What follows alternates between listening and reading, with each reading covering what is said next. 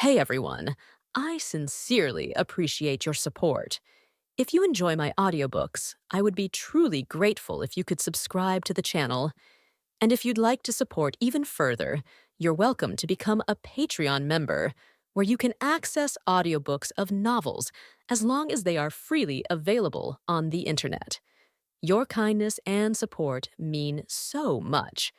Thank you. I finished reading. The impression I had read was, of course, I wish I could come here one day earlier. That's bad. I'm also worried that Miero is psychologically wary. Well, is that natural? For the other side, they got no clue about it, and if there's no information for as long as 12 days, they would be worried that we are dead. However, has the fortress already fallen? That's not good. Even if it takes 10 days or so to walk to reform, there's a high possibility that we're going to arrive at the rear of a siege. Oh, this is really bad. I feel like holding my head. Ha tilde tilde hhh. XXX. Carol what the oi. Carol, when my shoulders were shook, I suddenly awakened. I hurriedly looked at the voice and found Carol. What could it be that you fell asleep? Carol, I guess so. Yuri, oi oi. I can't believe it myself. When I opened my eyes, there were letters scattered on the desk in front of me. It wasn't a dream. After reading the letter, thinking that we weren't in a good situation, I leaned my back on the backrest and closed my eyes to think a little. As I sighed, it felt a bit comfortable since the fatigue gradually disappeared. After that, I didn't remember anymore. It seemed I had lost consciousness in one go. Sorry, Yuri, I apologized. When I thought that she was working even though she was injured while I was sleeping in a chair, I felt bad. No, I don't mind, it's just that the food will get cold, and I think if you want to sleep, it's better to sleep in bed. Carol, I see. How long have I slept? Yuri, not that long. Carol, is that so? When I looked outside, the sun hadn't set yet. Was it almost 1 hour? I feel bad. Yuri, no, you're tired and that's normal. More importantly, I was able to cook. It's just that I can't bring it here. Carol said it weakly. She didn't bring it because she could drop the dishes. It was quite difficult to carry multiple dishes back and forth without dropping them, even at a distance of only 5 meters. I really appreciate it. Let's go. Yuri, I stood up in the chair. As I walked while supporting my injured feet, I unexpectedly found decent dishes lined up on the desk in the kitchen. I didn't know what kind, but some of the chicken meat was fried in oil and the sauce was like a mixture of fruit jam and oil. That was the main dish, and there was also vegetable soup. Vegetables at this time of year aren't very good, but it will be different if you turn it into soup. Besides, there was a lot of bread in a small net basket. Amazing. Yuri, for some reason, this was the first time I saw Carol cook. I didn't expect much, but she seemed to have a lot of skill. I've been practicing. Carol, do you practice this together with tea making? Yuri, well, a little. It would be embarrassing if I could only cook something like charcoal in an emergency situation. Leaving that aside, let's eat. Carol, I suppose so. If it gets cold, the food is not going to taste good. I sat down and picked up a fork. Thanks for the meal. Yuri, help yourself. Carol, when I chewed the bird meat, which I didn't know what kind of bird it was, it had a unique fragrant aroma in addition to the sweet and sour flavor of the sauce. It seemed that it was smoked. If it was raw meat, it would be rot. Even so, the meat with its moisture inside really went well with the sweet and sour sauce. When I went for the soup, in addition to the leafy vegetables, there was similar bird meat inside. The transparent bird oil floated thinly on the surface of the soup and made it look delicious. When I put the vegetables into my mouth with a fork, the flavor of the oil, which had the sweetness of bird oil, was transmitted, and I felt warm swelled from the depths of my body. Delicious. Yuri, really, I'm glad. Carol, while looking relieved, Carol didn't put her hand on her cooking and watch me eat. What's wrong? Do you have no appetite? Yuri, I said. Ah yes, no, I'm going to eat, she said as she became aware of it and started eating.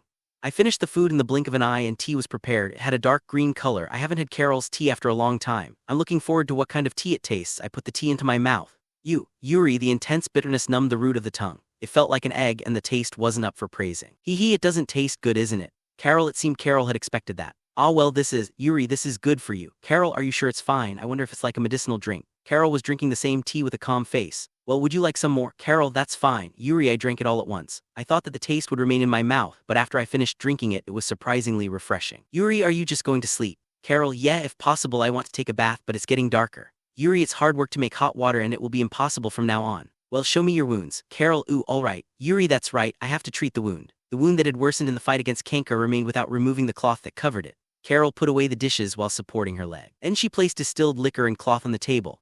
As the sun went down and it became pitch black, she knelt down at the hearth and lit the fire on a lamp. When the lid of the pot that had been hung at the hearth was removed, hot air rose out. It seemed that there was hot water in it.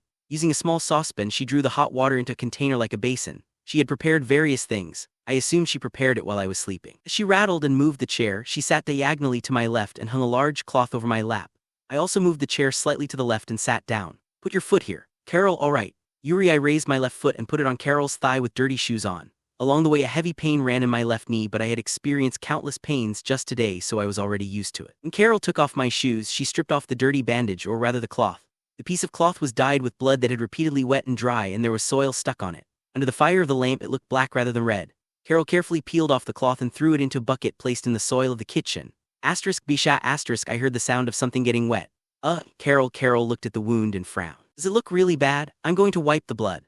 Carol put a clean towel in the water of the basin and squeezed it lightly with her hands. She fluttered it to remove the heat and wiped my dirty feet while avoiding the wound. It hurts a bit, but it felt like a foot bath, which was very pleasant. After wiping the dirt, she threw the towel into the bucket. She put a new towel in the hot water again. She didn't squeeze it this time, but applied it to the wound while it was still wet. Goo. Yuri, I bit the back teeth tightly and withstood the sensation. It wasn't very hot, but the wound was soaked in it. Are you all right? Carol, keep going. Yuri, the wound was cleaned while being lightly pressed against the towel. How is it? Yuri, maybe you'd better judge it yourself than I do. Carol, you're right. Yuri, I twisted the ankle of my foot on Carol's lap. When I looked at the sole of my foot as if looking at it from here, I could see it from a distance. Carol put the lamp near the wound. Blood leaked from the closed wound, and the hole through which the thread passed was cramped due to the tension, and blood was bleeding from there, but it wasn't so bad. For the time being, the wound was still stitched. It wasn't misaligned and didn't open. The wound looked terrible due to the twitching of the sewing thread, but anyhow, since it wasn't a chemical fiber, inflammation would occur and this would heal as much as possible after the thread was removed. The question was whether the wound was closed. I was more bothered that the affected area was swollen. Well, did it swell because I walked so hard? If the thread isn't torn, you can leave it as it is. Yuri, it looks like it's not torn yet. Carol, then just disinfect it with alcohol. Yuri, all right. Carol opened the lid of the distilled liquor, soaked it in a new cloth, and washed the wound with a wrap tap. As expected, it stings. There's an ointment that I'm not sure about. Should I apply it? Carol looked at a wooden container on the desk. It was flat and had a shape just like a stamp case. Show it to me. Yuri, when I asked her to give it to me and looked at the container, it was hand-carved as Yulm life-saving ointment. With that hand-carved writing, it didn't look like something cheap for children. In some cases, these medicines were manufactured by the witch households. Looking at the foundation of this product, this was the focus of their business. I opened the lid and it had a grassy smell. It was probably a mixture of essential oil and beeswax. It didn't have a mint odor like menthol and the color was cloudy yellow. When I put it on the hand, it was very soft and creamy. It was a well-made ointment. However, would it be fine if I put it on the wound surface? I'm not sure whether it's good or bad. If it hurts, should I wash it off? Try it on. Yuri, all right. Carol took the sticky ointment on the finger and put it on the wound surface. It didn't hurt. It only hurt not because of the ointment, but rather Carol pushed the wound. When the application was finished, a new patch of cloth was applied. The cloth was tightly closed with a long cloth and it put a pressure to stop the bleeding. This was good.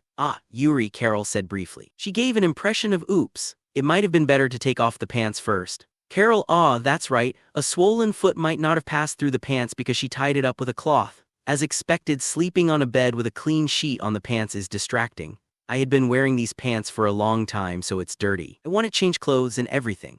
Well, you can take off the pants. Yuri, the cloth's quite spread out, so if it's impossible, she can cut it off. Then I'll take it off. Carol, Yuri, what do you mean by taking it off? I have a change of clothes. There's still plenty of hot water, so why not just wipe your body? Carol, well, I do want to have my body wiped. Since the floor is a dirt floor, there's no problem if water drips down. What? Am I going to be naked? Yuri, and no, I'm going to turn around. Carol, then can I take my clothes off now? Yuri, wait a sec. Carol put a pair of large sandals, which she had also prepared, over my cloth-wrapped left foot. She's so diligent today. When I lowered my left foot from above her thigh, she quickly turned to the other side. I took off all my clothes on the spot and got naked. I didn't think I would ever have a chance to wear clothes anymore, so I threw them away on the dirt floor.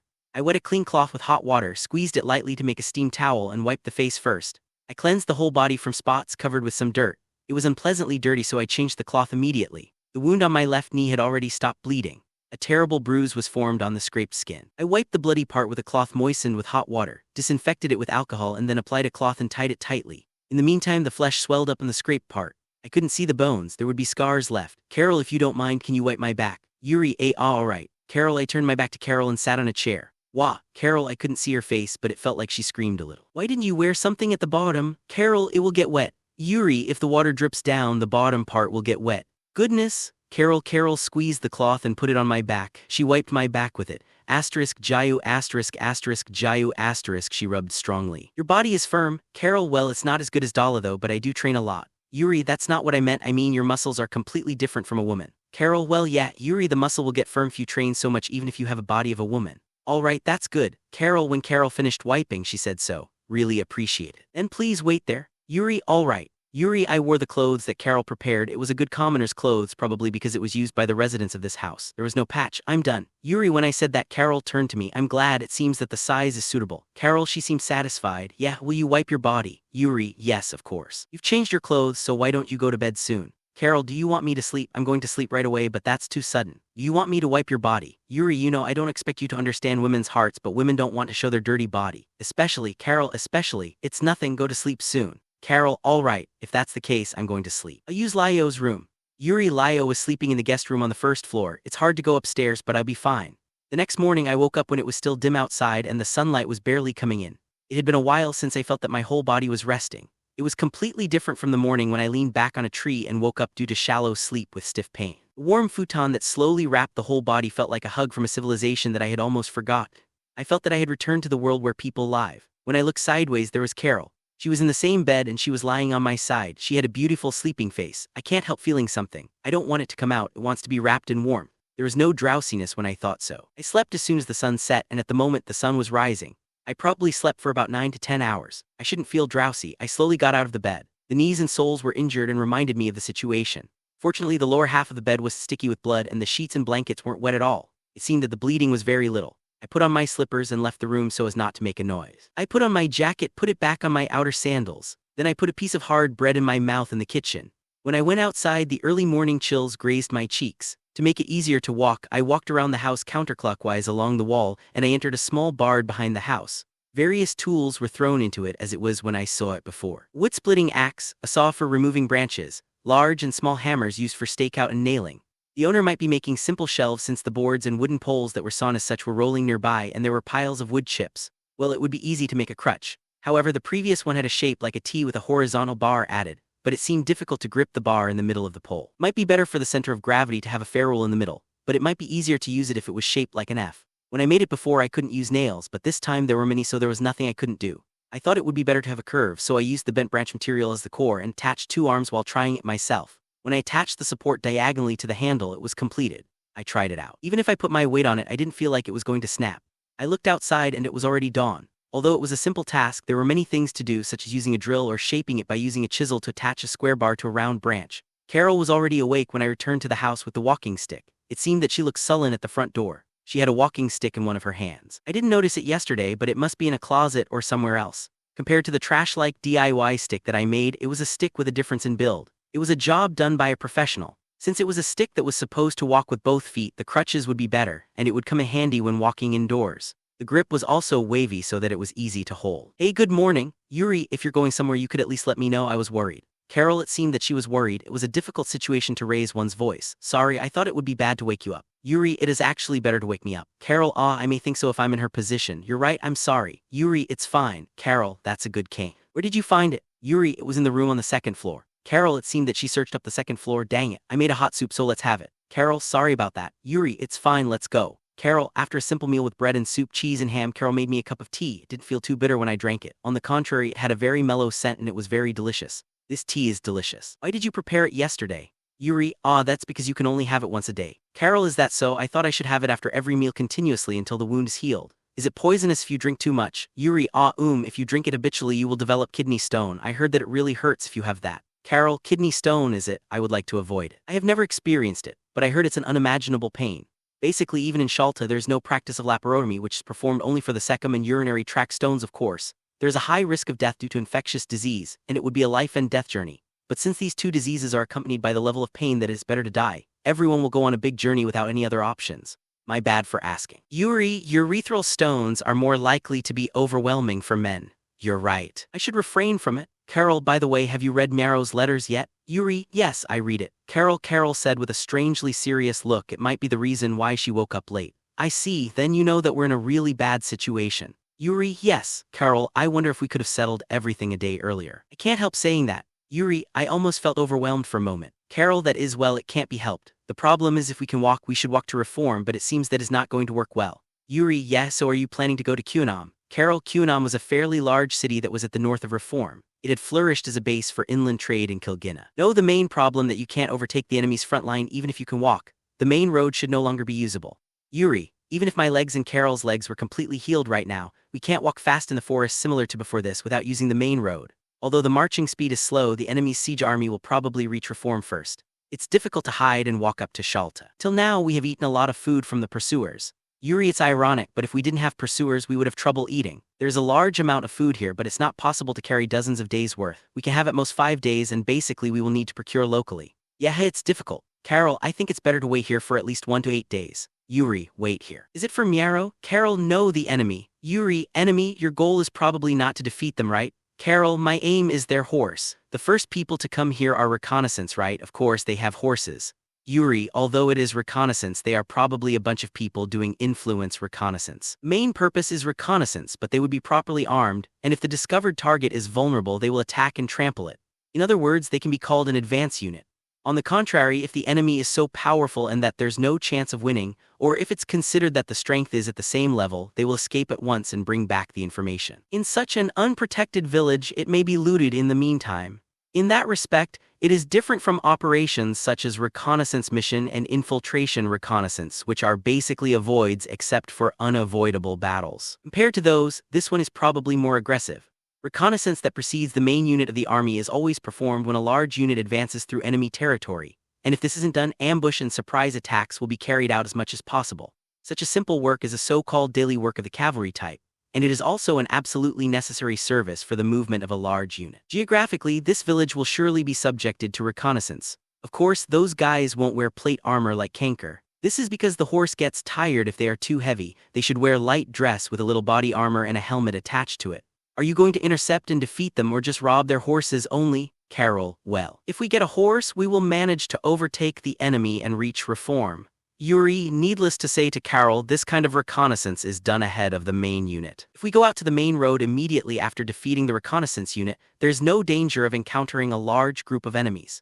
In a situation where a powerful unit annihilates the reconnaissance unit, the main unit will be hit on the side without noticing at all if they immediately go to the main road. Therefore, there's no point in reconnaissance. It doesn't seem like a good plan. That is if you can definitely defeat the enemy reconnaissance unit. Carol, you're right. Of course, there is no guarantee of success. There's nothing I can do if the enemy comes by chance and there are hundreds of them. Yuri, I see. Carol looked depressed. That's obvious, isn't it? Although there is no other choice, this strategy is a strategy that seems less likely to succeed. My head hurts thinking of it too. Compared to the strategy of escaping from reconnaissance and running to Shiyalta while the enemy is approaching, the success rate is extremely low, maybe about 20 to 30%. However, if we talk about the hope left behind, there's a possibility that Miaro will come here again. There are also other problems. Of course, we're going to set traps and wait, but from Miaro's letter, the enemy may not come today. Yuri, obviously, if they come at this time, there's no way to go against them. At this time, it's quite possible that the sound of a horse's hoof can be heard from the main road. Yeah, Carol, well, even if you're in a hurry, the wound will get worse, so let's take it slowly. Yuri, I said while sipping tea, it's not something to rush. Anyhow, this tea is really delicious. Slowly, why do you have to say such a thing leisurely? We don't have spare time, you know. Carol, it feels like she's cornered. Well, it's a life-threatening event, so it can't be helped. The opponent is on a horse. There's no point in making a lot of small traps. If we kill the horse, we will lose everything. Yuri, so what are you going to do? You have a plan. Carol, didn't you read Miaro's letter? Yuri, do you think I'm a fool? Carol, she seemed to be in a bad mood as if she was angry. Well, didn't she write at the souvenir? Yuri, this house is a house that is dedicated for the village mayor for generations. There's a relatively large basement. In terms of floor plan, 60% of the total is above the basement. The basement is underneath the floor except the bathroom and the room with a dirt floor. I know that because of the house where I was born, which is the house of the Hu household. There's no basement under the bathroom, the assembly hall, which is designed to be stepped with dirty feet, and the kitchen, which has a dirt floor because of the stove. This is because it is technically impossible to completely waterproof the floor, so if water is spilled, it will drip underground. For the same reason, there is no basement in the main residence of the Hu household, which has a moat around it. Second residence in Subiaku is near a river, but then the warehouse is built on the ground. Originally, I wanted to use the basement as a food storage when I bought all the food for the unit, but then it might be mixed with the messy and piled up items of the village mayor's family, so I decided to rent another house. However, now that the fortress has fallen, there's no need to refrain from doing so. The entrance to the basement was in the corridor near the bathroom. But Miaro hid the entrance. The door was on the floor and the hole with the ladder was shaped like a lid with a door. But the wooden box, which had been put up rather carelessly, now completely hides the hole. When the wooden box was removed, the hinged door with metal fittings on the square was there as it was before.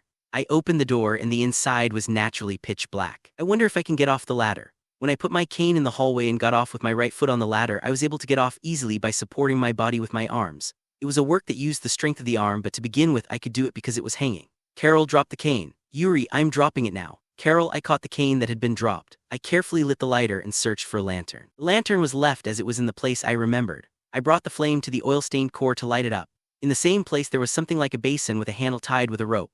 This would have been used to pull food out of the basement. I threw a bundle of ropes towards Carol. Carol caught it without problems. If you tie it somewhere, you can come down. Yuri, after saying so, I illuminated the basement with the lantern. There was a barrel that didn't look natural lying around the center of the basement. The barrel was rolled down and black gunpowder was piled up high from the open end. This gunpowder barrel was a reused barrel after making sake. There was no means of opening that can reseal it back except for the small plug opened in the body part. The lid was split in half and opened, so if it was rolled and carried, the contents would spill. It seemed that the members of the unit intended to throw it away, so they rolled it in from the big entrance outside. When viewed in light, the spilled gunpowder made a thick line on the rolling line of the barrel. Still up to half of the gunpowder left in the barrel with the lid opened. Don't step on the gunpowder, walk softly so as not to roll up the dust. Yuri, I said to Carol who came down the ladder. I know, but isn't it dangerous to use it? If you want the light, you should open the door from the outside. Carol, that's right. The other entrance to this basement is the door from the outside. It is quite large and has a staircase shape. That was where the members of the unit rolled the barrel. The path from inside the house to the basement is, so to speak, a back door. If you open the door from the outside, the light will enter the basement as the sun is already up. It was disguised with soil over. I saw it when I went around the house a while ago, and it's weathered well in a bit over 10 days. If you break it, it will be ruined. Yuri, I see. Carol, we're good here. Let's collect some food and go back. Yuri, it's dangerous if the lantern is dropped in some way, and there's a possibility that the gunpowder, which is dusted by stepping in the basement, enters the lantern. Well, the force of the fire will be a bit stronger when the gunpowder, that is rolled up to a certain extent, is burned. The thick beef stewed in beer was delicious. When chewed tightly, the gravy overflowed, mixed with the sauce and spread in the mouth. The boiled meat loosened in the mouth and was very soft. Eating this kind of food, I felt that my wounds would heal quickly. I put the last bite in my mouth, and it made me feel regretted that it disappeared from my mouth. Thanks for the meal. Yuri, when I finished eating, I felt a little emptiness. How was it? Carol, it was really delicious. Yuri, I honestly expressed my impressions. I see, I'm glad. Here, Carol W. What is it? Yuri, well, Carol, what was offered was the terribly taste tea I drank yesterday. This one? Is this? Yuri, it's a bit tough once you know the taste. Unpleasant things are just unpleasant. It's good for your body. Carol, I see, I'll drink it. Yuri, there was also the situation where she had tasted the gallbladder. When I picked up the cup, I drank it all at once. Somehow my head was dizzy. The aftertaste of the dish that remained in my tongue was blown away. Ugh, Yuri, alright, then you can take a bath first. Carol, what do you mean by alright? Surely there was still food left on Carol's plate. I'll go later. Carol, when I put my hand in the hot water, it seemed that it had been lightly reheated and the temperature was good. I bathed myself with the hot water in a bucket to wash away dirt. I cleaned the whole body with a damp cloth, tied the wound tightly again, and entered the bathtub. The cloth that tied the left toe was slowly soaked with hot water, but it was less irritating probably because it was coated with oil ointment. More importantly, the warmth of the hot water that wrapped the whole body felt good. The feeling that the tiredness that soaked into the body melted away. It was a great pleasure. Fuha tilde. Yuri, my voice came out involuntarily. I am coming in. Carol, I heard a voice from the back, and the door opened before I answered. This time I don't have to recompense for anything, so I guess it can't be helped. I could hear Carol coming in. I got here first, you know. Yuri, why yes, I want to enter and wash my body too. Carol, is that so? She seems nervous. I suppose that's natural. I'm nervous too. Should I keep my eyes closed? Yuri, if possible, and no, it's fine to look. Carol, stop it. It's hard if you slip on your feet. Yuri, I put a wet towel on the upper half of my face and lied down in the big bathtub. Next to me I heard the stool rubbing against the floor. Carol probably sat down. Even so, the hot water feels good. The bathtub of the size that the foot can be extended comfortably. I suppose the village mayor must be overdoing it, although it was difficult to add water. I could hear the sound of the washing body. I slowly soaked in hot water and waited for a while. I am done, wash my back. Carol got it. Yuri, I got out of the bath and watched Carol through the steam. She sat on a chair, hiding the front with a towel and slightly leaning forward. I approached her back and lightly squeezed a towel soaked in hot water. I touched her back. Kaya, Carol, there was an interesting voice. Is it hot? Yuri, no, it's fine, please continue. Carol got it. Yuri, I washed her back slowly, a beautiful back with supple muscles. Even if rubbed, there was almost no dirt. It might be because she washed it thoroughly last night. Finally, I rinsed her back with hot water. Alright, it's all good now. Yuri, why yes, so shall I get in? Carol, sure, do you want me to get in first? Yuri, alright. I'll get in after you. Carol, goodness, what an awkward conversation. However, Carol didn't have any cast to hold her feet in place and both feet remained barefoot. It seemed that she hesitated because of something. It would be difficult if her feet sprained. When I re-entered the hot water and closed my eyes, I felt a sign that Carol had come in later. The bath wasn't large enough for two people to enter, and when the two people entered, the legs could get entangled if they faced each other. The amount of water used to rinse the body had decreased, but when Carol entered, it overflowed a bit. The overflowing hot water made a noise. When I opened my eyes, Carol was covering her private part and her breasts with her hands and feet. Her red face might not be due solely to the heat of the water. Don't do it openly. Carol, what am I supposed to do even if you try to cover? Yuri, is that so? I would rather show it to you. Carol, no, if you're a woman you should cover it. Yuri, Carol, if she's a woman who doesn't plan to do erotic things, she shouldn't of course be seen, but if not, it's better to be ashamed later. You can't give up here. You're pretty calm, but aren't you interested in my body? Is it strange to ask? Carol, I was worried about that. It's a misunderstanding after all. No, that's not the case. It's so fascinating and I'm excited. Yuri, Carol's body is close to 100 points. She isn't thin, has a well-proportioned and beautiful body. Some says it would be best when it comes to slim, but that's a bit incompatible with me. The chest is also more in shape rather than size, so there's not much problem. Being calm is a merit of old age, and trying to be calm is quite unreasonable because it's not possible to do it now. Really, Carol, if you tell me not to, I would have a hard time holding this excited heart. Yuri, no, I won't say that. Carol, no, it's fine to say that, but if you tell me don't hold back. Yuri, I really have a hard time though. Carol, you have the right to choose. If you're changing your mind, don't hesitate. Yuri, you're being too careful. I don't regret doing this now or like during that time. Carol, I guess you mean it when you say that. I wouldn't have to worry about it anymore. To begin with, it's strange to refuse when you're invited to do so. I also want to mess with you, but why do I have to decline? When I think about it, there isn't that much of the need to do it. Although we are both unaware of tomorrow and have responsibilities later, it doesn't mean that the world will collapse and humankind will be destroyed. I see, then I don't have to hold back either. Yuri, hold back. Carol had a surprised face when saying it. I'm a man too, whether it's fine or not to do this, I don't think about it anymore. I just kept this feeling suppressed, but I always wanted to do it. Yuri, really? Carol, of course. You think that I'm an old man with withering libido? The sexual desire of a man of this age is already tremendous. Yuri, Carol seemed to be frightened. If possible, please be gentle, Carol, she said while holding her breast and squeezing to protect it. The gesture raised something in me like striking a home run. I felt that part of my heart that was connected to the lower half of my body was tightened. It's impossible not to get excited, and there's no reason to suppress it anymore. May I? Yuri, and now I'm still not ready. Carol, it's fine, I won't go for penetration. Yuri, penetration, in other words, what do you mean? Carol, let's start from there. In other words, this will be like a preparatory exercise before the show. Look, come here with your back. Yuri, feeling slightly impatient, my words became unreasonable. I understand. Carol listened obediently, lifted her hips in bewilderment, turned around and showed her back. Her movement was strangely glossy and elegant. It wasn't possible if the basis was of an unrefined woman. She put down her hips and sat down in the bathtub. I'm going to touch. Yuri, I reached for Carol's waist. Carol quivered her body as she entrusted it to me. My both arms reached her body the way I wanted to do it, and it was as if it had desire. Her breath was indecently disturbed, and I felt heat from the overlapping parts of our skin. Although my body was warmed with hot water, it was still hotter than that. Phew, Carol, that breath leaked as if she was in the heat. It should be enough with this. Yuri, are you going to stop? Carol had a bright red face, and she looked at my face right next to her. If I do more, I will not be able to stop myself. Yuri, it's fine, I want more. Carol, somehow my consciousness seemed to become a bit shabby. If so, let's stop from doing the real thing here. Come, we're going to the bedroom. Yuri, understood. Carol, when I got out of the bathroom and waited in the bedroom first, Carol appeared with a cane, wearing a bath towel tightly wrapped around her body. However, her expression wasn't severe, perhaps because she still had some residual heat in her mind. It was dark outside of the window and the sun was completely down. The only thing that illuminated us was the unreliable lights of the two lanterns. Carol, she probably doesn't know what to do. She has a naive expression unlike the aggressiveness that she had in the night before yesterday. It's as if it were a lie. It can't be helped because she's actually a beginner. Thanks to the foreplay in the bathroom, she became softened. There's no need to forcibly break the stiffness. I was sitting on the edge of the bed, so I stood up to reach her out. Carol approached and took my hand. I gently pulled the gripped hand, embraced her body to put her on the bed. Carol, a short scream leaked when I put her down in a sitting posture. Then I pushed Carol down to the bed. Taking away her lips, I didn't need any words after that. It was in the daytime 2 days later that the sound was heard. At that time, I was just waiting in the study room on the second floor. I hurried to the window with my almost healed feet. Looking from the open window, there were 5 horses at the entrance of the village. They were doing something like mark time. The sudden loud volume caused by the stones and the tools might have surprised the horses. It seemed that the horses were calming down. I blew the whistle I had prepared while suppressing the beating heart. The high-pitched sound would have been heard by the enemy. However, since the operation was carried out in cooperation with Carol, it was definitely more important to contact Carol. Of course, the 5 cavalry noticed the sound of the whistle and looked at my direction. I took the bow I had prepared. It was placed in a house that seemed to have been hunting for a living.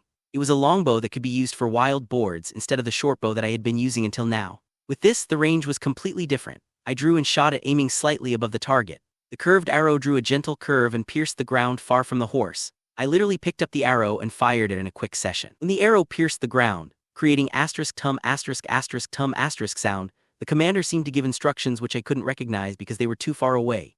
Then 4 of the 5 horses ran toward us. Since the scale of the attack, the commander decided to crush the enemy because he thought it was a small number and could be eliminated.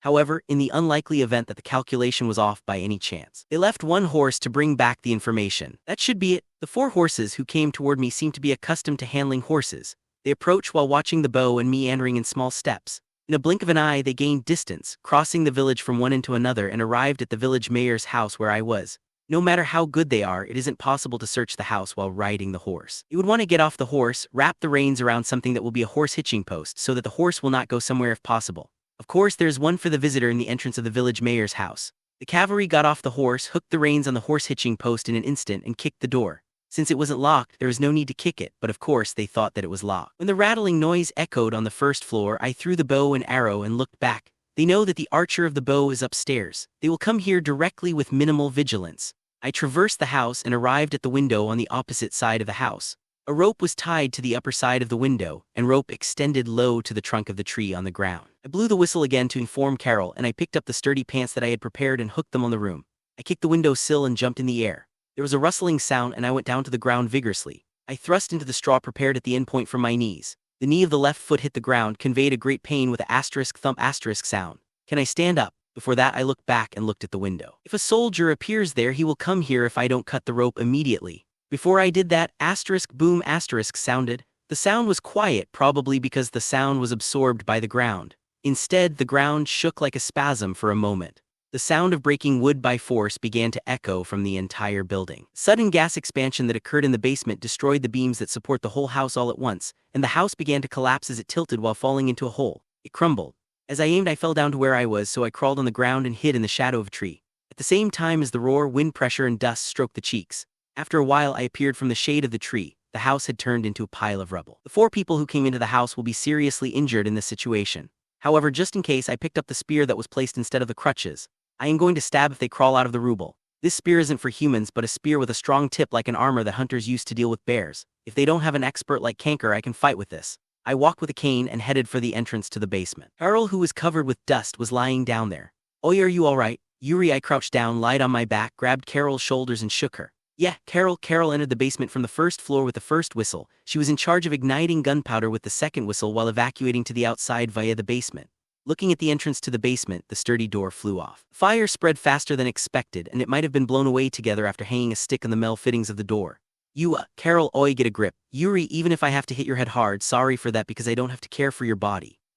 What happened? Carol, when her consciousness began to become clearer, she seemed to remember the situation at once. Is she alright? I don't know. Can you walk? Yuri. Carol barely held her cane in her hand. Of course, and the horse? Carol, I haven't confirmed it yet. Yuri. While saying that, when I looked in the direction of the entrance, I could slightly see that the horses were still connected to the other side of the dust, which cleared a bit by the wind blowing.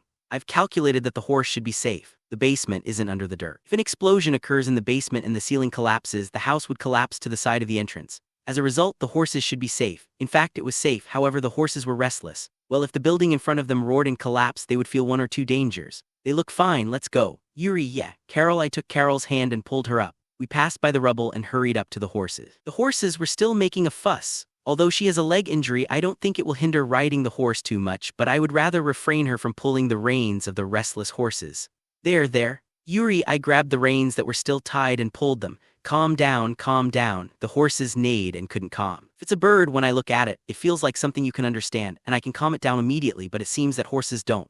Is there no choice but to continue doing that patiently? There, Carol. Carol was next to me, pulling the reins to imitate what I did. The horse that Carol attempted was settling down from being restless, probably because it felt more familiar to her compared to me, or there was no severe atmosphere. It seemed that this horse calmed down probably because of that atmosphere. Try to get on first. Yuri. I urged Carol. Carol's horse seemed to have lost the feeling of I'll shake this person off as soon as she gets on me. It seems difficult to control it, but if you can get on, you will be able to manage it. Understood. Carol. Carol turned to the left side of the horse and put his foot through the stirrup and rode on the horse with a cane. I removed the horse reins from the horse clasp while watching the horse. It didn't seem to become restless, so I just threw the rein towards Carol. My horse became quieter too, so I stabbed a long spear to the ground once, took the reins off, and straddled the horse. Although there was a slight panic atmosphere, the horse was calm because it was originally a war horse. Let's go. Yuri. I held the reins, turned the horse, and directed it toward the entrance of the village. I doubted my own eyes. The reconnaissance left alone was still there. The reconnaissance stayed on the horse at the entrance of the village. Why? The question mark filled my head. Why isn't he running away? Is he an idiot? Were they not reconnaissance in the first place, but are they a different unit? I don't know. Certainly, if you're looking from the standpoint of the enemy, this is an unusual situation. Even if allies are killed, they should be supposed to be killed by being exposed to the rain of arrows all at once, or a group of enemies appearing from the houses all at once, being thrown a net and being killed by blows. But then the number of enemies is only 2, and the allies are missing because the house has collapsed. If it were me, I think that regardless of the abnormalities of the situation, I will immediately decide to escape. He is supposed to complete his mission, but his idea is probably different. In other words, he was wondering if he should search for an ally if there are only 2 of us. There is such a possibility, or is it a trap? Is he going to pull and lure us in? No, I don't know the reason for such trouble, and it's strange that he let 4 people come to me easily. This may be unexpected, but he's probably refraining himself from unreliable, undecided, and incompetent young people. Even when I try to think, I don't know why he didn't escape. No, it doesn't matter whatever the reason is. If we miss this opportunity, we have no way to deal with the situation. I've used all of the precious gunpowder. So I can't defeat the next one. In other words, the only option is to break through. The question is whether to kill him and annihilate the reconnaissance unit.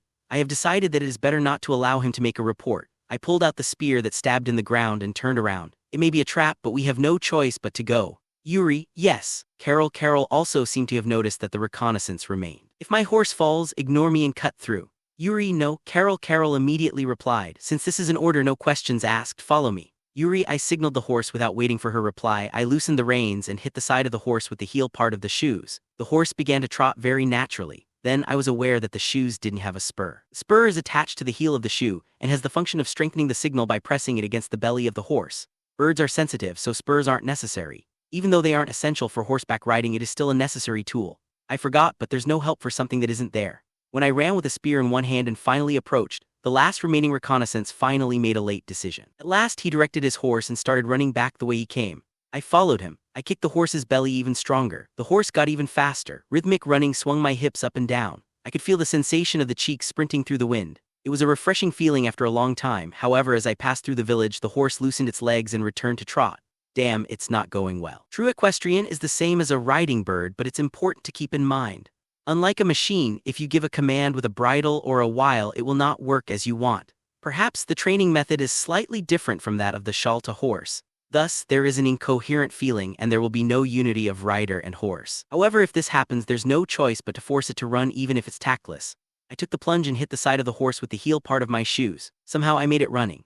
The horse increased its speed by another level and started sprinting again. I missed out that guy only for a while, but it had separated us greatly. It seems that his horseback riding skill is much better than mine. He is an expert. While running, we were further separate. There was a fundamental difference in skill, and it seemed his run could run a few steps faster. I couldn't catch something that I couldn't win in this race. After competing for a few minutes, I could finally see his back on the other side of the forest road, which extended in a straight line.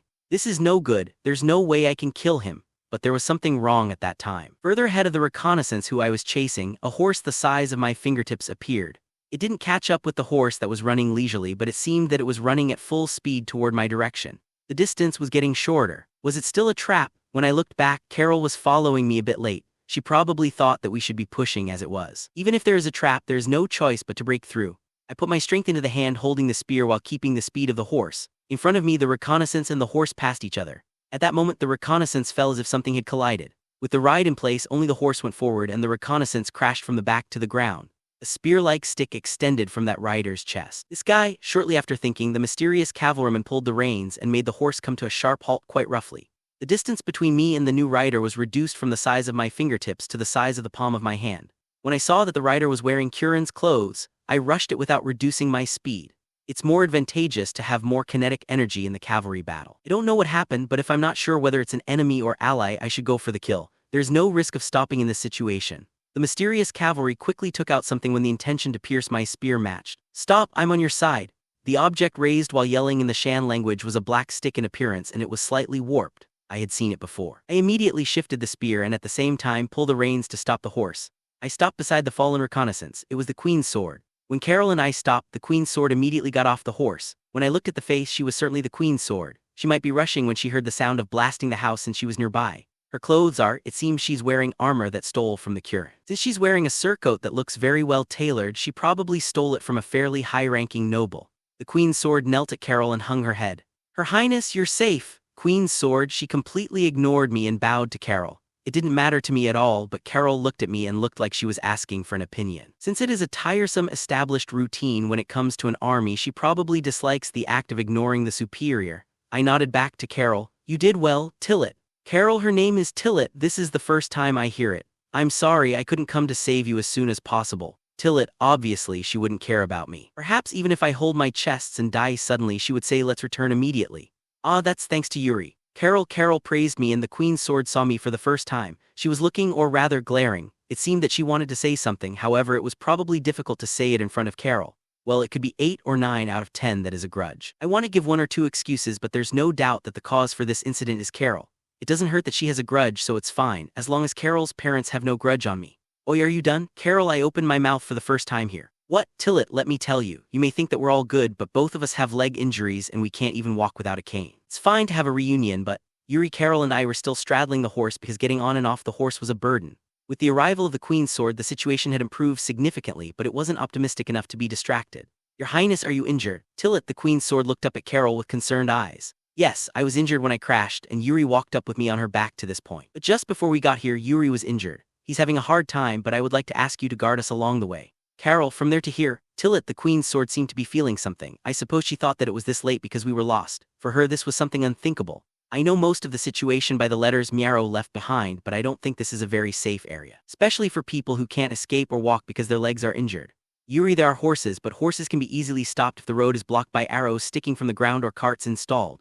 You're right. Now that Her Highness has returned, let's return to reform as soon as possible. Tillit, I leave this to you. Carol, leave it to me, Your Highness. Tillit, when she said that, the Queen's sword stood up and straddled the horse. Volume 9 starts 2 days later. I was looking at Reform's ramparts. The ramparts that we arrived at without problems weren't exposed to siege yet, and it remained safe. It was just like the sight I had dreamed of several days. I tried pinching my cheeks. It hurts. What are you doing? Tillit, the Queen's sword, was looking at me with a suspicious look. No, it's nothing. Yuri, I will leave now. Tillit, why? Carol sounded surprised. I think it's better if you both come back here. I will keep protecting Her Highness from the shadow. Tillit, is that all right? Yuri, I asked the Queen's sword. I mean, will it be all right if she doesn't get credit for rescuing Carol? For example, if it's a knight, he would feel the need to be honored, but I suppose the Queen's sword is different. These people, who are a kind of secret police-like character, are martyred to duties that have nothing to do with honor publicly. It's enough that Her Highness knows that I was involved. Tillit, I see that would be the case. If that's the case, I understand. Yuri, well then, Tillit, really appreciate it. Carol, the Queen's sword, gave a quick bow and rode her horse to Reform. Perhaps she went in first to prepare Carol's clothes. Looking at the Reform's plain, it would soon become a battlefield.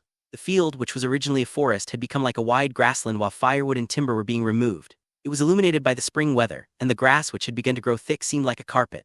Anyhow, I feel liberated. I feel the sense of liberation as if the chain that had been hung without realizing it had broken. There's no danger to life anymore. I feel relieved. Shall we? Yuri, when I asked. Yeah. Carol nodded with a cheerful smile. It was unexpectedly quiet in front of the city gate. It seemed that the castle gate could be closed at any time. There were soldiers inside, but the displaced people weren't densely packed in a long line. It shouldn't be possible to escape at night after the great fortress fell, but did they evacuate in advance before it fell? As for the attitude of those who involved in the war, they appeared reticent, but now that the great fortress has fallen and there are no organized large groups to prevent them from advancing, it may have been a good choice in the end. When I tried to enter normally through the city gate, I was stopped. Who are you?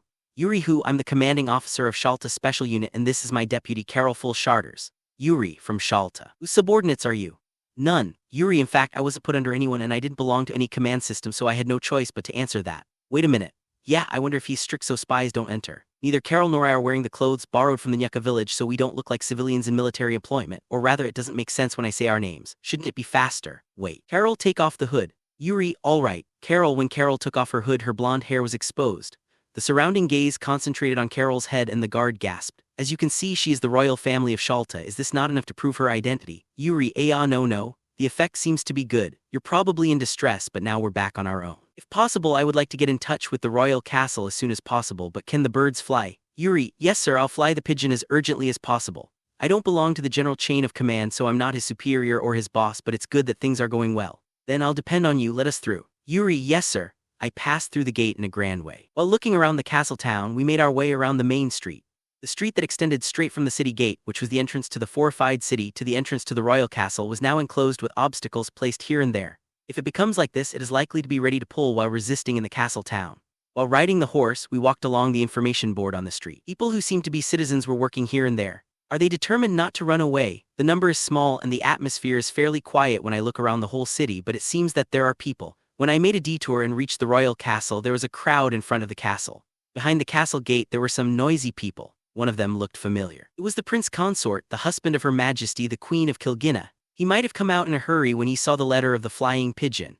To be honest, there would be a lot of noise when the royal family came out, but it would have been better if they didn't, but it couldn't be helped. I advanced the horse moderately and got off the horse in front of the prince consort. In this situation, it wasn't possible to start talking by saying please excuse me talking from the top of the horse because of my injury. Even if it was permissible in peacetime after moving 1,000,000 steps, it wasn't a good attitude toward the commander who was the prince consort, especially when he was in front of the soldiers who were nervous about the deadly defense battle. I signaled Carol with my hand and got off the horse as I pushed through the pain. Conveniently, I had to leave my weight on my left foot for a moment and the pain ran. Carol also got off. Originally, Carol was in the same or higher status as the prince consort, so the prince consort will be in a position to welcome her. In other words, it was fine if she stayed on the horseback, but in this situation, it would be best not to exceed the prince consort's position. I deliberately walked up with my cane and bowed my head in front of the prince consort. I was neither a vassal nor a subordinate nor even a citizen of Kilgina, so it should be fine without kneeling and saluting. I'm greatly obliged for your highness prince consort to meet us. Yuri, it's fine, I'm glad that you've returned. Prince consort, thank you for your concern. I got injured along the way and, Yuri, no, you managed to come back from that situation. Your valor is extraordinary. Prince consort, I'm glad to receive the compliment, but the prince consort wouldn't know the situation I was in. I went missing and came back, that's all he knows. Knowing the situation has deteriorated, the praise is done for the sake of appearance in front of the soldiers. In fact, it's good news that Carol and I are back, and exaggerating it can help boost the morale of the soldiers. In other words, the inferior army needs bright news, and this is also politics. Even if you don't know the actual situation, if I report it, they will know later and they can spread it later. There is no merit caused by disliking reporting. If necessary, I would like to have a doctor to treat my injuries. Yuri, if you don't mind, please spare me as well. Carol, all right, get a wheelchair. Prince consort, when the prince consort spoke loudly, a wheelchair was immediately brought. The person who brought it was wearing a white coat that was stained with blood that couldn't be removed. Neither Shiyalta nor Kilgina has military doctors, but he's probably a doctor. Even if he is a doctor, just because he's good at treating wounds, it doesn't mean that he has the knowledge of various pathologies. The surgeon is a man's job and the internist is a herbalist, which is a woman's job. However, I'm afraid of infectious disease when it's so dirty. Please sit down. The wheelchair presented had a sorry appearance. No, please give it to her first. Please help her, Yuri, I understand. The doctor gave a polite bow, went to Carol by my side and held out his hand. The moment the public eyes gathered there, the prince consort went one step further and approached me. Please take a break, I'll call you in 6 hours, so keep that in mind. Prince consort, he said it in a small voice that I could only hear. I was sitting on a very nice sofa, showing my legs to a surgeon. The wound is a bit swollen, but this is probably because you were overdoing it and moving it. It doesn't look like it's swollen with suppuration. I see, I wonder if it was good to apply this. Yuri, then I showed the ointment I had brought to the doctor. Ooh, this is the Urumi household's ointment. Originally, it's a medicine that is applied to scratches, but it's not bad to apply it to sewn wounds. You did a great job. It just so happened that I was lucky to find it. Yuri, that is so, however the thread seems to be a bit cramped, it might be better to resew it. Really, Yuri, it hurts somehow, so I have resistance. There's no anesthesia. The sewing's too tight, so this will slow down the healing. Is that so, Yuri? Since the sewing was tight, the wound didn't open, probably even if I had to move unreasonably until now. It may be that it's too tight now. It's fine to pull out the thread because the wound is stuck together, but that is if you can rest on the bed for a few days. I don't think that's possible at the moment. Yuri, that would be impossible. The wound is mostly stuck together, but if you don't sew it, it may open when you make mistakes, so it seems that you should sew it to the extent that it doesn't become a burden. In that case, please help. Yuri, understood. It's done. The doctor cut the extra thread with a scissor while saying so and completed the task. I used the thread made from the intestines of animals. The ointment seems to be suitable for the skin, so it's best to continue using it. I see, that's great. Yuri, well then, please excuse me. Yes, Yuri, the doctor stood up. Please come home safely, I wish you good luck. Yeah, I'll do my best, definitely. Yuri, I couldn't wish to be healthy either. This doctor who is approaching old age probably never leaves reform alive. He will make the castle as a pillow and die. What kind of words should I return to such a person to pray for his safety? Hee, I envy the people of Shiyalta. The doctor bowed to me and went out of the guest room. He is a good old man. Carol, who was sitting in a chair after her treatment was finished earlier, said that. She loosened her tight back, worrying about the eyes of others, but now she was leaning her weight on her back. She seems to be depressed. Did she feel down when she came to the castle? I don't know. The air in the castle is gloomy overall and it's killing. I also want to leave quickly. Why, I wonder why it's going to be a war. Carol, she said something strange. Are you saying something like a child again? Yuri, I was thinking, even in Shiyalta, the southern part of the Hu household territory is the richest. Canyon, such as the back of the mountain at Lio, is just scenic, and few people live there. Carol, the backside of the mountain in the Rube household territory is a land of coniferous forest and frozen land, and people really live sparsely. Most of them live in a fishing village located in the innermost part of the fjords, where they make preserved foods in the summer and consume them in the winter. The Kurin country is probably further south than that. I don't think all of them are, but most countries have a richer territory than Shiyalta and Kilgina. The whole country is as rich as the Hu household territory. There are more than blessed enough. Carol, in fact, not most, but all countries, it's sad. The surrounding area of the Albio Republic is no, I guess I can't. It's sad. You're talking about what will happen to those who don't have it, take away from those who have it, but not the other way around, right? Yuri, I wonder about that. Carol, it's a general fact that it's easier to take away than to make it yourself. If you do that in your country, you will be punished by the police, but there's no police who punish the country. Yuri, the existence of a police who punish a country has been considered a system many times and has been called himself, but there's no successful trial. The international community remains anarchic at any time and any well. Well, that will be another issue unless Kilgina is really a completely barren land, and the shanty has no value as slaves. However, in reality, we are invaded because we have enough value. So, are you convinced now? Carol, yes, I'm able to do that. We are robbed because we are weak, just like an eagle eats a rat. Yuri, since we are weak as rats, it can't be helped if we are being eaten, is it? Carol, yes, you're right. All you can do is complain about your death. Yuri, it doesn't mean anything. Carol, that's too bad. Yuri, is that so? Maybe that's the way it is. Carol, instead, I won't complain even if I'm robbed. Yuri, Carol, there was no reply. What's wrong? Yuri, when I noticed her discomfort and looked at her, she looked at me with a severe expression. No, just now I had a spine-chilling feeling. Carol, why is that? Yuri, it's fine. You're not the ones being aimed. Carol, I don't really get it, but the conversation has stopped. When I casually looked at the clock, it was 8 p.m. I finished my meal and I have 4 more hours. What should I do? All right, it helps if I can go to sleep. At that time, there was a sudden rattling noise in the corridor, and when I thought that the sound stopped in front of the door opened without a knock. Petite girl was holding the doorknob that was opened vigorously.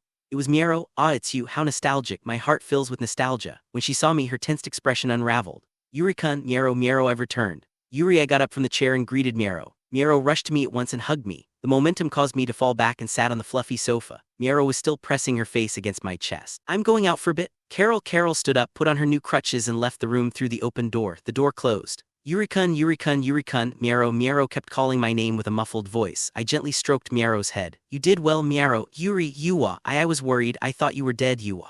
Miero, yeah. But I've returned safely. Yuri, except for the feet. I'm glad, really. Miero, yeah. Yuri, I'm glad as well. It was worth the effort to come back alive. I stroked Miero's head while being hugged. Tears stained the belly of my clothes, touched my skin, and it had a wet feel. I've made you worry. Is it about time you calmed down? Yuri, ah yes. Miero, I see. Yuri, Miero looked at me with a glance, hugging my belly. This is not a dream, right? Miero, I pinched Miero's cheek. Miero, does it hurt? Yuri, it hurts. Miero, if your cheek is pinched and it hurts, it's not a dream. Yuri, I let go of Miero's cheek. Is that so? Ah, sorry. Miero moved away from my body as if she had returned to sanity. I've dreamed of you coming back about 4 times, and when I woke up, I was very disappointed. Miero, 4 times, huh? It's too much. Although I dreamed of her 3 times, I see that reminds me I read the letter at the Nyuka village. Yuri, did you read it? Miero, yeah, it really helps. Thanks to that, I made a strategy and robbed the horse. Yuri, I see, that's great. So did you read the letter on the 2nd floor? Miero, the letter on the 2nd floor, what is that? Was there such a thing? Is it with the Gudenvir's crest that was placed in the horn? Yuri, that's not it. Miero, it's not that. I checked it after that, but she didn't write anything other than the one with the household crest, and I wouldn't call that a letter. Sorry, I didn't notice. Yuri, it's fine. It's not that really important anyway. Miero, the gunpowder that was in the basement blew away the house with the enemies, so now it's under the rubble. Yuri, is that so? I'm relieved. Miero, while saying so, Miero seemed to be somewhat disappointed. What kind of letter was it? Sorry to make you worried. Yuri, no, it's enough just to have you coming back like this. Miero, I see. It was a good decision to move out from the Nyuka village. You did it well. Yuri, no, I think I wouldn't have been able to put it together without Lyo-san. Miero, it's because you were there. He could have made a calm decision.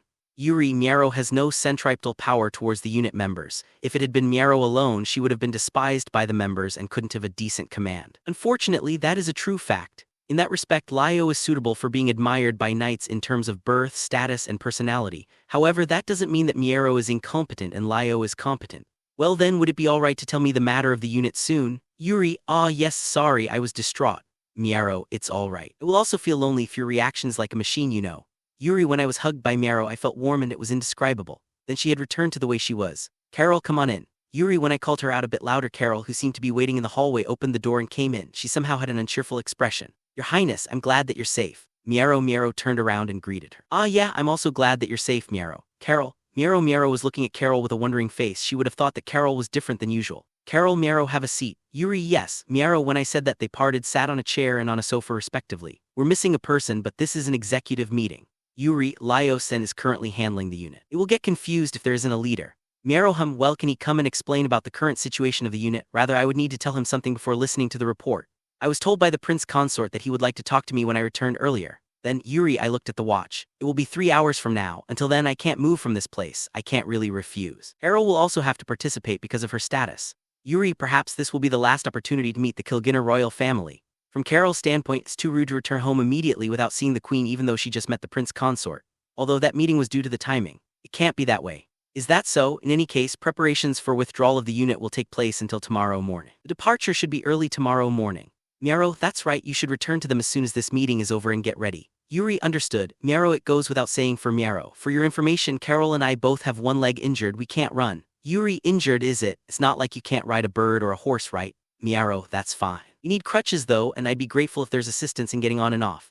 Yuri, don't worry about it. Do you have any obstacles left? Miero, maybe not. Yuri, then can you tell me in brief what happened after the crash? Miero, are you concerned? Yuri, I don't think it's necessary to talk about it right now. It's not that important, but it's the most interesting topic for the unit members. I think it makes sense to tell them.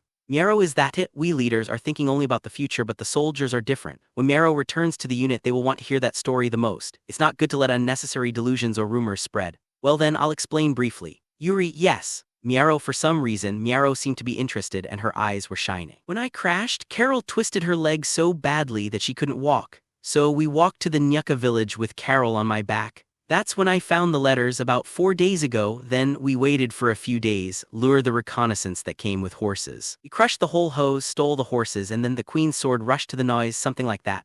Yuri, that's a really sloppy explanation. What about Yuri-kun's leg injury? Miaro, the enemies pursued us madly because their supply provisions were burned by our eagles. I was injured while fighting the pursuit.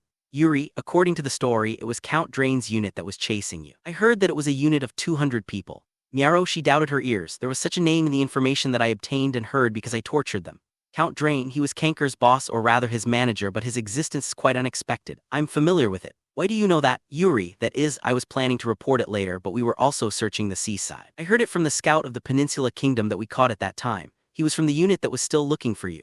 Miaro, it looks like she got the information from a prisoner of war, similar to the way I got by fighting them, but I don't know how much they hurt that guy, but they seem to get the information. Was there a battle? Yuri, yes. Miaro, how many casualties? Yuri, none. However, 2 birds were lost and 3 were injured. Miaro, is it serious? Yuri, none. All were arrow wounds, bruises, and broken bones. Even if it was serious, none has lost their legs or arms. Miaro, I see. Yuri, are you angry? Miaro, am I angry? I couldn't see the expression of remorse or regret from Miaro, who asked that strange question. She may not be asking for forgiveness of the failure. For her, she doesn't feel negative about that decision. There must be a reason to convince me. No, I wish there were no casualties or disabled people. I want to hear more about the situation. Yuri, we were doing it without a proper plan. That was because we didn't expect results. Miaro, is that so? For the most part, those who couldn't stand just waiting were going out of control. Even if they can't act recklessly, they will pressure the leaders, something like that. Such a sign we're subtly drifting even before the decisive battle, especially among the galloping bird riders. Originally, it may be to offset those who became afraid before the decisive battle, but all unit members are volunteers. In addition to that, all of them are proud of their excellence. It would be nice if they were moving purely with a desire for career advancement and ambition, but in this situation the sense of justice would still be more stimulating. Is Lyo also conscious of that? Yuri, yes. Miaro, then that's fine. I think you need that kind of thing in the military. Yuri, if it was a real military, it would be something absurd though. Yes, thank you very much. Miaro, I'll hear more about it later. Let's continue our talk. Yuri understood that how many pursuers had come for you. Miaro, the ones who were actually chasing us, well, there were 11 in all, but if includes the people who came before that, there were 13 of them. Yuri, you've escaped well. Miaro, you can't run away when you carry a person on your back. Yuri, to begin with, I knew I couldn't escape, so I walked in the forest. If I could escape, I could use the main road. Well, did you defeat some of them? Miaro, Yuri, I counted my fingers. 9, 10 people, but if includes those who I killed before and after that. Yuri, I counted the Dragon Knight and the 4 scouts as I put down 5 more fingers. 15, I think. Yuri, kill or be killed. So 15 is it, as one would expect. Miaro, that's not true. Yuri, Miaro had a face that was a mixture of surprise and joy. I couldn't feel the difference. No, but, Miaro, the only ones who are proud of the number of kills are those thugs there. Yuri, that's not something pleasant. If Kilgina has attachment or sense patriotism, because of that I'm also detesting it. They may feel refreshed because they hate their enemy, but as long as that isn't the case, it isn't fun to kill people. But it's the war that honors us. Miaro, I'm not proud of that. Yuri, it doesn't matter, you know, others praise you and the Who household is proud. There's the difference from the killing by the thugs in the towns. Miaro, well, that's true. Yuri, I understand what Miaro is saying, but I don't really feel it. Is it because I was in the world where killing people in the war wasn't the honor for a warrior? However, what Miaro said was definitely correct. It must be an honor for the Who household to have killed 15 people. But it's nice not to brag, that is even from the perspective of others. Yuri, doesn't it seem to be a low standard if you feel proud about violence? It doesn't matter. Please explain it appropriately. I hope there will be no animosity against me. Yuri, needless to say, Miaro would do a good job. For some reason, it seems that there are many people who are not seeing it in a good way about the fact that I caused such a situation because I did something extra. However, it has an effect of silencing people. I understand. I think it would be easy to explain with these much information. Miaro, that is all about is. More importantly, I would like to hear about the current situation. Yuri, yes, I'm sorry I missed the opportunity to explain that. Miaro, first off, I would like to start with the matter of the enemy. Miaro, please. Yuri, given the speed of enemies' march, it seems that they will take another 4 days for the main force to reach reform. If they take a day to complete the siege and set up encampment, a full-scale attack will be around 6 days later. Miaro, 4 days, huh? What is the number? Yuri, the highest number would be the Eagles from the Kilgina side. Currently, 3 out of 4 Kilgina's general households are in reform, which is effectively under the command of the Prince Consort. The last one is acting independently and has entered QAnon. Miaro, did they enter QAnon? Then does the enemy need to hit that first? Yuri Kunam is a city located on the north side of Reform, and if a large enemy is placed there, the enemy has a risk of being attacked from the rear during the siege. The area around Reform is by the sea and main roads, so the retreat and supply provisions aren't not going to be cut off, but it would be unpleasant to have an enemy on the back. It seems that another army was sent there. The force of the UFOs Federation is heading there. However, it looks like that they aren't planning to fight aggressively since their forces aren't big enough to capture Kunam. Miaro are they planning not to siege but to defeat them when they come out from Kunam? Is it often said that a siege requires 3 times as many soldiers as those who defend, so if they don't attack the castle, those people won't come out? If that's the case, that theory doesn't hold. Kunam is an inland city in the north, and unlike the Verdun Great Fortress, that place doesn't exist at a position where the supply line is cut off. Dividing the number would be disadvantageous to capture Reform, but it wouldn't be a fatal burden for the enemy army. Even if they seclude themselves, they probably have at most 1,000 people, but in the first place they are still a remnant that was defeated in the field battle. The meaning is different if the same 1,000 people are completely organized 1,000 people. These people are a 1,000 people unit that is confused due to the defeat. I see. Anyhow, if we can leave tomorrow, I think we can return without getting involved. If we go to Hanan from Mesiel by the sea, we will be in the Rube household territory once we cross the Hot Bridge. The Hot Bridge is a commonly used bridge when traveling by land from Shiyalta to Kilgina. The road is wider than the Zuk Bridge on the upstream side, and the river is widened on the downstream side. If we leave Reform and follow the road while looking at the sea, there is an estuary of the river that borders Shiyalta and Kilgina. It extends to upstream slightly. The Hot Bridge seems to be in heavy traffic, and it's about 3 days waiting in line. I was thinking of the Zuk Bridge on the upstream side. Miaro, 3 days. Why is that happening? Yuri, the Hot Bridge is a bit over 3 meters wide, unlike the Zuk Bridge, which only one carriage can pass through and the carriages can't easily pass each other. It seems to be really crowded because it can only be used as one-way street, so people have to wait for 3 days. I heard stories of former reinforcements of Shiyalta who were withdrawing, causing the flow of refugees stuck. Miaro, Yuri, that's pathetic. The army was trying to push the refugees away, and I wonder which side is getting ahead first. This is problematic. Well, let's think about it later. When you reach the crossroads, you can send an eagle to check it out. Yuri, there is a fork in the upstream direction just before going from the road along the sea to the Hot Bridge, and if you go there, you will find the Zuk Bridge. It takes about a whole day because it is fairly steep climb, but it's better than joining the crowd that cause unnecessary commotion. I don't really want to push away the refugees. I agree. Then can I talk about the current state of the unit? Miaro, yes, Yuri, the unit was scheduled to withdraw tomorrow or the day after tomorrow. Because of that, our packing has finished. Miaro, that's probably it. Based on the story I've heard, we will get involved if the timing is delayed for another 3 days. The injured in the battle that I mentioned earlier are put on a carriage. At the same time, we have named these 3 as the people who are having significant decline in morale. They may stuck in the traffic jam at the Zuk Bridge now, but they will be able to go home first. Miaro, so 6 people, then we have 24 galloping birds left. Yuri, no, there is one more. One of the injured was injured only by the ride. Miaro, I see. Yuri, I wonder if I should borrow that. If it were true, I would like to put Carol alone on an eagle and let her return quickly. So we have 26 eagles with 26 riders and 25 birds with 24 riders, right? Yuri, yes. However, the eagles were used for search missions, so there are some eagles in bad conditions. Miaro, is that so? That's difficult. Yuri, with eagle, it's quick to return by crossing the strait, just like when we came here. However, if it has become worse, there is a risk in using it when crossing the strait on the way back. I left some of them when I came, but if it couldn't fly on the way, the future of drowning for both rider and eagle is waiting. Well, it's fine. It's expected to be that way. Yuri, even if we can get off by the eagle, it's good if we can return by land. This is the end of the report. Do you have any questions? Miaro, no, not at the moment. Yuri, I guess that's the end of the reporting. Well then, please rest until you are summoned by the prince consort. Miaro, yes, Yuri, I forgot. Rather than going there and leave immediately after, I thought we would just meet and talk, but when I think about it, she may want to say something. Miaro's opinion would be valuable. He is a professional in politics and political strife.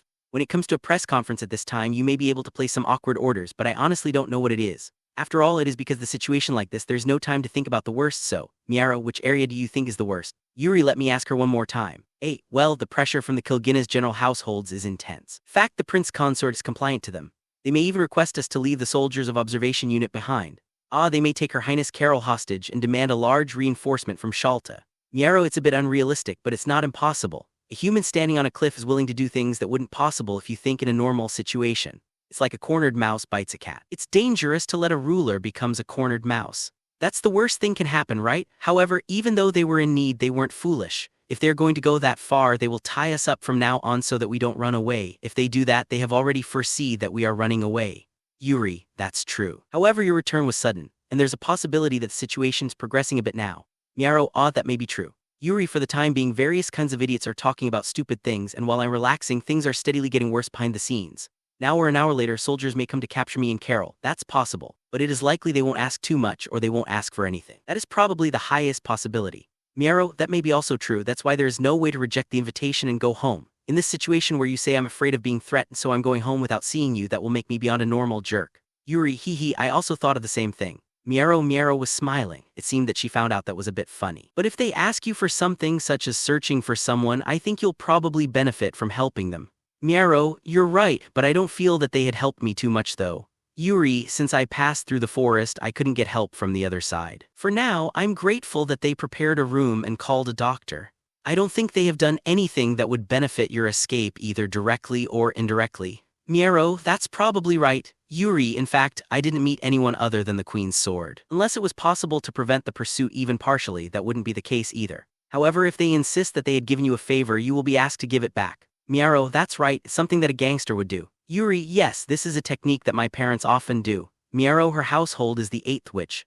So what about the soldiers' provision? Is it coming from reform? Yuri, we are using what is left behind when the Rube household withdrew. Miero, I see. Yuri, as expected, if they supply us the provision, it couldn't be helped. However, it seems that we are still doing it on our own. So in fact, your assault delayed the advance of the other side. Miero, really? Yuri, that's my first time hearing it. It seems that the outcomes of the war were so good that the papal states that they got cut off. So I supposed it's true that they are delayed for a bit. Yes, it seems that all the provisions brought by the papal states were burnt, so it was very difficult to manage the condition. Apparently they were out of pace and there was a delay. If they don't have the supplies, they can't replenish them, so they will be left behind. For other countries, it would be difficult to leave the papal states and march ahead. Miero, that's true. Yuri, from the perspective of the Crusaders as a whole, the loss of supplies would be about 10% or so when the papal state supplies were burnt. It would be good to carry a large amount by ship and replenish it while getting accommodation from other countries, but the Allied forces aren't so flexible. Each country's largest unit has different senses of purpose. It's not like a limb that is controlled by the brain and lives with the same heart. There's also another concern, and that is the national honor. It's not easy to keep your head down and go around with your country on your back. Of course, earning time in these situations is extremely valuable. Besides, there's a view that the turmoil caused the pursuit to slow down when withdrawing from the decisive battle. Miero, you're saying things, I don't like to take credit whether that's true or not. Yuri, it's kind of unpleasant. Even from the enemy's point of view, the siege of the great fortress took more than a week. So it can be said that there was some confusion during the pursuit battle, but burning supplies could be compensated by waiting while surrounding the fortress. There must have been a great deal of confusion as a whole, but it seems too much to say that I'm the driving force behind that achievement. That will be the story if the other side pressures you. If they say that they have given you a favor, you can say that you have already paid it through that. No matter how peculiar the story is, if they are silencing us, it means that they have a reason.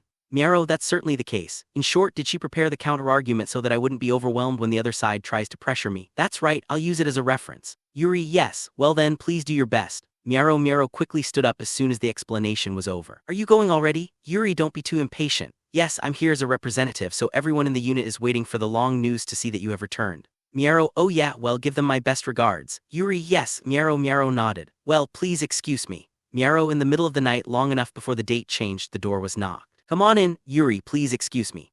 It was a woman of mature age who came in saying that she didn't wear the clothes that maid wore. She wore plain clothes instead. Contrary to the expression that she was a mature woman, she had nothing like sex appeal, and her thin body with a small amount of flesh with a face with tight eyes. Her body was thin, but she seemed to be well trained. She had a high potential for her behavior, unlike other secretaries and maids. I came to guide you by the order of Her Majesty the Queen and His Majesty the Prince Consort.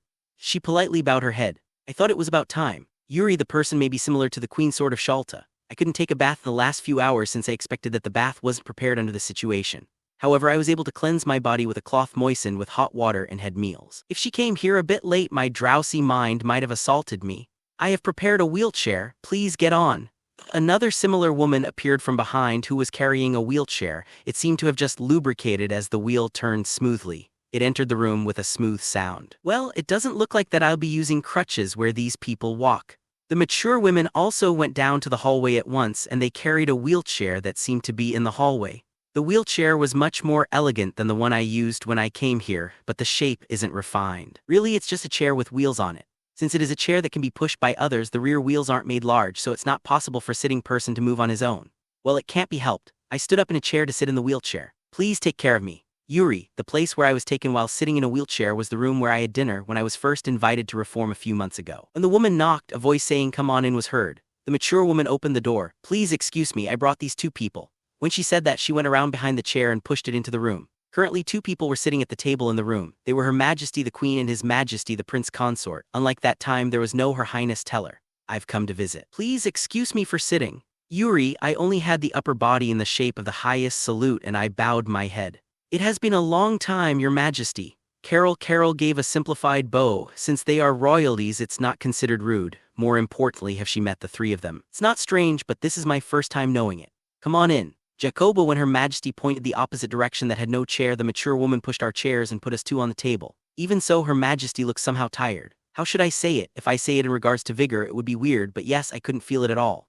Is it because the crown that she is wearing is about to come off? Or is it that she no longer respects the authority of a dying country and that I no longer feel the vigor I felt before, as if the afterglow had disappeared? Which is the cause? Is it both? First of all, I want to rejoice in your safety. After all, you came back alive. Jacoba the Queen said, thank you for your kindness. Yuri, I replied, thank you very much. Carol followed suit. It's better not to say something like this is thanks to your country's assistance. It was a good news for us after a long time. These days we hear only bad news. Jacoba, that's probably it. It's a pity that the Shiyalta general households had withdrawn quickly. As expected, it seems that their nature is different from the Hu household, which has always been familiar with warfare. Jacoba, is she praising my parents' household while criticizing Shiyalta's reinforcements? If she's praising after criticizing Shiyalta, it will be more of a feeling of being obliged. In a situation where Carol is present, it is a statement of attacking. Indeed, if it's my Hu household, it wouldn't be this kind of awkward situation. Unfortunately, that didn't happen. Yuri, of course, the Hu household was unable to send out an army as a result of their improbable dedication to Kilgina. They can't blame us for not sending the army. There's a risk that I will be considered as a stupid brat, but it doesn't hurt me when the dying humans think so. At any rate, this is a boring exchange. Why should I have a conversation while thinking about this? I'm sorry about that. Jacoba the Queen's eyes narrowed to see the moment. It was probably her habit. It was a human-specific gesture that had been standing on top of people since they were born. Indeed, I did my best at least, but it didn't seem to lead to victory. Yuri, that's true, we've been looking for you many times. Jacoba, sure, at any rate I feel like having tea. Errol's mother, Her Majesty Simone, would recommend tea first and start the conversation by saying you're having it hard. At first I thought it was a custom that I didn't understand well, but that made me feel relaxed. When I think about it now, it's a good custom. It's hard to imagine that we had special circumstances and we were walking in the forest. Yuri, I would like you to give me one of the gratitude. Jacoba, are you coming directly? It's not what I want, but if it comes like this, it can't be helped if it's a quarrel. Farewell. I think that is a give and take. If I hadn't defeated the dragon, it might have threatened this castle by this time. Also, if I didn't set their provision on fire and threaten their rear, the siege might have started by now. Yuri, to exaggerate your achievements is, Jacoba, Your Majesty the Queen. Carol interrupted her words. When I turned to the side and looked at her eyes, her eyebrows were slightly closer to each other and her eyes looked a bit uncomfortable. Please excuse me for asking, are you planning to escape after reform has fallen? Carol, what is she saying? What kind of question is that? Is she saying that they should die without escaping when reform is fallen? No, whether we live or die, we will not escape ahead of our people. Jacoba, Her Majesty the Queen said. The prince escort on the side was silent, but when I looked at him, judging whether he would disagree, it seemed that he had the same opinion. I'm not sure what would happen to Her Majesty the Queen, but the prince consort, he's probably going to die. I don't know. Yuri, what is it? Jacoba, there is a sense of wasting time on the verge of death in this kind of political play. If that's the intention, I don't have anything to say, but Yuri, it's fine to be direct. He is a man who never decides not to do it no matter who accuses him of shame. I don't think it makes sense for him to win this argument. Jacoba, if you say so, I will say what I have to until then. At the same time, Carol closed her mouth. It doesn't seem she wants to give a fervent exchange. Well, she knows what she wants to say. It's probably meaningless. In fact, it's meaningless. No matter how terrible the mood in the room turned around, I won't yield and accept their demand. Since I am not a politician who started the debate in the street speech, there will be no problem. In that case, it would be correct to be direct so that no one would be offended and bothered from the beginning. But the difficult part of politics is that this isn't the right situation. I'm sorry, it's become a habit of using this scheme when you get older. Jacoba, is that so? Speaking of which, is it because Carol's remarked earlier? If it is, wouldn't the conversation up until now meaningless? I'm just going to say this directly. I have something to ask you both. Jacoba, there you go. As I expected, they want something. Well, if they don't, she wouldn't have to talk like that. May I? Yuri, I blocked Her Majesty's words. What is it, Jacoba? I don't care what your request is, but my aim's to return the young people of my unit to their hometowns safely. I can accept if the request is not interfering with my aim. Therefore, the scope of favor is very narrow. Please understand that. Yuri, I am aware. Jacoba, are you sure? I will speak from this point. Prince Consort, the Prince Consort opened his mouth for the first time. What? Is he going to explain it? I want you to help my daughter escape. Prince Consort, that girl, hasn't she escaped already? Well, it doesn't matter. I have a question. Yuri, go ahead. Prince Consort, did you not let her escape in order to prevent morale loss? In other words, rather than kill Gina, it needs to be kept secret from the soldiers and citizens who defend reform. Correct. Yuri, you're good at guessing. You're right. Prince Consort, It is something that isn't needed to be concerned with, but is that also the case? Information spreads, so if you leave the escort to the Kilgina's army, leakage is unavoidable. I think they should let the Queen's sword protect her. No, do they even have available Queen's swords? Or is it not possible to rely on them because they have so many other jobs to do? The latter possibility seems high. Considering the situation, it's possible that the number of people has been exhausted because they put them on dangerous missions. If that's the case, I accept. However, the safety level provided is about the same as the unit members. We can't guarantee the treatment of protecting the majority of the unit members even if she isn't there. Yuri, I think it's about the same. If the chasers come close, your unit will fight them. The risk should be higher for the members. Unless you're going to make my daughter fight or be a decoy. Prince Consort, that's true, however I have no intention of doing such an outrage. Indeed, I don't plan on doing that. Yuri, you don't want to handle more than what you can eat, so this may be more convenient for you. Prince Consort, it would be convenient since we wouldn't stand out unnecessarily. The rest is, I would like you to keep her luggage in one bag when we leave, and please make sure that people won't know that she is the princess. To put it simply, I'm not saying that you have to make her look like a beggar, but it would be fine if she is wearing medium-sized clothes that cover her blonde hair. No, you have to do it that way. Yuri, I don't care about the appearance. It is the other side, not us, who is in trouble when they know that the royal family has escaped. That's what the other side should care about. That's fine, I'm going to make her wear plain clothes that are easy to move, and I'm going to dye her hair black. Prince Consort, what really? Then I will accept. Yuri, I see, I'm grateful. Prince Consort, is that the only thing you want to ask? If that's the case, I would have accepted your request without arguing like earlier. Yuri, to be honest, that's not the only thing. Prince Consort, is it not? What, don't give me bad feelings. Yuri, the open mouth wasn't closed. On our side, we have a small-scale group of 60 people, so 300 on 1,000. Oh no, we're not going to ask strongly about this. Prince Consort, I don't understand this very well. Yuri, they are going to leave tomorrow whether you go along with them or not. Prince Consort, the 300 soldiers are the young people of common soldiers and knights. You don't have to understand the reason. Prince Consort, let the young people with a future escape before being attacked. That's probably it. It might be due to hypocrisy, but it's not bad. As a matter of fact, they are the least experienced soldiers and some of them cannot be used. 300 people are probably chicks like us who are almost 20 years old or younger. Maybe these 300 people were chosen not from the best young people, but those are the youngest. Even at the School of Knights in Kilgina, the bond of those who graduate from 20 years old should be alive, but now that reform is surrounded, there is no graduation. Since they are still students, it's not possible to bring them in a war immediately. I'm not sure about provisional graduation or other measures, but they should have been trained to some extent. It would be those who are knight apprentices until a few months ago. And none of these 300 soldiers are the heirs of the general households. Prince Consort, if they were in such a high position, the generals would probably let them escape or they are made to fight. There are 1,000 people who are in a similar position. The age group is a bit higher, but here too, I mean old people who can't walk on their own are supposed to remain. Prince Consort, so would it be from children to 30s or 40s? If the age group goes up and adults are included, will they listen to the army of young people? They probably won't trust us under this situation. The ratio of the number of soldiers to people is 3:10. No, considering that half of the commoners are women. It should be around 3:5. Given that the knights are trained and accustomed to handling weapons, 3:5 is an overwhelming advantage. There seems to be no danger of riots. No, it may be the danger of losing in a riot. Supplies, no, what about horses and provision? Yuri, I can prepare enough for that. The castle has enough stockpiles to withstand siege for a year. There's no problem if we give some. Prince Consort, well, as the number of people decreases, so does the need for food. No matter how much you have, it doesn't make sense if we don't have the means to carry it. If we put it on our back, the speed of walking is reduced from a turtle-like speed to a slug-like speed. Yuri, I will prepare as many horses and carriages as possible. Prince Consort, that reminds me, they don't need horses or carriages since they aren't used in a siege battle. Well, horses can be used as foot, but if you use them for that purpose, you have to give up something else. I see, well then why do you think that these 300 soldiers are lacking? Yuri, I just heard that there are some problems, but none of them are serious. Isn't it normal to succeed even if they are left alone and even if they don't concern us? First is there's no commanding officer. The reason is they are people who are taken from disjointed unit. If you didn't come, we would have had to pull an experienced commanding officer out of a suitable unit. But of course that unit would need to be reorganized in the absence of a commanding officer, or the unit will be disassembled and the members will disperse to other units. I don't want to do that if possible. Prince Consort, well, I think it would have to end in that way. However, it is a matter of time when it comes to giving up one unit. If they don't do it, I would actually do it. I don't think it's a big burden. The problem is that they have no experience with these escort missions. After all, they were just gathered yesterday. If it's you, you would understand what this means. Prince Consort, the observation unit is made up of selection personnel from aspiring honor students, but even so they train jointly for a week or so before departure. Without it, we wouldn't have been able to act in line with each other. If the soldiers don't remember the commanding officer's face, the command to fight at the risk of life cannot work well, and the commanding officer cannot grasp how far the soldiers can withstand the operation. So these 300 people are disjointed people unless they go for that training.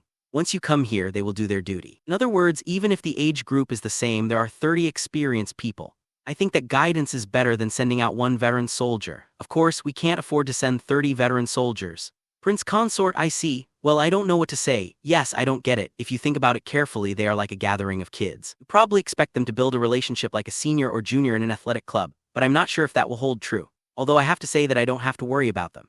It doesn't matter to these people. Even if they say 300 soldiers to 1,000 commoners, they are leaving this place. It is unlikely that they will be seen again, and it doesn't seem to be such a serious concern that the safety level will somewhat increase or decrease. Perhaps it is because of his duty as a ruler, he feels the need to make such efforts. That's why he may have made such a request. But in the worst-case scenario, even if these 1,300 people wipe out as soon as they leave the castle, the situation won't be exposed to the Reform Castle soldiers. Perhaps her daughter's safety is 100 times more important than the others, and that's why he brought the topic first. Honestly, I think it's not so bad for me to abandon the castle itself and withdraw to Shiyalta with all the troops. Reform is a fortified city, and it has a relatively fine wall, so I think we are looking at the future where they can endure until winter and make a one-shot reversal. Well, I just arrived here, so I don't understand the situation. Is there any compensation? Yuri, when I said that, Carol looked at me with slightly surprised eyes. As a matter of course, she thought that this is unpaid work, and she didn't think that the concept of compensation would come out. However, I had something to ask. I don't mind doing it for free if it's the princess alone, but I'm concerned because this is hard work. Even if you ride a galloping bird, the speed of the entire unit is limited by the speed of the carriages pulled by the horse. It will not be so fast, but if we bring 1,000 people on foot, it will become a great stumbling block. Although we may not get caught up, if I accept the job for free, there will be a backlash from within the squad. In short, I don't have much feelings for Kilgina's innocent citizens, and the members of the observation unit are probably having the same feelings. Is it necessary? Carol, the members of the observation unit are probably feeling a strong sense of desire. What's more, you can't expect a favorable response when taking on something hassle. If there's a price, it will be an easy-to-understand motivation. Yuri, I haven't been in contact with the members of the unit since I returned, so I don't know how it really is, but I think they probably have that feeling. From the beginning, I want to go home. However, this is a final request from the royal family. They are actually the last survivors of reform, and that's why this kind of role has come around.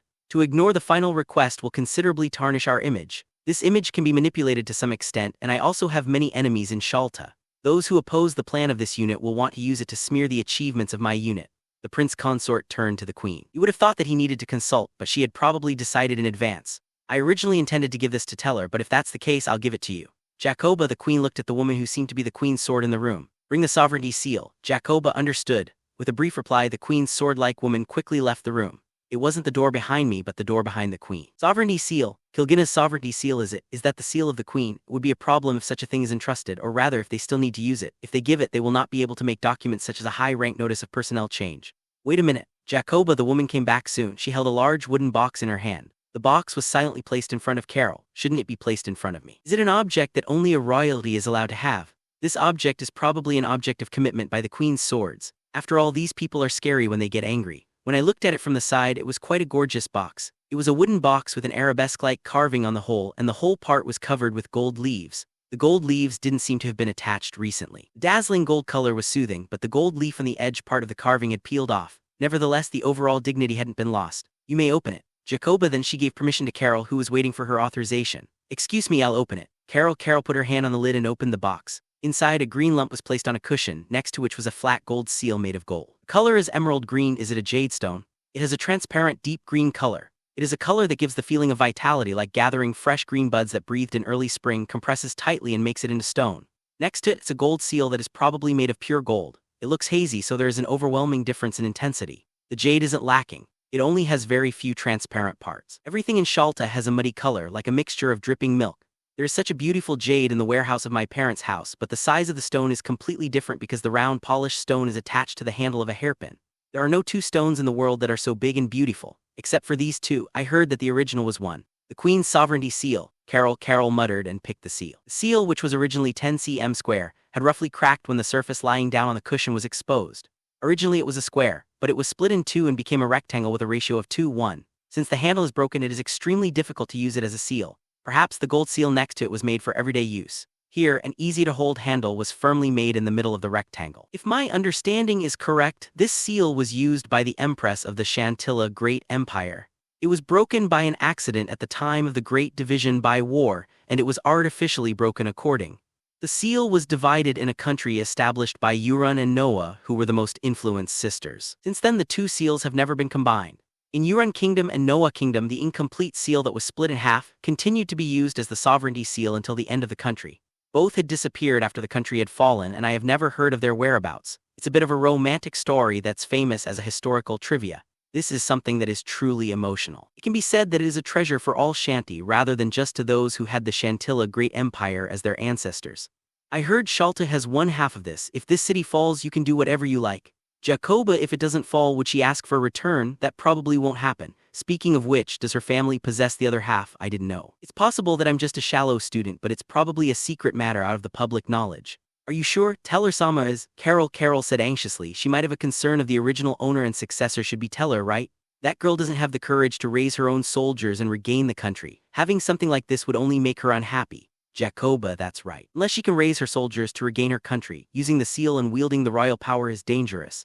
If she tells our queen that she wants to establish a country, she might be assassinated by the queen's sword. It is best to let go the sovereignty seal, get remuneration in exchange, and live happily without ambition. Is that so? Well then I'll accept it. Carol closed the lid. Jacoba, the queen nodded. Is this it, Yuri, then? I asked. What do you mean by that? Jacoba, the queen looked at me while smiling slightly. I would like to say that this isn't enough. Considering the importance of the sovereignty seal, it would be normal to think so. It's a wonderful treasure, but I think it's not enough for this time. Yuri, rather, it seems that she originally intended to give it to the Shiyalta royal family through Teller. She probably thought that it's just right to take this role with this compensation.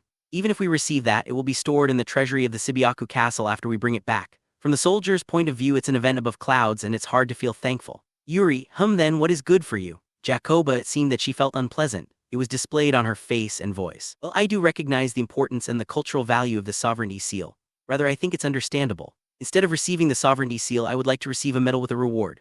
Yuri, a medal? I'm not prepared for anything like that. Jacoba, the medal has various shapes, but they aren't just documents, but a physical one. Something like a badge or medal can be hung from the neck or fastened to the chest. Of course, since it has a shape, it is important to decide the design and manufacture it. I think I would like to put in a short skit saying that it will not be ready by tomorrow. Please write a document showing the effect of the medal and then give a generous amount of money that you don't need. After we return, we will decide the design appropriately and manufacture it. It will be awarded by Her Highness Teller. Yuri, I don't mind if it's that. Jacoba, from the Queen's point of view, it's just a small matter if compared to the sovereignty seal. Does it feel like being told to make a shelf, since it would be too much if asked to give a mansion? However, that is enough. With the power and wealth of the Queen, it shouldn't be difficult to pay for what she says to a small unit of 60 people. Please limit the requirement of the medal to those who are engaged in the operation to deliver the last citizen safely. They won't receive a medal if they leave the unit, so they will change their mind. Yuri, it's not a problem. Jacoba, all right. I got her consent. The rest, needless to say, please arrange the documents to transfer the command of 300 soldiers. Under the above conditions, they will protect and work for Her Highness Teller and 1,000 citizens. Yuri, I see. Jacoba, that was all the Queen said. As for the money, we don't have it. Everything is given and entrusted to Shiyalta. Prince Consort, ooh. For a moment, complex emotions swirled all over the chest, and I thought there was a black ink-like liquid dripping down my mind. I see, so her assets have been transferred. Well, it's fine, that is more convenient. I will entrust it to Carol Dono. After our death, we want you to use it as a reward to save the refugees and leave the rest to my daughter. Jacoba, I don't know how much it is. I really have a bad feeling about this. But it's also true that Carol's position would be jeopardized if Teller has the luxury of Kilgina's heritage, even if the refugees were poor. Well, I am sure that she'll be called a greedy woman who got dirty money. Carol may be a nuisance to Teller, but the choice to leave her disposition to Shiyalta royal family may not be bad. These parents probably don't believe in Teller's ability. I think they are throwing it all because they find her difficult to make tactical political decisions. If it were Aunt Satsuki in a similar position, she wouldn't do it for Shamu. Are you fine with this? Jacoba, the Queen asked me. Of course, it's convenient. Yuri, I see. Jacoba, the Queen let out a breath when she said that. She dropped her shoulders as if weakened, leaving her taut spine on her back. Perhaps her anxiety had disappeared and the burden on the shoulders had come off. All right, you may go now, you should rest. Jacoba, the word she said sounded exhausted. Yes, well then, please excuse us. Yuri, although I said that I can only sit down, I'm sitting because it's a wheelchair that I can't operate. The Queen was looking at me for a moment. She looked suspicious, but she soon seemed to notice. Ah, yes. Please send them to their room. Jacoba, when she let out a slightly loud voice, two people who seemed to be the Queen's sword came and went to our back. When the two grabbed the handle of our wheelchairs, wait. Jacoba, the Queen issued the order to cancel for some reason. Finally, I had something to ask. Jacoba, what are you going to do this time? Jacoba, what am I going to do? Are you telling me to work? Is that not it? That is a pretty vague question. Do you mean what would I do after the mission is over? Yuri, yes, what would you do after graduating from the academy? Jacoba, I wonder about what I would do with my life work. I have no idea how to answer. Is it correct to say that I want to kill Kurin as much as possible and build a pile of corpses? No, it's not a job interview, and it's not necessary to find the answer that the other person wants. I want to build a house near a lake with a view of the mountains and live leisurely with people who are important to me. I will hire people to help with housework. While growing flowers, fishing, and reading books, I want to spend a peaceful time slowly without any inconvenience. Yuri, I honestly stated my desire. Since there were so many things, I just wanted to take a rest rather than to be honored or went for war. In reality, what would it be like if that happened? I may unexpectedly get bored and go out soon. When it comes to that, would my answer be wrong? No, I want to live that way in old age, so it's not a lie. However, somewhere in my heart, I feel a bit guilty. Well, it's a dream that won't come true. Yuri, I added that. Jacoba, the queen, had a difficult face for a moment. She opened her mouth, stopped it, and stayed quiet as if she was choosing her words. I suppose she doesn't want to hear that. After that, the expression resolved as if it had melted. Phew, Jacoba, it wasn't a sigh but an exhale to remove the air in her lungs. At the same time, tears fell from the queen's eyes and I couldn't understand the logical connection. I see. You may go now. Jacoba, despite the tears shed, the words weren't teary and strangely unshaken. Your Majesty, please leave the rest to us. Although it may not be enough, I accept your kindness. When Carol expressed her gratitude, the queen didn't return the words and nodded. When the wheelchair was moved and turned to the other side, I could no longer see her expression. We left the room and returned to our room while being pushed on the wheelchairs. Looking at the room, it seemed that the candles had been replaced and it was new. They're thoughtful. Do you need any other help? The queen's sword-like woman who brought me to this point asked. No, I'm fine. It's not that hard to walk. Yuri, please use this for the time being. It was a stick that an old man would use. It was similar to what Carol had. Thanks. Yuri, I received it and stood up from the wheelchair while pushing the ground. It seemed my weight was well supported. The length was just right. Since it was supported by the wrist instead of the side, the wrist would hurt if I used it too much. Well, I'm trained and I think I'll be fine if I'm careful. You can take it as it is. It would be fine to take it as it is when leaving the castle. I see, appreciate it. Yuri, well then, please excuse me. The queen's sword-like woman bowed and went out of the room. The door was closed. I moved and sat on the sofa. Phew, Yuri, I let out a breath unintentionally. Carol also sat in a chair in the same way. Yuri, can I ask something? Carol, what is it? Yuri, the talk just now. Why did you accept the request to escort their citizens? Carol, did you dislike it? Yuri, if anything, I thought she would get angry if I refused. No, that's not the case. It's just that I feel like this is something you will not accept. Carol, I see. I didn't want to accept it, but it's not a bad request. The unit members will also be credited. Yuri, it's a good matter especially for the galloping bird unit. It's strange to say that there was nothing to do, but they just moved freely while I was away and they only carried other supplies. It's not a merit because it wasn't an achievement when they moved on their own. If they engage in such an operation, they aren't only taking part in this campaign, but they won't be criticized as well. That's true, but isn't it unusual for you to take a hassle job yourself? Carol, I have a feeling that would ask as much as that as a final request. However, I didn't know what they would ask. Yuri, the request is related to other people. Well, she said she was Gauk's acquaintance, but how about the other people? I see. Well, I think it's a good act as a knight.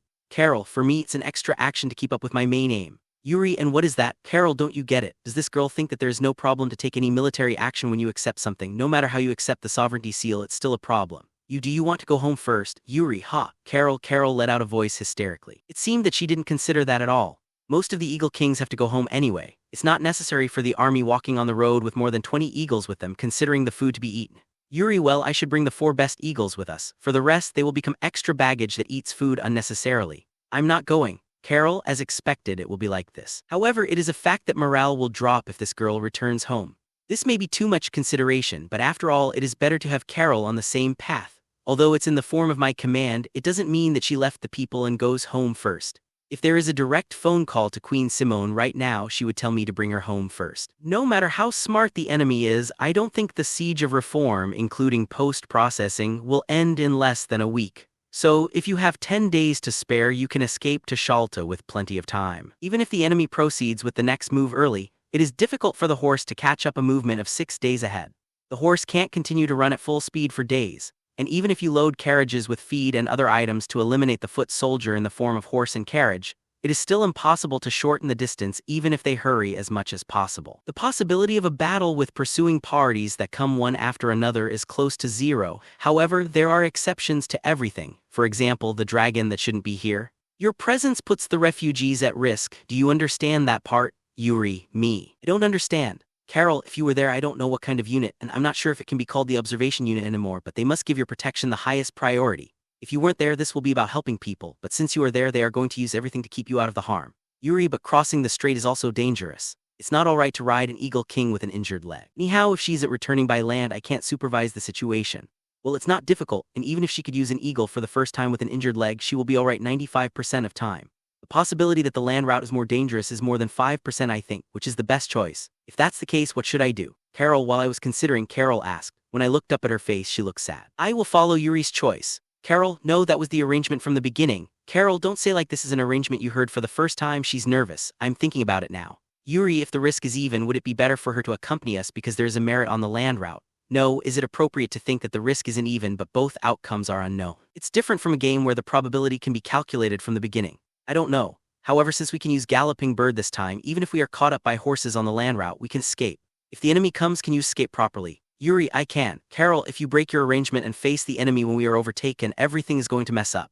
Many people will die in vain. At that time, you are nothing but a burden. Yuri, this is somehow like telling a child. I've said this many times. Apart from that, Carol doesn't have a previous record of behaving in that way. I know. Carol, well, I can't do anything but to trust you, right? Then you should follow me by land. Yuri, I said. I hope she doesn't make a mistake that she will regret for the rest of her life. Are you sure? Carol, yes. Yuri, well, somehow, then shall we go to sleep soon? Yuri, it's about time. I'm really sleepy anyway. Yes, Carol, I went to bed, a soft cloth wrapped around the body. Can we sleep together? Carol asked. Of course, there were 2 beds in this room. Come, Yuri, after thinking for a bit, I said it. And Carol quickly came into bed. Hey, Carol, after a while she talked to me. Carol wasn't doing anything erotic and she seemed ready to bed whether she touched or didn't touch me. Even if I wanted to do something erotic, I was too tired today and I thought it was impossible since I was too sleepy. I was thinking to stop resisting and decide to sleep. What is it? Yuri, don't die for me. Can I ask you that? Carol, what kind of question is that? Apparently I was the only one who was thinking about erotic things. In such a case, I'm going to save you because you'll die if I don't do that. In the first place, this question is unreasonable. Yuri, well, I see. I was scared when I imagined you dying for me. Carol, what are you thinking before going to bed? When I think about it, it's likely that I'm willing to take that action. I'm scared too. Yuri, is that so? Carol, I remembered that time. I didn't tell you about my Stardust. She was still alive when she crashed. She had messed up wings and claws and maybe her internal organs were terribly injured, so it made it easier for me to decide. Yuri, I see. Carol said as if remembering something far away. Is she morning stardust or her mountain vapor? So, I was wondering, would you do the same if I was dying? Carol, the horror of that time revived because of her words, and I felt that my spine froze for a moment. I see, if that happens, it could be painful and I will probably lose my mind. Yuri, that's probably true. We have to prevent each other from doing that. Yuri, yes. Carol, to be honest, I'm getting too sleepy. Let's sleep. Yuri, all right. Carol sounded somewhat happy. Kun, up. When I heard the voice, my eyes opened. Yuri-kun, please get up. Miaro, it was Miaro's voice. I'm awake. Yuri, I raised my upper half of the body and I could feel sluggish. I'm not sleeping enough. When I looked outside, it was dim and turning bright. Early morning, is it? Miaro, did you come to pick me up? Yuri, yes. Miaro stood up before me dignifiedly. However, there was no vigor on the face. She's probably not sleeping more than I do. Sorry, but there's a bit of trouble. Do you have something for me? Yuri, yes. This morning, a person wearing night clothes came. Miaro, night clothes? Is that the queen's sword-like person? Yuri, I think so. Miaro, or is it the night clothes of Kilgina? Yuri, it seems that there are some differences in the characteristics of the unit, but I think it can be said that they are almost the same. Miaro, really? I see, got it, then shall we go? There are a lot of troubles, but I want to settle the situation and depart by noon. Yuri, before that I prepare breakfast, so please eat it. Miaro put a knitted basket on the desk. You are well prepared. Yuri, thank you very much. Miaro, I casually opened the watch next to my pillow and it was 6 a.m. I overslept. In the land near the castle, the prince consort led the guard and loaded it. It's still going to take a long time, so you don't have to hurry too much. Miaro, what was Lyo's opinion? Yuri, I asked while getting off the bed. He didn't say anything, however I don't think he will say it even if he disagree in silent. Miaro, why is that? Carol, if he opposes publicly and leads the members of the Rube household to leave, many will be offended if the operation is successful. This operation is more likely to succeed no matter how you think about it. Miaro, I see. If the Rube household is the only one who can't receive the medal, they will look bad publicly. I would be in trouble if he does that at the last minute. Yuri, he won't. Miaro, why not? Yuri, that's because Her Majesty Carol is here. At this point, it would be a complete disgrace to escape when there is an urgent danger of life or death.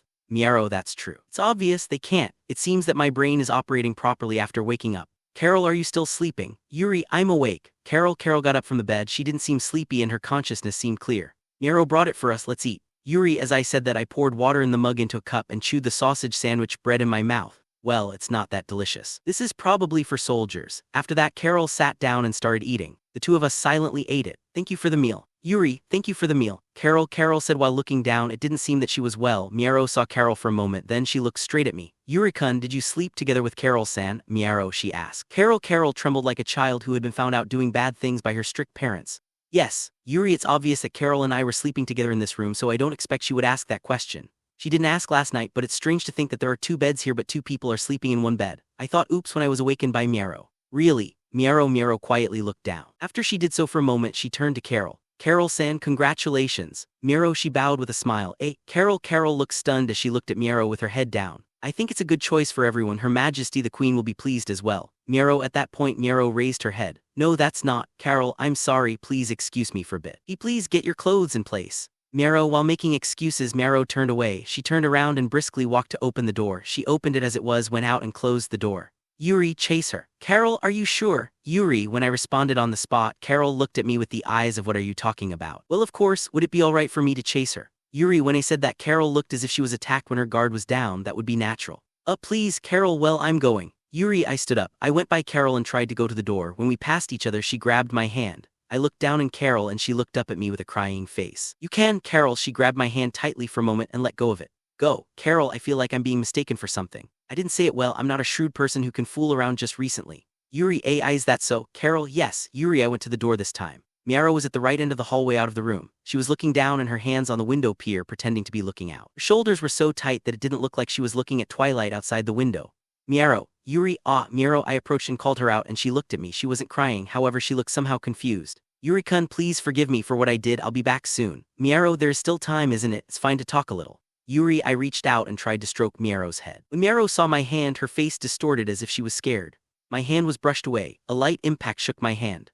Sorry. Miero, don't be. Yuri, the day has come when Miero brushes away my hand, but sorry, just now Miero said while holding her hand that brushed mine away. No, I'm sorry, I was insensitive. Yuri, no, I'm the one who was bad. I've been wondering since yesterday, but when I heard the answer from your mouth, I was overwhelmed. Miero, is that so? Yuri, but don't get me wrong, I'm Yuri, I didn't want to be your wife. Miero, that's true. I've often felt that Miero wants to be a strategist or a conspirator, but I've never felt that she wants to be a lover or wife. As I said, the fact is that it is different. However, for some reason, I feel that thought isn't convincing. I understand. Yuri, even I myself, I don't know why. Miero, it seems that she's confused. It's more accurate to say that this matter is something beyond control. Wouldn't that be alright? Didn't I say it before? It's boring for a bland, stone-like person. Yuri, when I was hit by her a long time ago, I was surprised to the point of being overwhelmed. At that time, I was a fool too. I want to be a stone now. Miero, well, is there such a thing? Surely I won't hate you for what you did earlier. Yuri, yes. Miero, is that not good enough? I won't let you go unless you hate me and move away from me. Yuri, when I said that, Miero, who was depressed, looked at me with a surprised expression. Something is different than before. Perhaps the gloomy feeling in the heart's clear now. Is it alright to say that? I myself think that I'll be a troublesome woman. It's difficult to let go of this feeling. It might be easier to push me away.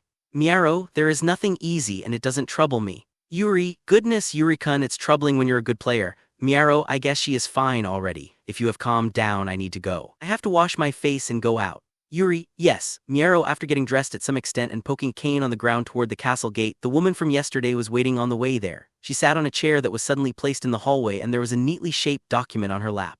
Yuri-sama. Once she put the package on her lap on the chair, she stood with the document. On the chair, there was a box containing the sovereignty seal that I saw yesterday. It seemed that she brought it with her. This is the necessary document. Please confirm.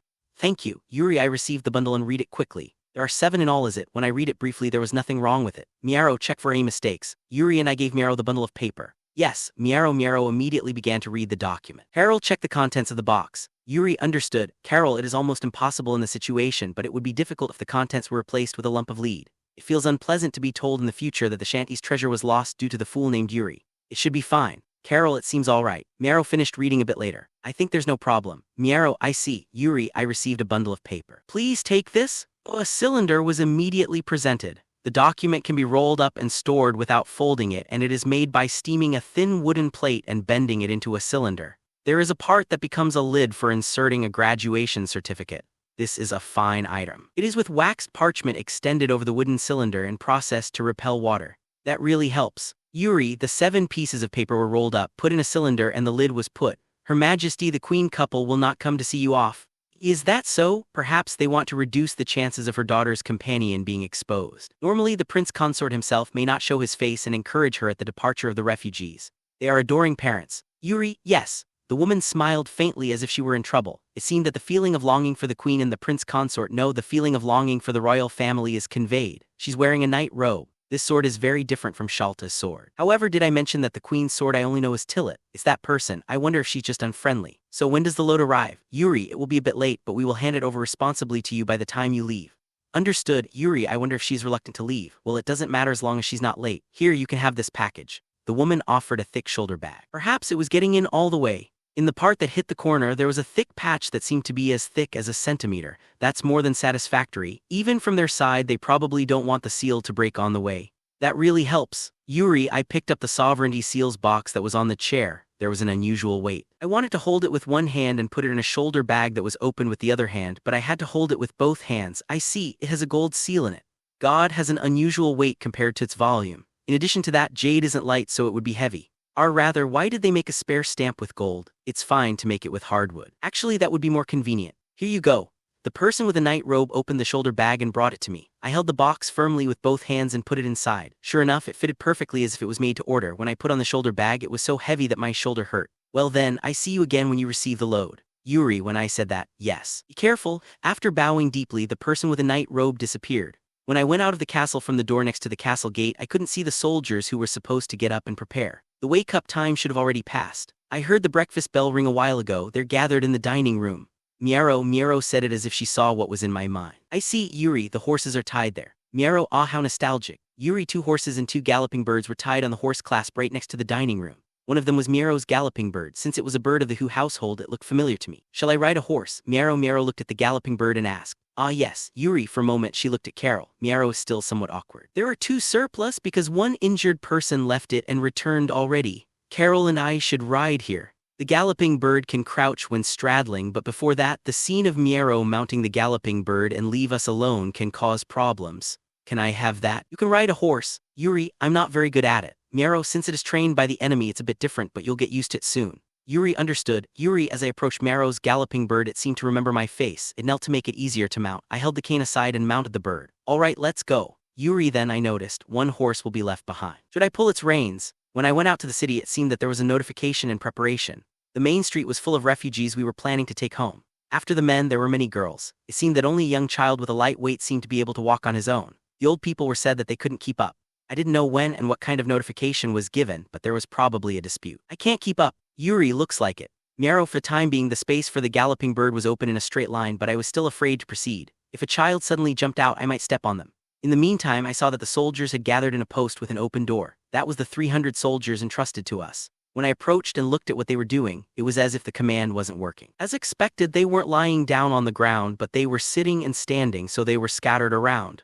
For the time being, everyone should have been in the school of night, and this is evidence that they haven't been commanded from the beginning. If someone orders them to stand, they will stand. They should have received that much education. I don't think they have received any orders since they were pulled out of their original unit and being told to go here. Is there anyone who fits in the role of commander? Yuri, it doesn't seem to be. Miero, it seems that there is none. She may have thought that if she nominates without my permission, it would cause confusion. It is a relatively important issue, so I can't say that it's a mistake. Even so, in such a case, I think that there is a desire to partition and will be partitioned.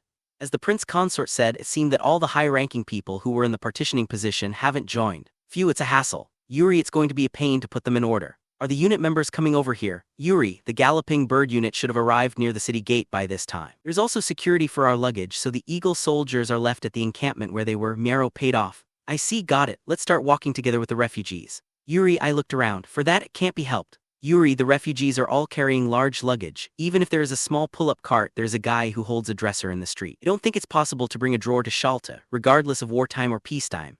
First of all, it is of utmost importance to let go of the large luggage somehow. If I don't do that, we can't even start moving. For the times being, let's incorporate the 300 people with our unit.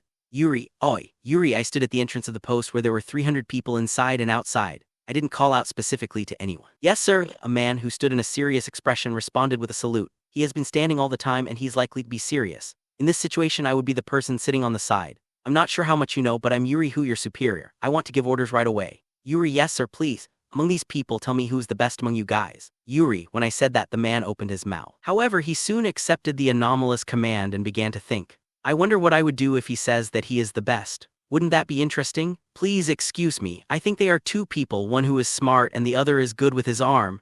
Is that so? Well, frankly speaking, I don't care which one. Actually, I want to say a popular guy, but I think he will have a tie with a general household. Is the person with a good arm has a decent head? Yuri, no, he is stupid. Stupid, huh? There are various types of idiots, so if he is an idiot who people like, I can use him. Call the smart guy. Yuri, this would be better. It was a very sullen man he brought. The unkempt black hair man seemed to have a terrible sleeping habit while waking, and he was looking at me with reproachful eyes. He had a medium build body, but it seemed that he wasn't very trained. He looked a bit overweight. I brought him. Normally in such a case he would give his first and last name. This is common sense, so it's not different because he is the Knights of Kilgina. What is it? Why don't you give your name? Yuri, this guy's name's Guillaume Zuzu. The mouth of the one on the side opened. I didn't ask you, tell me your name yourself. Yuri somehow he looks at me as if appraising me, but I don't mind. It seems that the 300 people are also guessing what is happening and they are starting to look at us. I'm trying to figure out why I need to give my name. Guillaume ho. Wah. How rude. Carol, it was Carol who was mounting a horse behind me. Well, this girl isn't used to this kind of thing. I'm used to it in my company relation, so I don't mind. Cuff was the same, but there's something interesting about this. If he is incompetent, he would just be a trash. Oi, lend me a spear. Yuri, I said to the man earlier.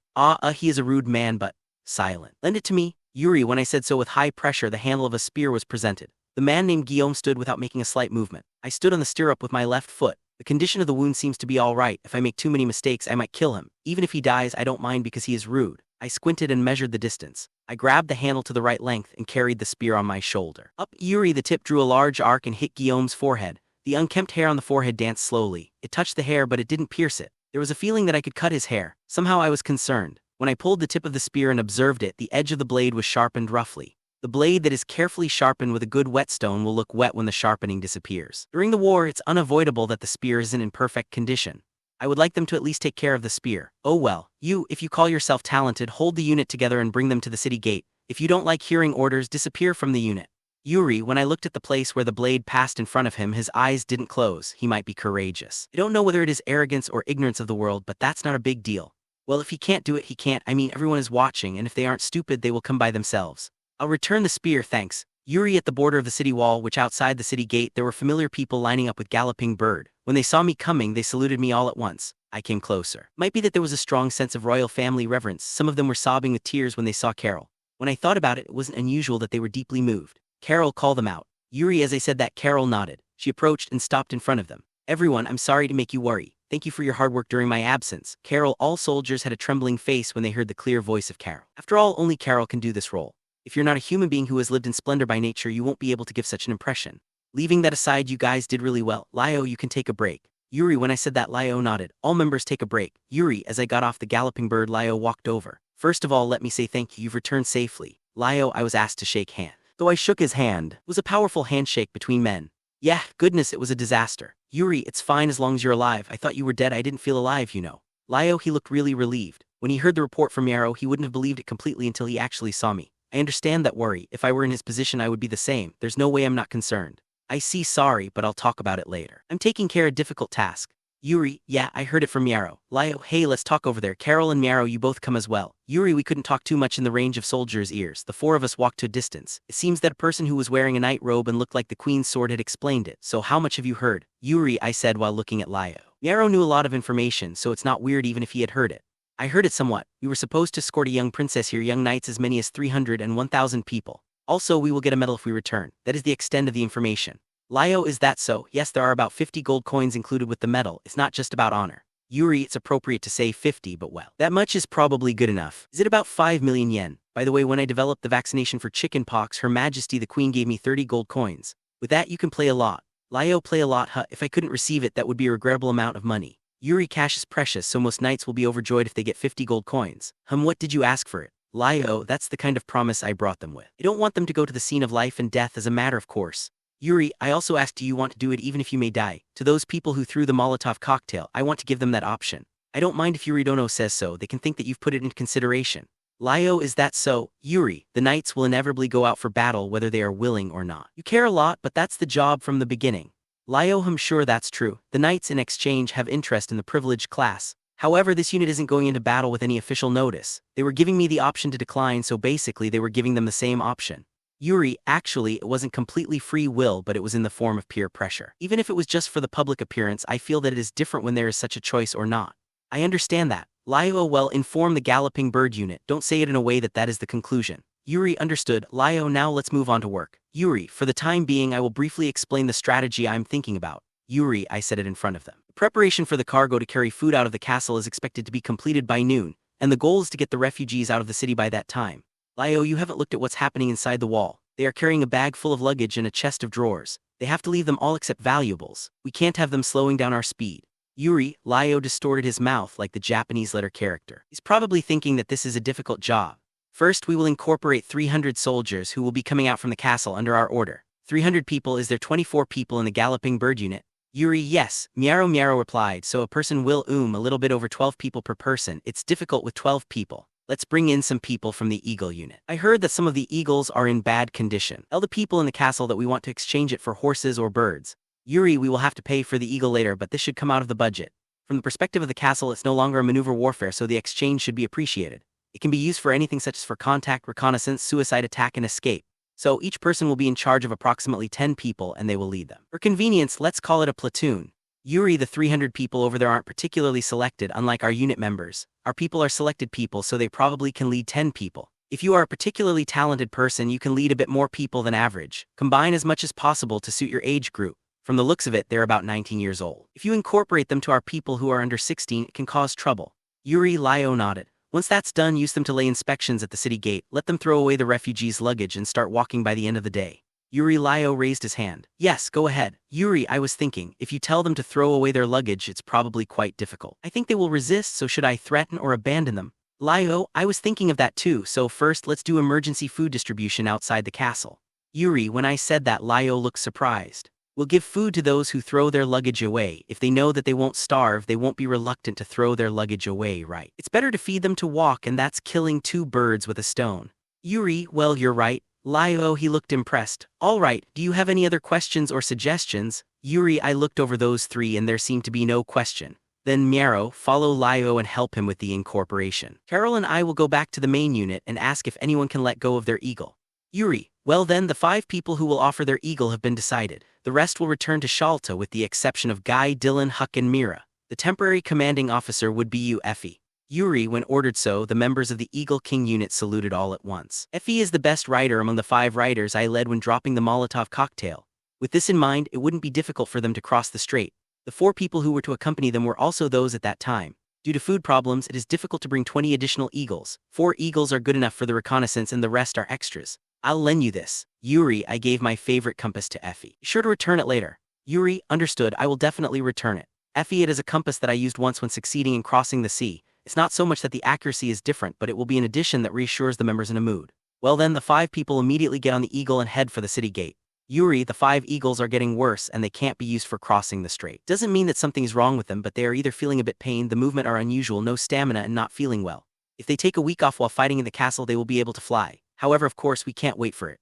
Guy, fly the eagle to the castle and let them know that you want to exchange it. The remaining 3 will wait here to help others to prepare. Do you have any questions? Yuri, I looked around everyone. There seemed to be no question. All right, let's get started. Yuri, by the time he got on the eagle and returned to the city gate, the eagles that were tied near the city gate were gathered. The sun had already climbed. When I approached quite close, I could see small groups were being formed and instructed. Miaro came on a horse when she found that I was coming. He took the reins to stop the horse, and the horse lightly shook up its front legs and stopped in a big way with a neighing sound.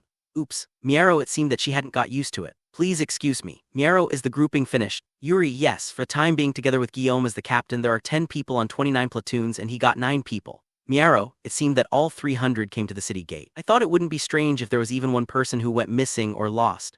More importantly, did you make him captain? Yuri, can't I? Miaro, well, I don't care. No, it's fine. Leaving that aside, it seems that the soup kitchen hasn't progressed as much. Yuri, yes, when it comes to soup kitchens for 1,000 people, there seems to be confusion in many ways. As expected, even with the command of 10 people each, they can't become reliable immediately.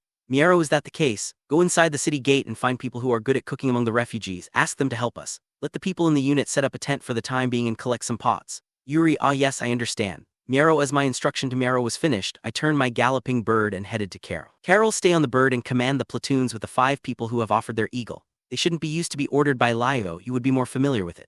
Yuri, understood. Carol, I will go to Guillaume, who was mentioned earlier, and instruct him to find a cook. Where is he? Yuri, he is with Lio-san over there. Miaro pointed his finger as she mounted the horse. Is it to the left side of the city gate? God. Then let's get started. Yuri, Guillaume's platoon seemed to have been forced to carry luggage by Lio, and he was carrying a wooden box. Lio, I'm going to borrow these guys for a moment. Yuri, saying loudly from the mount. Lio, who was about 10 meters away, waved his hand as a reply. He's probably meaning to have them without me asking. What? Guillaume asked. Since the meals have been delayed, we will enter the city gate and bring people who can cook among the refugees. You will help. Yuri, it's difficult. Yuri, when I looked at the 9 people behind him, they had a dull face. It was as if they weren't feeling good or had no energy. Still, they are somewhat obeying. Is it the result of education that they are holding their head high while paying attention? Or is it a matter of reasoning and threatening them to obey? You may have a good head, but you aren't desirable. Yuri, Guillaume silently stared at me. That's obvious to see. The look isn't so bad, but he is the scholar type and dressed badly. The eyes are also bad. He doesn't give an air that people want to follow. Well, that's fine. Anyhow, come help. It's better for the commanding officer to be familiar with the city. Yuri, why would you want to use me that way? Guillaume, that's because I don't expect anything from you in particular. Since you're standing out as a character, I want to toy you around a bit. I mean, it's a waste if you're not competent. Don't get me wrong, I don't want to use you. If you're incompetent, I can just use someone else. Yuri, by the way, this is also because I'm carrying unnecessary hardship. It sounds bad that I've been given a manager job even though the salary is still the same. If you work with me until the end, I will write a letter of introduction wherever you want to go. Yuri, I don't need your letter of introduction. Guillaume, it doesn't seem he needs it. Have it your way. If you leave, I can have others do it. That's it, Yuri. As I passed through the city gate and entered the place where the refugees were gathered, I moved some gold coins from my wallet into my pocket.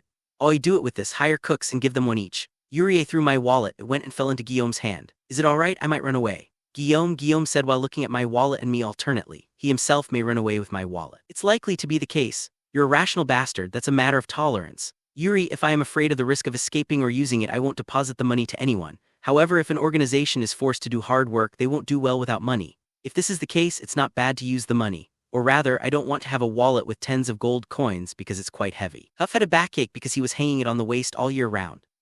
Guillaume, find the numbers appropriately. I need them in a hurry. Go around and look for people who can do it. Yuri, understood. Carol, Guillaume nodded. Oh, you guys, from now on we're looking for cooks. Guillaume, while listening to the instructions behind me, I turned the bird around and started riding. I rode while glancing at the belongings of the refugees. It doesn't seem that the food isn't enough since this is a rare scene in the Subiaku slum where their cheeks are looking hungry. It would be easy to understand if they held a large pot. When I look closely there are quite a few with children. Some people carry baby on their back. I can't ask them to leave it behind as if they were luggage. Is it necessary to devote one carriage for the infants? As the provision is consumed and decreased, the carriage will become vacant, so there may be room for people who are getting harder to walk. Yuri, one person caught my eye. That person wore a near black-gray cloth from the head to the shoulders, which wasn't common, but the cloth was of very good quality. There was a lace on the edge, and the weave was also good. This isn't the case of cloth weaved with thin threads, and it takes time and effort to do it. Is this a witch who is late at escaping? While thinking that, I approached and tried to see the face. Could it be an assassin? When I went up close and observed closely, the appearance didn't look like a woman. The clothes were also men's, and they were pretty good. Oi, whoever you are, take off your clothes. Yuri, I said while holding the cane with one hand. The person who is wearing good cloth on the head. There's no one but you. Yuri, then there was a slight movement within the cloth. The silhouette showed that his right arm came off and went to his left hip. He intended to pull out his weapon. The next time his arm moved, I adjusted the cane to the movement of the arm. The moment a white blade was pulled out of the scabbard, his wrist was struck by the handle of the cane before the arm was extended. The blade, which had been let go by the impact, danced in the air. The response that I got wasn't a response coming from hitting a woman's thin arm. When the blade dropped down, I hit his head strongly and the cloth was thrown off. As expected, he was a man, not a woman, or rather, I knew him. Take the blade away, hold him down. Yuri, when I shouted so, the men around me gathered up after a moment's delay. He was immediately arrested and laid down. You are Jocko Yoda, aren't you? Yuri, it has been a while, but when I first came to reform, there was an idiot who asked me to hand over Stardust. His guy is supposed to be a guard, and he doesn't have a role that allows him to leave before the decisive battle. In other words, the possibility of him being a deserter is extremely high. This bastard. Does he intend to run away while being arrogant to other people? Shall I kill him? I was seriously thinking about killing him for a moment, but given the impact to the refugees, it would be bad. Can you justify all this? Yuri, he could be given special permission by the royal family, so I asked. You have no right to capture me. Untie the rope immediately. Jocko, it seems he has no permission. Shut up, cover his mouth. Yuri, when I said that, the men around me stuffed Jocko's mouth with cloth. This guy is an Imperial Guard deserter. He must be handed to the castle soldiers. Anyone is fine, get me a soldier. Yuri, Jocko shook his head strongly and spit out the cloth from his mouth. You think you have the right to judge me when you, as a friendly nation, are running away when the situation turns bad? Jocko, does he have a mental illness? Well, it's not us to judge. I was telling these people to hand him over to Kilgina. Immediately after that, the cloth was pushed into the mouth again. If you want it, I can hit you to the extent that you don't die. Yuri, when I said that, the men started to mess with Jocko, probably because they hated deserters. The deserter has decided to be punished by the death penalty, so his life will only be up this point. While waiting, a castle soldier who was nearby was brought in. As you can see, he is a fool who tried to escape secretly. I don't know his title, but he's a knight of the Imperial Guards. His name is Jocko Yoda. Yuri, I understand, I will take him. Please do. Yuri, Jocko hatefully looked at me and he then was pulled away by the castle soldier. At the entrance of the city gate, there was a pile of luggage. Beyond that, there were almost no people left. They were letting go of their luggage one after another, and some of them had already departed from reform with minimal work tools and valuables. After the first people who had finished eating the meals formed a group out of they could walk and started walking while being escorted by a platoon, they had already disappeared from sight. Smoke was still rising from the temporary tent. I've brought her. It was about 3 p.m. in the afternoon, and when most of the 1,000 people had finally left, the queen sword no, the person in a night robe brought Princess Teller. Well, it would be awkward to rebuke her. That person was also wearing plain clothes, and Teller wore a thick hooded robe. Well, it's certainly plain clothes, but for the time being, let's check the surroundings. There were no people in the range where the conversation could be heard. Well then, I will take care of her. Yuri, thank you very much. The woman in the night robe bowed her head deeply. Teller stood out without doing anything. Please take care of me. Teller she was a bit late and then she bowed down. It looked like she was exhausted. The moment she turned her head back up, her blonde hair peeped out of the hood. I thought she was supposed to dye it black. Yuri, when I said that, Teller involuntarily took a step back as if she was frightened and covered her head with hands. What is this? Yuri, the woman in the night robe, only had a trouble-looking face. Well, I don't mind. If the news about Teller's escape, the ones who would be in troubles are those in reform, or rather she has left the castle. It doesn't really matter to me, but some refugees may not be happy. If possible, I recommend cutting it short so that it stays within the hood. Yuri, Teller glared at me with a face that said, I can't believe you would say that.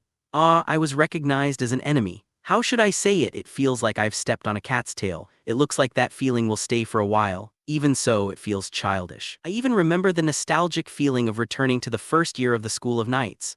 Well, you can leave it as it is. Yuri, I stopped considering. It seems that problems will occur if I force her to cut the hair. Even if it feels unpleasant during the trip, I wouldn't know about that. There should be a refugee named Hinami Weltz. The person has experience as a caretaker, so I would like him to take care of her surroundings if possible.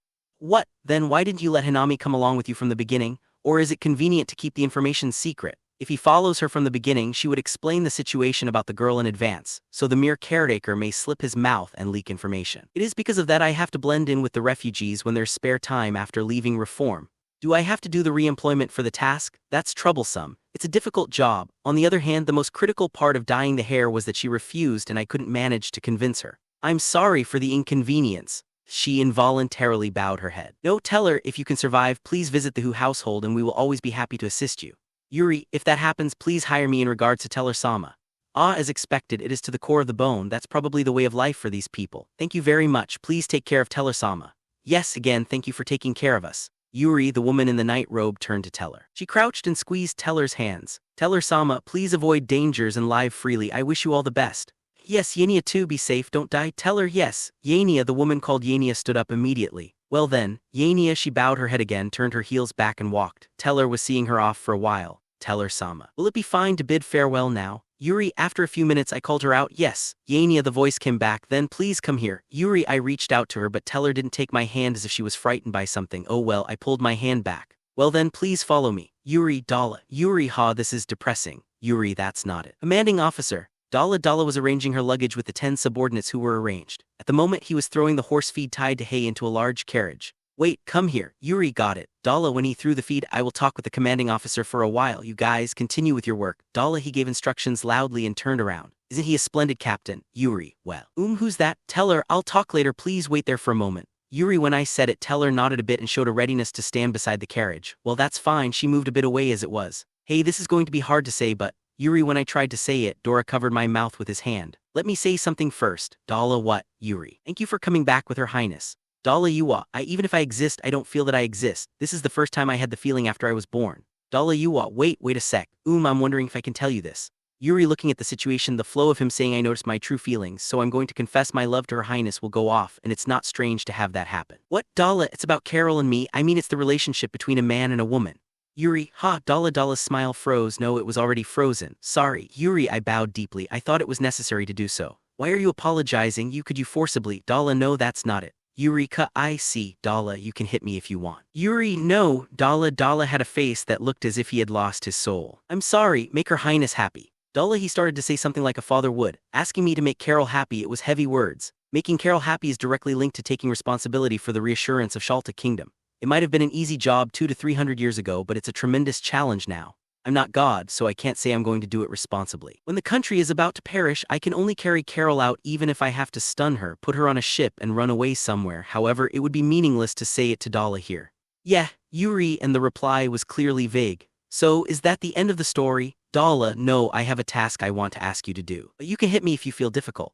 Yuri, don't look down on me. If you order me, I'll do it. Dala, it seems that he has trouble with his temper. It's good to have a working adult who won't mix between job and private business, but that also means making humans work like a machine. As for me, I know how much he was thinking of Carol and he was hurt, and even if there are lingering feelings, he isn't blaming at all. It's an important task. If you don't feel good about it, it's going to be troubling. Yuri, it's all right. Dala, if so, I'll say it. I brought someone. Yuri, I shook my head a bit and pointed at Her Highness Teller behind me. She's the Kilgina princess. We need to bring her to Shiyalta. What I want to entrust you is the task of protecting the princess and the carriage with the treasure. Yuri, when I said that, what? Dala muttered, wrinkled his eyebrows and looked angry. You, Dala, as soon as he said that, he suddenly grabbed my collar. The force was so strong that he lifted my body up. He was in the shape of an ogre. What is this? Why are you looking like this? What are you planning to do? Are you going to pay for your sin? Dala, ha, what is this guy saying? Ah, when I think about it, she's also having blonde hair. However, even though it's carefully hidden with a hood, she turns out to be blonde. Is he thinking I'm having fetish of blonde hair? Does he understand because of the blue eyes? How dare you utter a joke? Release your hands. I'm going to kill you if you talk nonsense too much. Yuri, I was grasping the handle of the dagger that was attached to my waist. Since my collar was grabbed, it would be a problem if I was thrown and became injured, but I could respond with a dagger if he did that. The moment he moved, I could slide the dagger under the armpit holding my collar and slice the vital point. Ugh, Dala, then he took his hands off my collar. The floating feet touched the ground. This stupid bastard. You think I'll decide who to do an important out of sympathy or something? Yuri, I let go of the dagger and fixed the disordered clothes. This guy too, it's easy to get blood on the head. It seems that there are a lot of people with this issue. Well, that's true for the people who look like brave or heroic knights. Then why did you choose me? Dala, I've decided because I think you're good at it. Even if you die, you will protect the carriage with the princess in it. Yuri, since this guy is a fool, he should be able to do such a straightforward task. Looking at his appearance, it doesn't seem like he's feeling down. If you're not confident, I'll find another person. Yuri, I'll do it. Dala, really? I see. So after talking to Lyo, let's say hello to Princess Sama. Yuri, Lyo. Yuri, when I called out from on top of a bird, Lyo turned to me. Ow, Yuri Dono, the last group of people is about to leave. Lyo, since I was talking from above, I got off the galloping bird. I see, by the way, I want to make Dala's unit to be the escort for the task we discussed earlier. Yuri, I see. Lyo, choose the best carriage and he will lead it. Yuri, yes, and that's fine. Lyo nodded. Letting Dala take the lead means he would be the first to run away. If there are carriages at the front and rear, he won't be able to get away immediately. There was a carriage for explosives that I brought, should be fine with that. Yuri, yeah, the one with the unusual device. Lyo, the unusual device is the suspension. The carriage is suspended by a sturdy wooden board spring. The ride quality would be good. For the time being, that carriage is for the princess. But that's already out with other things on it. Lyo, I see, then is it alright for Dala to go ahead with a carriage? Yuri, yeah, it's fine, we'll be leaving soon. Lyo, Dala was just loading hay on a carriage. If they ride on it, it will be comfortable to sit on. It was in the morning of June 20th that Angelica had heard the report. At that time, Angie participated in the siege of Reform, the capital of the Kilgina Kingdom, and she was still forced to act as the military police. 5 days after, a scout arrived at Reform. The army that surrounded the walls in a distance had completed a siege that wouldn't miss even a single raid, but they hadn't started the siege yet. Angie was highly regarded in the Crusaders for her achievements in dedicating the siege artillery that was the cornerstone of capturing the great fortress. Even so, the treatment she received within the Tyromi godly empire was still the same. Recalling that she wasn't happy with the treatment, Angie was pondering her thoughts in her own camp. That was when her subordinate, who took on the role of her messenger, came. A deserter, Angelica, yes. The soldier who had been in charge of the patrolling answered humbly. So what's with him? Is he such a high-ranking official? Angelica, no, that's not it, but he seems to be saying strange things like wanting to sell information. Selling information? What an absurd guy. Angelica, there were many ways to get information even if it wasn't sold. Even if she tortured until the person was no longer in the shape of person, her people didn't feel anything bad about it and no one would punish them for doing it.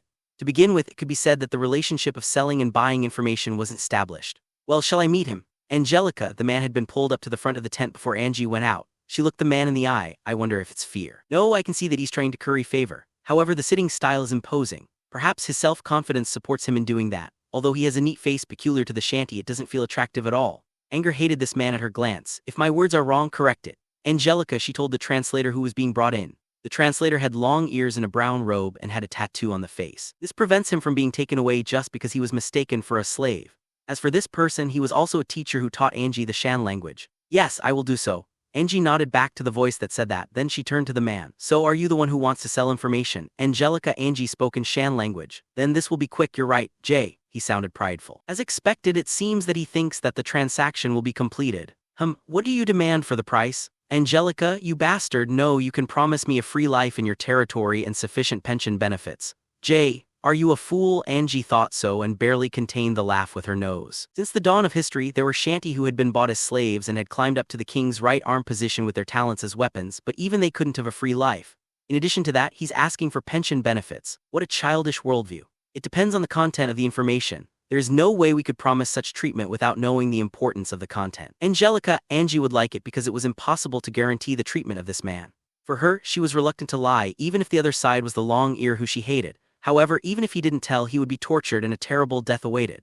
In comparison, it would be much more reasonable for him to be deceived by lies and freed outside the encampment. That may be the case. The information is about the blonde shanty and the dragon slayer man you missed. Jay, the man told lightly without any appearance of bargaining. Angelica, the story attracted Angie's interest at once. However, she also thought that she couldn't hear the story here. Although the man was unexpectedly caught by her people within the area she was in charge of, she herself was neither a heavyweight nor anything in the Crusades. If she was the only one who had heard the story, even though she had to make a false promise, she doubted that people would believe her. Also, if they thought that she told a lie, there was a possibility that they would shut her off. It would be a hassle if the treatment was promised in writing. If possible, it was preferable to listen to the story with a person who was considered to be a major figure in the Crusades, who had a bit higher position than her. Anyhow, the man who called himself Jocko Yoda was immediately escorted to the tent of the Papal States. Anger didn't take him to her brother, but instead he brought her to the man who would appreciate her the most. That man was the Yuri Papal States leader. It was a lamentable circumstance. Even if she took him to her brother Alfred, the man would be likely dealt immediately. Please excuse me. Angelica. When Angie arrived, Epitaph Palazzo, the general commander of the volunteer chivalric order, was praying in a tent built as a simple church. Oh, Angelica Dono, how was it? Epitaph stood up and turned to her from a kneeling prayer posture. An interesting shanty surrenderer has appeared, so I took him with me, but did I disturb your prayers? Angelica, no, it's fine. Epitaph, I see, I'm relieved. So, I was saying that the surrenderer knew the whereabouts of the blonde shanty. Angelica, ooh, that's interesting. Epitaph, yes, so I brought him here. Angelica, well then, let's interrogate him now. Epitaph, interrogation would mean torture in this case. Well, even if you don't do that, tell him to speak in exchange for treatment.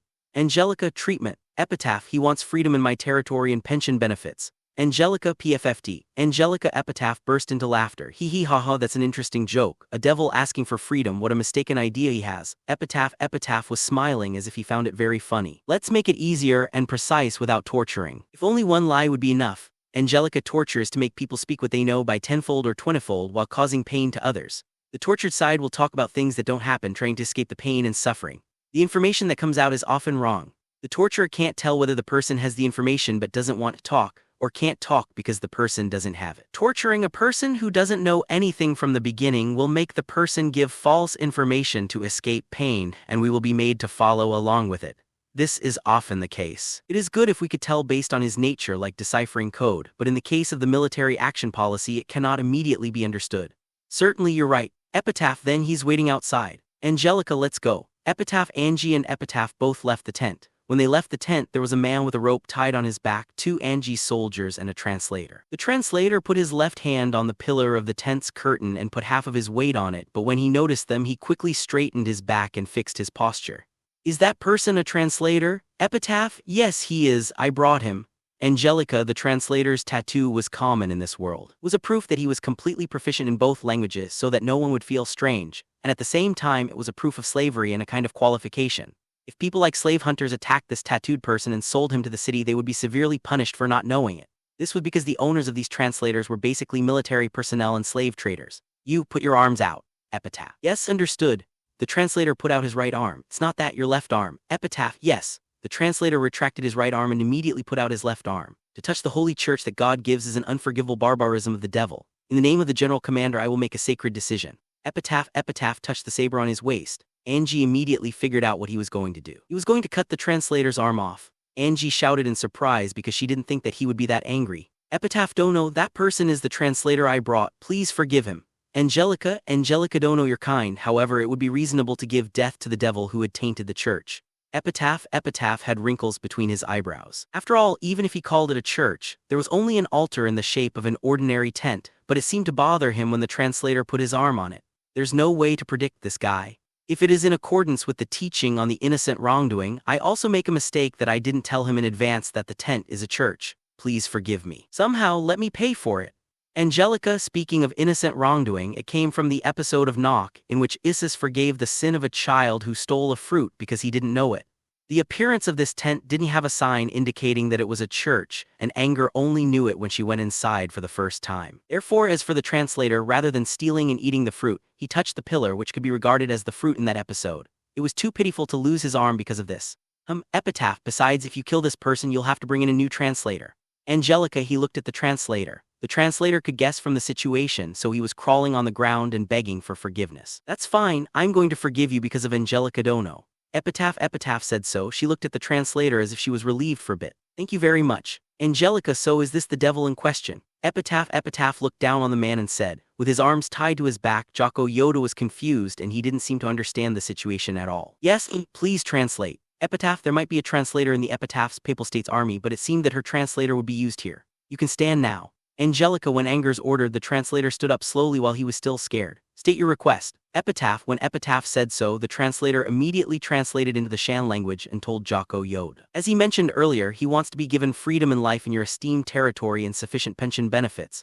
The translator translated the word into the Kuro language and conveyed it to Epitaph. He wants all that and be given a treatment as an aristocrat, then he will speak as much information as he knows. I see, I promise, so talk. Epitaph, and they left here 6 days ago. In order to bypass your army in the north, they are probably taking the road on the seaside. Jocko, the information that the man started to speak was filled with more important content than expected. Who would imagine that it was the son of the Hu household who killed the dragon and there was a blonde princess there? Biggest fish is always the one that got away. This is a rumor, but it seems that the princess of this country also escaped at the same time. Jocko, well, is it Princess Teller? Epitaph asked. Angie was slightly surprised that Epitaph had memorized the names of the royal children of this country. That's right, that's the blonde princess that you want. Jocko, he said it with a distorted mouth. The truth is I escaped because of it. I can't follow the royal family who quickly escaped from the castle. Jocko, even when he wasn't asked, he mentioned things one after another. Then let's talk about the city and how you escaped. Angie asked. For the sake of formality, she thought that she shouldn't speak Shan, so she spoke in Kura. In a sense, that was more important information. This was because information useful for future siege battles would be obtained. The translator translated. And I don't know. Jocko, why is that? Angelica, that's because I ran away by avoiding people in the dark night. The rope that I used to escape might be hanging on the wall, but it might have been recovered by this time. Jocko, I see. Considering how smooth he was talking, he wasn't reluctant to give out information so as not to betray the people inside. In other words, the people who were engaged in the defense of the castle didn't escape voluntarily. Perhaps it was because of prison. Angie thought so. He escaped from prison due to the turmoil of the war, and he probably had no choice but to escape. If he was a person who kept running away, he wouldn't have had the opportunity to talk to others and closely observe the state of the main roads and the castle gate. In other words, Jocko Yoda didn't know the situation of the castle, so he didn't know the weaknesses. Angelica, Dono, do you still have questions? Epitaph, no. Angelica, she heard most of what she wanted to hear. Well then, Epitaph touched the handle of the sword and suddenly struck the man's neck. Jocko, the man, saw Epitaph as if he couldn't believe it. Then he looked at Angie with the same eyes. The trachea was filled with fresh blood and words wouldn't come out even if he wanted to. Neck that was cut about 60% was held in the palms of the man's hands. However, that action didn't seem to make much sense. On the other hand, the expression on his face was rich. He looked at Angie with hateful eyes. Epitaph kicked Jocko Yoda's chest lightly so that the blood wouldn't splash on him. The eyes that looked at Angie turned to the sky and he stopped moving within a short time. Angelica, she couldn't ask Epitaph the promise of appointing him as an aristocrat. That would be a ridiculous question. Angie didn't expect that the man would be killed, but when she thought about it, he might have no chance to be released when she brought him to Epitaph. She felt a bit responsible and felt sick. The representatives from each country were gathering at the Crusade's War Council. Although the king was rarely dispatched to the Crusade, capable people such as princes and princesses are commonplace. There were few other events where such nobles met together. Was that during the Pope's funeral, however, only the UFO's Federation army wasn't here. They were pressing down the northern city. They were monitoring if soldiers were coming out from the city and attacking the rear of the battle formation. Epitaph Palazzo raised his hand after completing a series of regular reports at the War Council. Epitaph Dono, please talk. Alfred, Angie's oldest brother, said. Epitaph was just to the right of the long desk's edge where Alfred was sitting. He was on the runner-up seat. A while ago, Angelica Dono had captured a devil and interrogated him with me, and we were able to find out important information. Therefore, Angelica Dono will explain. Epitaph Angie stood up as he was called. Then I'm going to explain. First of all, the identity of the Dragon Slayer man who we have been discussing for a long time and couldn't finally catch is the nephew of the person who killed the former king, the king's Alfred's father, and of course my father, Renisht Sacrament.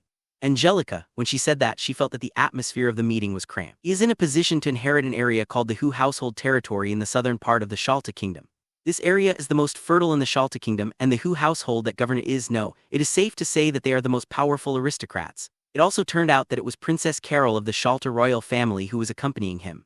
Angelica, the people made commotion. Rather than they couldn't believe it, the atmosphere was that they were confused by the out-of-place thoughtless words. I have a question. The person who raised his hand was Fritz Rani, the representative of the Galilea Union. He was a commoner since he was from Galilea. Although he had a lot of medals, he only had the honorary title of knight. Therefore, he was sitting near the last seat. However, there was a light of intelligence in his eyes. He was an excellent merchant. He had eyes for things and he looked at the opportunity to curry favor from the royal family. Go ahead. Angelica, I believe that Angelica Dono is more familiar with the state of the Shiyalta Kingdom more than anyone else here. So why the princess of a country at the forefront? Fritz, it was a natural question. Speaking of a princess in a country, she usually grew up like a closeted maiden. No matter how familiar Angie was with national affairs, she didn't investigate the personality of each princess of the Shiyalta royal family and the Kilginner royal family in detail. To be honest, Angie couldn't explain the reason why the princess went out to the front line. I don't know, but she's maybe the same kind person as I am. Angelica, although the circumstances were different, Angelica, who was also a princess, was actually on the battlefield. A small laugh like a rustle spreading in the meeting as if it was some kind of joke. I see, I understand. Fritz Ronnie said so, withdrawing his head on his desk and leaning deep into the back of his chair. The gesture gave an impression of taking a step back, silently saying that he had no more questions. When she took a time to wait if there were any following questions, let me continue. That man said, about 6 days ago they arrived at Reform just before we arrived, and the next day they left the Kilginner Kingdom with their princess, 300 soldiers and 1,000 people. Angelica, with that said, the atmosphere of the meeting quieted down. That was because it was bad news. There would be people wanting to chase those people. However, there was a very limited time since they had run away 6 days ago. If it was 2 days, it would be possible to catch up before the horse got tired, but if they had left 6 days ago, it would be necessary to assemble a full-scale provision. It couldn't be helped if they couldn't win, even if they caught them up. If they wanted to chase 300 soldiers, their side needed to have 600 soldiers. If they were to prepare 600 cavalries with full-scale provision, that would take a lot of work. In addition to that, even if it was implemented, there was no guarantee that the enemies could be captured. It was a great opportunity, but it was regrettable at the same time. That was what it meant. That feeling spread out in the meeting. Angelica Dono thanked. Please have a seat. Epitaph, with Epitaph interjected. Angie took a seat. Our papal states want to annihilate them. Epitaph, when Epitaph said so, the meeting place was buzzing. Some people blatantly frowned. For Angie, his remarks were something she heard for the first time. However, I'm going to bring 1,000 elite soldiers. Their 300 soldiers are said to have been selected from the youngest of the castle soldiers. If there are 1,000 elite soldiers of the volunteering chivalric order, we can easily crush them. Epitaph said with conviction. Surely that was exactly what he said. Young people were often inferior in skill. If they gathered a number of soldiers, they wouldn't be able to fight from that day. If they gathered them and took them the next day, they might be more vulnerable than the peasant militias. The volunteer chivalric order under Epitaph was an elite unit directly under the Pope. Unlike the general soldiers of the papal states, they inherited the tradition of the god-protected empire, so they had soldiers with perfect skill and morale. If Jocko Yoda's story was true, it might have been possible to fight even with 100 and 1,000 if the collision was done in a perfect condition. However, the problem wasn't so simple. That was how far to pursue them. The speed of the opponent was unknown, but chasing them in this case meant to go to a situation controlled by the enemy. Although they were defeated enemies, it was still dangerous. Even if they were an army of the defeat, scattered out and left after the battle, it wasn't known when the enemy army was reuniting. No matter how elite Epitaph's army was, if they collided with a large group of enemies at the place where they prominently invaded, there was a danger of defeat. As for this matter, I would like to bring Angelica Dono, who knows the inner roads. Will that be all right? Epitaph turned his face slightly, looking at Alfred, putting up a smile. The question was strange, Angie thought. This question meant that he sought approval to borrow Angelica as one of Alfred's forces. However, Alfred originally had the authority to approve this departure. Given the traditional rules of the Crusades, if Alfred said no, this departure would have to be stopped. Speaking from the order of things, the matter of borrowing or not borrowing was a matter after being allowed to go to the front line. So to speak, Epitaph had now decided to move his army by going over Alfred's head. However, Alfred didn't want to confront Epitaph's here. This departure would open a hole in the area in charge of the papal states. So he might even think that the disappearance of the papal states who would say something was preferable. At the same time as wishing to refuse, Angie's mind had expected that he would agree.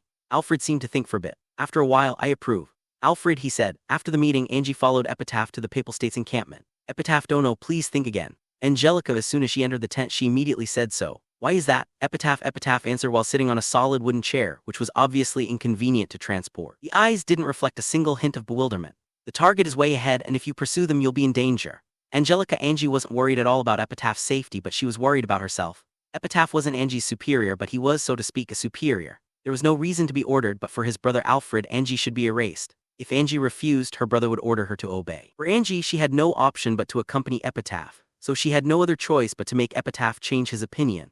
I'm not going to die in the hands of the devil, I have a plan. Epitaph, plan? We use a ship, we have such a ship, there's no way I won't use it. Epitaph, in other words, is it a landing operation? If he uses a ship, we can certainly get an advantage. There was a floating pier stacked with empty barrels that act as a temporary pier near Reform. Many ships anchored near it. There are plenty available ships. It was impossible for Angie to use it, but if there was an order from Epitaph, it wouldn't be difficult to use them. Depending on the wind condition, we could get to the narrow path of the strait. Epitaph, is the fleet free to use? Angie asked. There is no inconvenience to bring 1,000 soldiers. Epitaph, however, from Reform to the country's border, if they have good legs, they can go through it in a bit less than 10 days. It has been 6 days already. I don't think that those who are walking with refugees can walk as well as adult men with good legs, but they are still terribly ahead. Once they reach the border, there's the home army of the Shiyalta Kingdom over there, so we can't do anything there. Even if we use a ship is so fast that even a horse can't catch up if there is forward wind enough to break the sail. But once it calms, the ship won't move unless there's a paddle movement mechanism. If you don't try it, you won't know. Epitaph said like a cleric who obeyed transcendental will. She couldn't feel any hesitation. It was also a fact that his determination seemed to be firm that the result wouldn't be known until they tried. Understood. Well then let me accompany you. Angelica, from Angie's point of view, she had no other choice, but even if she was here, she just needed to keep her guard up. Although the prospects were low, it would be a great achievement if she were to accompany Epitaph, obtain 2 princesses and the son of the Hu household. Let me give you one opinion right away. Angelica, what is that? Epitaph, no matter how urgent you are, boarding and loading supplies should take a day or 2. In that case, please send a gunboat first and shoot the bridge. Angelica, Norwegian gunboat. A gunboat was a ship that had a cannon loaded on it, and it was a type of ship that had recently appeared. It was invented by the Albio Republic, known for its piracy, and from the terrible experience of the merchant ship escort warfare, merchants began to equip ships with artillery and later adopted them for warships. Currently the hit rate was poor and the number of guns was small, so it wasn't too complicated, but Angie had a promising view on this type of ship. I see is the bridge near the end of the river. Epitaph, yes, it's the larger bridge. There's also a smaller bridge upstream, so even if you break the bridge, they will be able to go there, but then if you can make it in time, you will be able to earn time. Angelica, splendid. Let's put it into action immediately. Epitaph, understanding the situation and admitting others was one of the good things about this man. Yes, Angie thought so. Map of the area around the Zuck Bridge was a famous scenic spot, and the view of it from the downstream, which retains the remnants of the famous architecture of the Shantilla Great Empire, was especially known as scenic. From there, further back up the river and into the mountainous areas, there was a lake that would be covered by ice in winter, and on the banks of the lake was the Temple of the Holy Lake Belief. This shrine had been uninhabited for some reason by 1900, and by around 2000 there were stone walls remaining.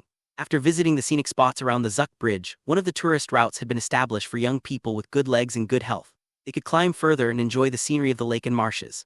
At the moment, the whole unit was taking a regular break, and I was sitting on a chair that was a bit away. Big break was a break that took about an hour, and it was mainly used for lunch. Currently, it was time to have lunch and take a break. A river on the border ran across a small grove, and it made a rustling noise. The river was vigorous, and it sounded like it was washing a rough rock surface. The sound was different in quality from the rustling of a large river flowing through Sibiaku, and it was never calm. However, this was the end of the long journey. When I thought about it, I was glad. It was when I thought so. The one who came with an eagle was my subordinates, and he had a serious look. The man made a severe report in a voice that seemed to be serious. What? Can you repeat it one more time? Yuri, I was involuntarily asking back. Yes. According to the reconnaissance of the Rupe household, 1,000 troops with the flag of the Papal States have landed and are climbing this road.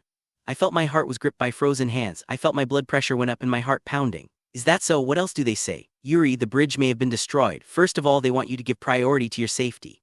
That's what it is. The bridge costs money and time to rebuild. If the information may be wrong, they won't simply say that it may be broken that easily. If they say it looks like it was a mistake after breaking the bridge, the damage is great. In other words, it is definitive information that has been confirmed multiple times, not just once. And speaking of you, it is a compound expression for the nobles. It implies Carol, Teller, and by extension me and Lio. That's the order. Did Kindono say that? Yuri, that's right. This person was Mira, the only knight who belonged to the Rupe household among the eagle riders he brought. For that reason, he was in contact with the Rupe household near the end of the trip. It was no wonder that he met Keen in person. How's the hot bridge? Yuri, the hot bridge was a bridge that extended far downstream of this river near the mouth of the river. About 3 days ago, the bridge was shot by a gunboat at the point where I thought I would pass within the priority frame. The aim was so rough that most of the shells didn't hit the bridge, but one that happened to hit destroyed one of the continuous arches and the bridge collapsed about 10 meters. Because of that, those who decided to give up without waiting for rebuilding the bridge, people like us, were heading to the upstream bridge. I heard that the gunboat was anchored at the coast where it couldn't be seen from the water's edge. I thought it was just harassment, but was it set with this landing operation? But are they doing that now? Are they aiming for me? I don't know. It was a blind spot that they carried a landing operation by ship. However, I couldn't explain it even if I assumed that things were exposed from the beginning and they are aiming for us. If so, it would have been fine to attack before we reached the location. Why was there a time lag between the gunboat and landing? If they landed at the same time as the gunboat bombardment, we wouldn't even reach the border yet. By doing so, they could stay at the water's edge. Their safety is ensured while staying far from the Rube territory. In other words, it should have been possible to attack in a state where it was easy to withdraw. Was it better to land at the current timing, or did they decide to chase us at the last minute? Yuri dono. Mira, yes, keep going. Yuri, as for the hot bridge, we managed to bring some big trees and made a pass. Currently, all but large carriages have crossed. Mira, only a part of the bridge is broken. If we bring a number of logs that are about 10 meters long, such repairs will be possible. It is difficult to transport such a log because it's quite heavy, but if it's made of small wood, it is necessary to make a bridge girder to support it. That's the correct answer for emergency repair. Isn't the Rube soldiers climbing? Yuri, it doesn't seem so. After all, the bridge has collapsed. Mira, since they had already crossed over to Shiyalta side, it may be the reason why they aren't coming back to this side, right? It's not easy to come back because bringing the refugees away and making them cross the bridge is the priority. It's a big deal. Tell them to return and do something about it. If they are downstream, they can't come to this side even if they swim. Yuri, but Mira, I understand that they can't come by the time the enemy collides with us, but the enemy will probably slaughter if the people remain. Are you going to let those people who would do that leave just like that? What will happen to the reputation of the Rube household? Yuri, Mira made a bitter face. Tell only to Kindono, remember, only Kindono. Yuri understood. Mira, go. Yuri, when I said that, Mira ran his eagle. Today is June 29th. Tomorrow we will arrive at the upstream Zuck Bridge. However, the Zuck Bridge over there is in heavy traffic because there are more than 10,000 refugees waiting to cross over. In this state, what would happen if the enemy soldiers rush into it? However, when we get there, we will be the last one. Sounds good to say that we will be the shield for the people, but this isn't a situation where such a thing can be allowed easily. I thought about it for 10 seconds, but I returned to myself, remembering that it wasn't time to think. I threw my cane on the spot and walked toward my galloping bird. I still took good care of it, but this wasn't the right time. Lyo, Yuri, when I called out while mounting the bird, Lyo, who was on a break like me, turned around. Ow, Yuri, don't know. Lyo, the reply was cheerful. This tiring expedition is nearing its end. Perhaps that's why he feels relaxed. Guillaume was next to Lyo. He seemed to be calculating the remaining funds. Come here for a bit. Yuri, I hooked the reins of the galloping bird on the protrusion part of a stopped carriage. I called Lyo while pointing to the cluster of trees. Incidentally, should I call Guillaume? Guillaume, can you keep your mouth shut? Yuri, that will depend on your judgment. Guillaume, the irritation, it's coming again. That's not something that I ask you. Yuri, my murderous intent words made him under pressure. It's fine, come here quickly, don't say anything else. Yuri, if I were talked in that way, I will deal with him, but I'll think again when that time comes again. I can't afford doing it now. I walked a bit deeper into the forest as it was. I came to a spot where I didn't have to worry about being heard by people and faced each other. There was a tree trunk that was just right, so I leaned my back on it. I'm going straight to the point. 1,000 soldiers of the Papal States have landed near the estuary of the river. They went past the hot bridge and climbed here. Yuri, when I said that, Lyo's eyes opened wide and Guillaume held his breath. I have to make a plan to let Carol and the princess escape. However, there's no problem with Carol so far. All I have to do is let her have an eagle and she can go to the other side. Yuri, the river is already narrow and it can be crossed on foot. Carol's legs are also in much better condition. She will probably be able to ride an eagle. At this distance, there's almost no anxiety. The problem is the carriage of the princess that Dala is guarding. Go make it move ahead now. Yuri, tell her can't ride an eagle, so this action is necessary. At the same time, get some platoons ahead and manage the refugees so that they can cross all night efficiently. Oh yes, use the most capable ones. If there are stubborn and rebellious people who can't follow instructions, you can kill him on the spot. Yuri, after saying that, I felt a bit uncomfortable. Will there be no problem with killing? It's scary to have blood splash in a crazy situation. Wait, don't stab them with a spear, just throw them into the river. I'll take responsibility. Yuri, if so, there will be no blood or dead bodies remaining. Are they aiming at us? Lyo raised a question. He is probably asking about the enemy. I don't know, but well, it's most likely that they are aiming for the two princesses. If their goal is to hunt slaves, it's a good idea to do it on the hot bridge. Yuri, that's true. Lyo agreed. Maybe it's necessary to destroy the hot bridge and move north as the first move of more complicated and large-scale operation. But when I think about it normally, Carol and Teller are their purpose. If they can't do that, then they will kill the people. In such an outback, it would be difficult to bring them back slaves. Yuri, I agree, especially if they are from the Papal States. Guillaume said that he hadn't even heard of it. If there are 1,000 soldiers, even if they can't kill 1,000,000 people, it's easy for them to kill several thousand people. If a single soldier kills 3 people, then it would be 3,000 people. In fact, I don't need time to think where the other side would do such a thing when it becomes impossible to bring people as slaves. There are tens of thousands of people waiting for traffic in the vicinity of the bridge, upstream of this river. The 1,000 people we brought at the end are at the end of the line, so they won't have a shortage of people to kill. In the meantime, gather as many lumberjacks with axe as possible. If they don't want it, pay it with money. Any number is fine. Yuri, as a plan to dispose of the load when leaving reform, only one tool related to the living is allowed to be brought. After all, large looms are useless, but there are quite a few people who have kitchen knives, sewing, and carving tools. Well, there are few lumberjacks who stayed in the city, so some will have an axe. I don't understand what you're going to do. Lyo, bring them, cut trees and knock it down the road. Yuri, you need to understand that much. If you don't, you're stupid. Yes, cut the tree crown so that it covers the road. Yuri understood. We'll do that. Lyo, and keep the information secret from the refugees. I want them to get a good night's sleep and get up early tomorrow morning, except for the amount of people who can cross all night. Yuri, indeed, let's do that. Lyo nodded. That's it. Get started. Yuri Dono, are you going to look for Miaro? Lyo, no, you will explain about this to Miaro. Yuri, I have other things to do. Get me an eagle and I will take a look at the enemy. We need to take action now. This is a game against time. Yuri, Lio and Guillaume bowed to me and started running. This was the first time I got on an eagle since the crash. I missed the feeling of coursing through the wind on my cheeks and swimming freely in the air. When I went down the road along the river like a fish aiming for the sea from the upstream, I could see that the width of the river gradually widened and the cliffs along the river became shallower. The altitude difference wasn't so great that the vegetation changed suddenly, so the appearance of the trees didn't change so much. When I flew low while looking down carefully, it seemed that something dark was covering the road in the distance. Once I got off the road, I raised the altitude. If I go up to an altitude where I could only be seen as big as a rice grain from the ground, people on the ground couldn't tell whether it was an eagle king or a normal bird since it exceeds the limit of human vision, unless they are very familiar with it.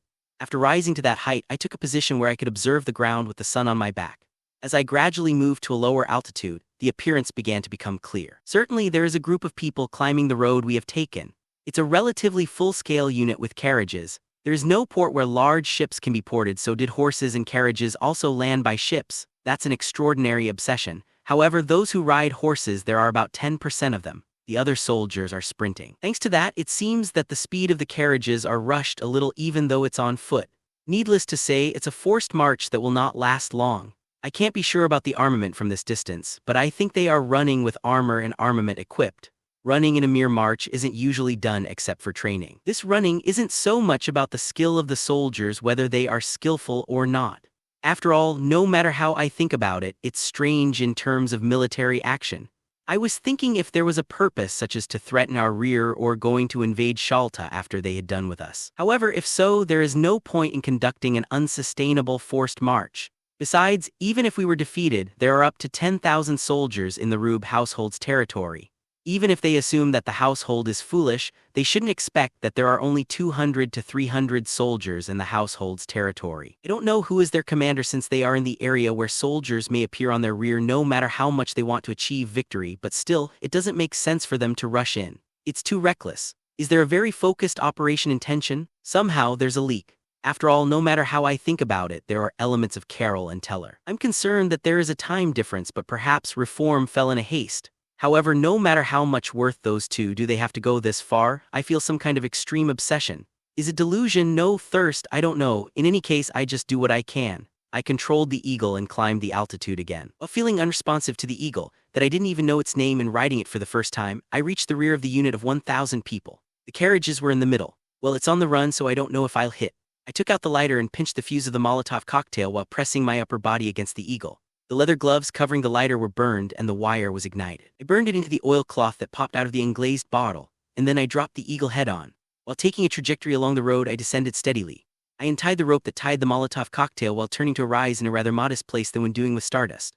I pulled the reins, ascended, twisted, and looked down.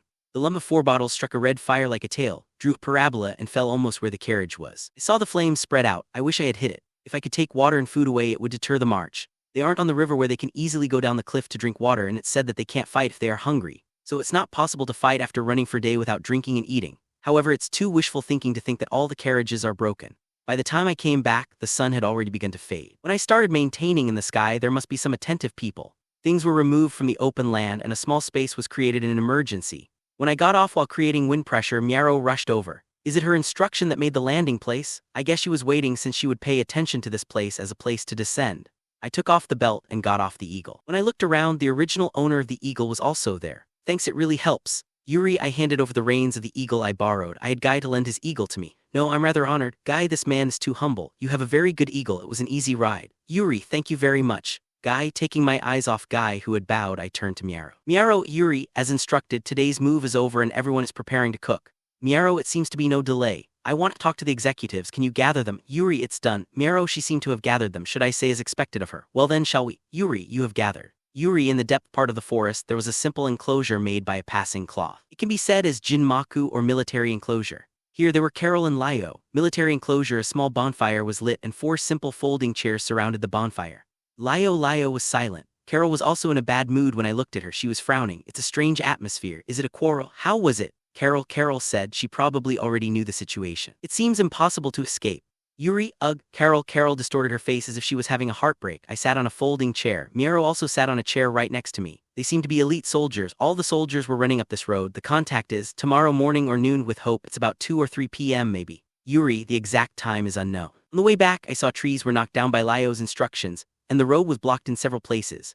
However, if they pull the trees to the side, we can earn some time. Although horse-drawn carriages cannot pass through, the land along the highway is also suitable for loggings, so there's no such thing as large trees that go beyond 100 years old.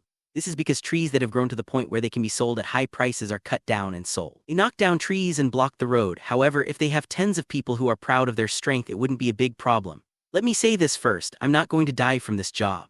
Lyo said he had said this before. Then, are you going to push the people away, cross the bridge, and do nothing while the slaughter happens across the bridge? So you're calling yourself a general household if your knights are capable of doing that? Carol said. Looking at her facial expression, she was quite frustrated. I've told you many times I have to uphold my position. My life is for the Rube's territory, not the life I can spend here. It will be the same for you. Lyo, is this the reason why they were looking like that earlier? Well, it doesn't matter. That's why you, Carol, stop it. Yuri, I interrupted Carol. Lyo, what you say is true, but can you imagine the situation that Carol said earlier? Yuri, it's a problem, but I can't help it. Lyo looked grumpy. The hearts of the soldiers would be hurt, you know. Besides, our reputation will also fall in the drain. Yuri, regardless of military rationality, people hate the army that doesn't protect them. You'll be treated as a coward if you say that you can't win if you fight them, and you're not going out to fight. Besides, as long as you've taken the job of an escort, whatever your innate role is, it's your job as a unit to protect the people. Yuri, we don't undertake other than 1,000 people, but since those 1,000 people will be the last to go, in reality it has the same meaning. Then, Yuri Dono, are you going to fight? What can we do in front of 1,000 soldiers? It's like a piece of paper going against a spear. Lyo, it was a good analogy. In other words, leave the people behind and run away. If it's just a paper, it's better not to put it against the spear. It's only a foolish idea to use the paper that has room for growth in the future. That's the right argument, but still, it's imprudent. Lyo isn't a fool, so he should know the future disadvantages of overlooking the slaughter. We couldn't win even if we fight, so he wants to pull back. It would be nice if the victims are garbage people, but they are human beings. They would abandon a large number of people in front of you and blow up the bridge while watching the slaughter. After doing that, can the soldiers return to their daily lives? It would be nice to drink alcohol to relieve the anxiety, but I don't think that's enough. Besides, the army that turns away from the people is weak. When Lyo becomes the head of the family, the Rube household would be vulnerable if they become less popular due to past deeds. Lyo made an easy decision probably because he isn't the head of the household. As a head, he would have no choice whether to abandon the refugees or not, so he doesn't have the responsibility. There's a difference in position. If it's a piece of paper that would be torn when a spear is stabbed, don't let it stab. Yuri, I simply stated my thoughts. What? Lyo, I stopped Lyo's remark by hand. Miaro, Yuri, I called her. Yes, Miaro, if the refugees cross the bridge smoothly, when will we cross? Yuri, it's a pretty rough estimation, but it may be around tomorrow evening, I think. If it's around afternoon, I think it's quite impossible. Miaro, is that so? It would be useless if it takes time until the middle of the night, but it seems so. If they go as it is, well, if we earn half a day or so, can they safely cross the bridge? Yuri, yes, if they are late for half a day, I think they will be safe. It also depends on how you break the bridge. Miaro, if it's that much, I wonder what we can do. Yuri, whatever we do, it's still risky. What are you going to do? Lyo urged me by asking the question in the middle of the conversation. Are you really going to fight? Lyo, it's not necessarily a fight. Yuri, rather, it's best if we don't have to fight. Well, it's not a mistake to say that. But the enemy is coming. How can you avoid fight? If you don't fight, it's the same if you cross to the other side. Lyo, if the plan is to push the people away without fighting and left them on this side without fighting, it would be smarter to cross over to the other side from the beginning. We have weapons, so it's not difficult to break through the refugees and cross the bridge. No, soldiers are necessary. Without soldiers, it wouldn't be a threat to the enemy. Yuri, threat. Lyo was puzzled. You can't turn a piece of paper into an iron plate, but you can prevent it from being torn by a spear. It's a human being who controls the spear. I will explain the plan from now on. Yuri, that night, Teller Toonie Charts was in Kilgina. The bridge nearby was heavily congested. Even though it was midnight, there were people crossing it. There were angry shouts spreading around. It seemed people were crossing all night, urged by strangers while they weren't being informed about the current situation. Teller also had crossed the bridge once. At that time, the bridge was occupied only to herself. While it invited disapproval, she went to Shiyalta by a carriage. The bridge was a strange bridge. There was a crude wooden bridge cuddling up next to the magnificent stone bridge. Teller rode a carriage and crossed the stone bridge to the Shiyalta side. However, after that, when the sun was about to set, a messenger on an eagle came. Then she was hurriedly put on a horse and got onto the crude wooden bridge. She looked sideways at a large number of people crossing the stone bridge and looked back to her side. At that time, she was also separated from her caretaker, Hinami Waltz. Teller didn't understand. Even if she was prepared with a carriage that was equipped with a canopy, she couldn't get very sleepy. The moment she was looking at the Cantara light while being wrapped in a blanket. The bed was just straw covered in a cloth and the blanket was worn out, probably because it was urgently prepared. This was her first time to have such a poor quality bed. She still wanted to sleep, but even though she lied down once, she couldn't sleep no matter what.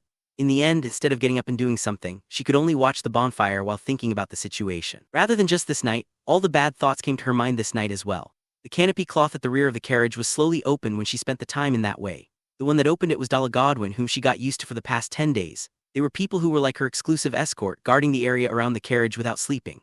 Dalla went back here and pulled the reins of the horse on which Teller was riding. "Do you have something?" Teller said in a disappearing voice. "No, I was wondering if you were sleeping." Dalla wasn't speech impaired, but he wasn't someone who was good at using variety of words like those in the royal court. "I was trying to sleep." "Teller, is that so? May I come in?" Dalla, all right. Teller had something to ask, so she allowed him to come into the canopy. He untied his lace-up shoes, put them outside, and slowly entered the carriage. He was a big man whose head was close to the top of the canopy even if he bent down. His weight was probably double than her weight. However, surprisingly, this man wasn't a rough man, the characteristic which was often associated with knight. Rather, for the last 10 days, he sat quietly and looked sadly as if he was indulged in something.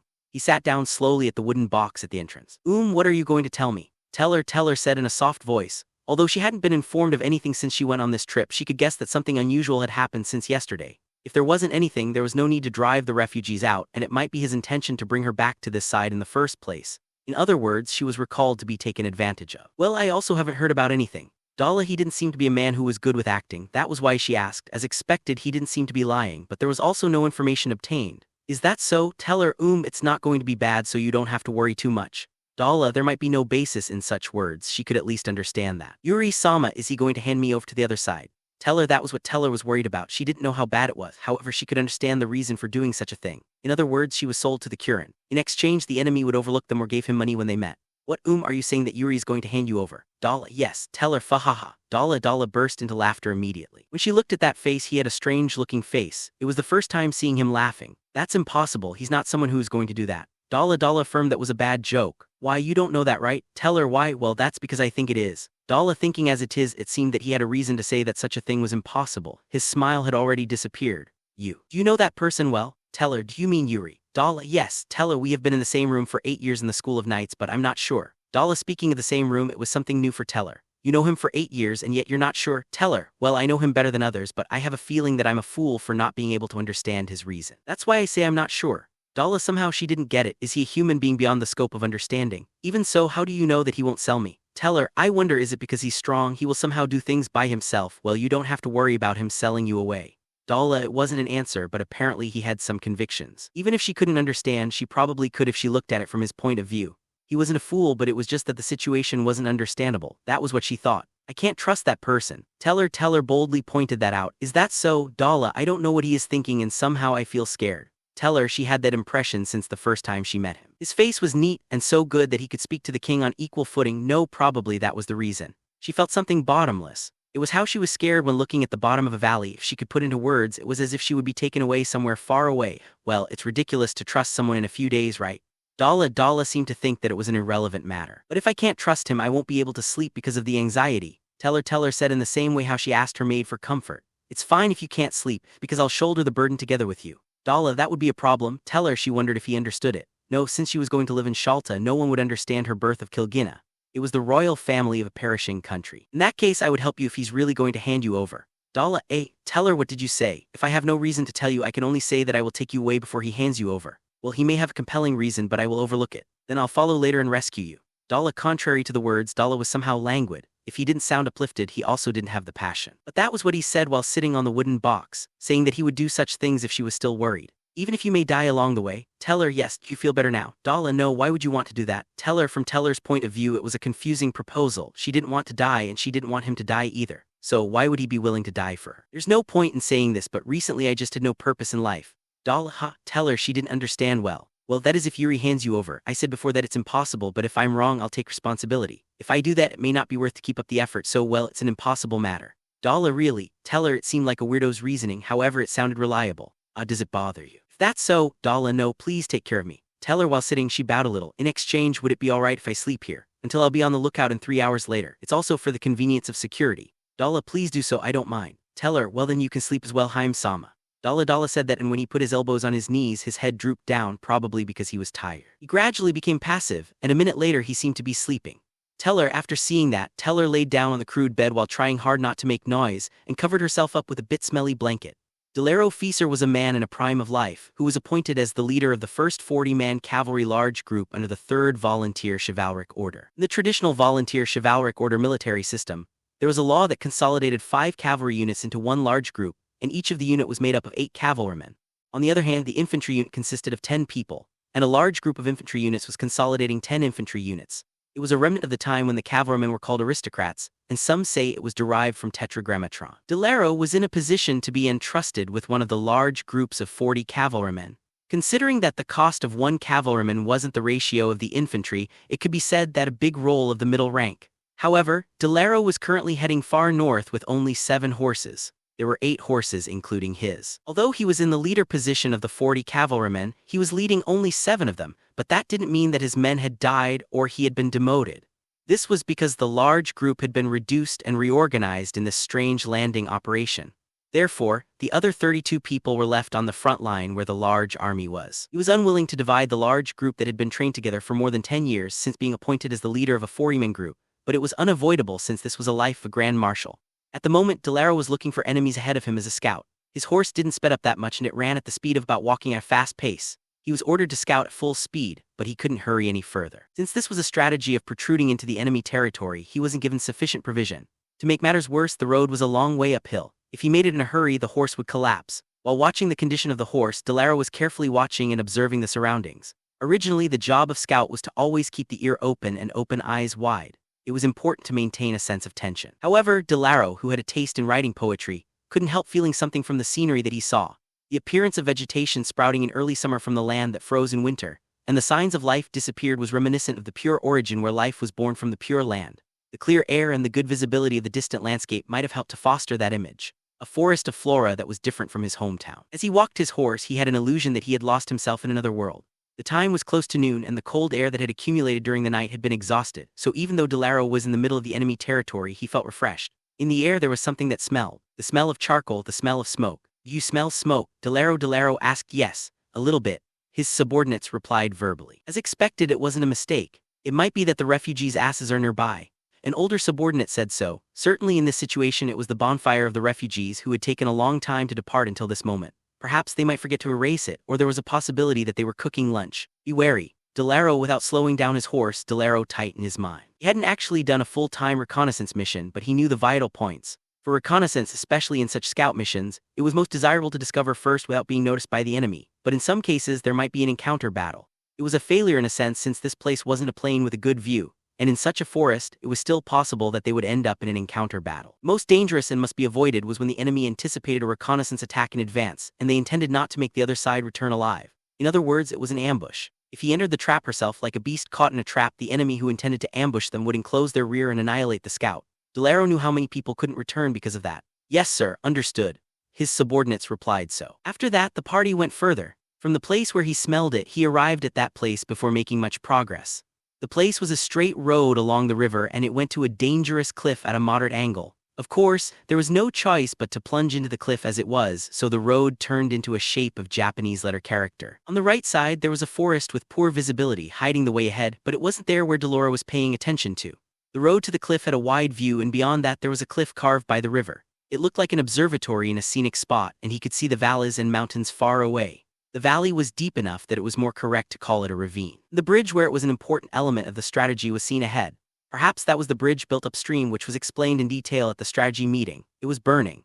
The entire bridge was on fire, spitting smoke. A whitish-gray smoke was blown by a gentle breeze, and currently the trail of the smoke was heading to the east. The smell was probably due to a slight change in the wind direction, and it was temporarily going downstream. Delaro was fascinated by the shocking situation that destroyed the scenic scenery. "Is there no one on this side anymore that the bridge is on fire?" he thought. Since the enemy came, they destroyed the bridge. Up to this point, the battlefield was done all over the place. If it was the dry wooden bridge, it would be quicker to burn it than to smash it with an axe. However, that was only after the enemy had arrived. The enemy hadn't arrived yet. To be exact, they were just in contact. At that point, they should drop the bridge, but there were many ruthless commanders who didn't care for the people, but it was too cowardly to burn down the bridge and make it impossible to pass even though the threat wasn't imminent. Thinking in very common sense, they should wait for the enemy to attack. After that, even the threat was imminent. In other words, this meant that the enemy had already crossed, and even if he went to the bridge from here on, there would be no one. Since the river crossing was completed, the enemy destroyed the bridge since it had served the purpose. That was the most likely case. While having such a thought, Delaro indiscriminately advanced his horse. "Enemy to the right!" It was his subordinate who shouted so. Delaro, who was distracted by the thought and the burning bridge, had advanced to the inflection point of the Japanese letter character. He became flustered, and when he looked at the curved road, there was something like a simple barrier made of wood about 20 meters ahead. Over there were a small number of people, probably around 30 people. They were long-eared boys and girls of good age, and they were looking at them while sticking out their spears. How could he explain it? They were like bandits who had control on a small area. They made a homemade barrier and tried to pretend to have a defense battle. However, they didn't seem to shoot arrows or guns. Plus, it didn't seem that they were trying to attack based on how they set up the encampment. Since there was no attack for the time being, he rode the horse in a circle to listen to what they were doing. The reason he moved in a circle motion was to avoid an arrow. As expected, they didn't have a single bow or arrow. It was no wonder that the enemy was visible but didn't shoot even a single arrow, as it was common in passive enemies. Arrows were surprisingly expensive, and there weren't many supplies when it was needed. With that small group, they probably wouldn't have more than 100 arrows. People wouldn't use precious arrows on those who were known to be scouts. It wouldn't be strange to feel lost when people have that intention. What was more worrisome was that the voice of instruction heard from that small group was a female-like voice. That's a female voice, but that is, Delaro squinted. A blonde woman was generously exposing her hair and riding a flightless bird. Then she gave instructions in a loud voice. The voice heard was intermittent, but of course, Delaro couldn't understand the content of the word. Oi Dice, can you see that rare-looking woman? Delaro Dice was the youngest person in the party. She's definitely blonde, or rather there's another one. Are there two blondes? Dice, since it was only 20 meters away, Delaro could see it as well. The other girl, who was somewhat stooped, was weakly straddling a horse and doing nothing. How can it be? One of the party members said. Certainly, it was impossible to think that there were two blondes. Even if he saw what was called a unicorn in a market, he still couldn't believe that he was seeing the existence of a long-eared blonde. It felt as if there were two mystical beasts in front of him. That was the feeling. The enemy didn't appear to prepare during this time. They might have already set up the battle preparation, but if that was the case, he should take out a telescope and take a closer look. If he used a telescope at this distance, he would be able to see the facial expression clearly. What should we do now? Should we head out? The voice of the subordinate sounded enthusiastic. If they caught the blonde princesses here, they would get fame that was far worth more than money. Delaro didn't think about it for a moment. No, our mission is to scout, besides they have numbers. So there's no chance. Delaro understood, and when a subordinate said that Delaro heard a strange voice. When he turned toward it, Dice, who was near the forest, was stabbed. He was stabbed with a long spear. The spear holder had rotting and wet leaves all over his body and had now emerged from the ground, trusting the spear up against the flank of Dice, who was on a horse. The man who stabbed him had only a spear. He had no armor and his body was still wet with the ground's water. He was lying in the soil and lying down. XXX. When the order of unknown meaning was shouted, people who dressed similarly appeared from the surrounding all at once, set up a spear and thrust it. Withdraw. Delaro, while yelling, Delaro turned the horse's head around. Damn, this is bad. He looked ahead and bit his teeth. The road was slightly curved in front of him. Since it was a downhill, horses should be able to shake off the people on foot as fast as their legs could carry. However, due to the curved road, it would take a bit more time to gain speed. That was the difference between life and death. Ugh. Next to him, he heard the voice of the older soldier whom he used to hear. He looked at him while turning his horse. A spear was growing through the gap on the side of the armor. His subordinate seemed to be a fierce warrior since he immediately grabbed the spear. It was to prevent the wound from spreading and to prevent the spear from being pulled out. Damn it. The handle of the spear was cut off immediately while pulling out a curved sword. However, a few seconds to take that action was fatal. Spear attack came one after another outside the range of the blade, and it stabbed all over the man's body. Delaro took his eyes off the horrific scene, turned a curve, steered the horse and speeding it. At the end of the curved road, there's probably a guy hiding with rotten leaves all over his body. There were similar people holding spears here as well. Withdraw, withdraw. Delaro screamed and slammed into the gap between spears. It was nothing but luck for him to be able to slip away from this place. Then he gained full speed without giving a single glance behind. That's it for the report. Delaro, a man named Delaro, had finished the reconnaissance report. Epitaph had an unprecedented serious face, thinking while sitting deep in a chair. Angie was also thinking hard in her head. The bridge was destroyed and the blonde princess came out on the front line. They were looking for something and they finally found it. Although they knew that their people were scouts and didn't feel a threat, they were at the forefront and were seen by the scouts, and thus the report came out. It felt strange. However, there was a possibility that the blondes were exposed to attract the scout. As a result of proceeding further, 6 people in the party of the man called Delaro died, and only 2 people including him returned. Even so, it was a success as a reconnaissance since he managed to return. However, it was a fact that he went deeply into the kill zone area of the ambush.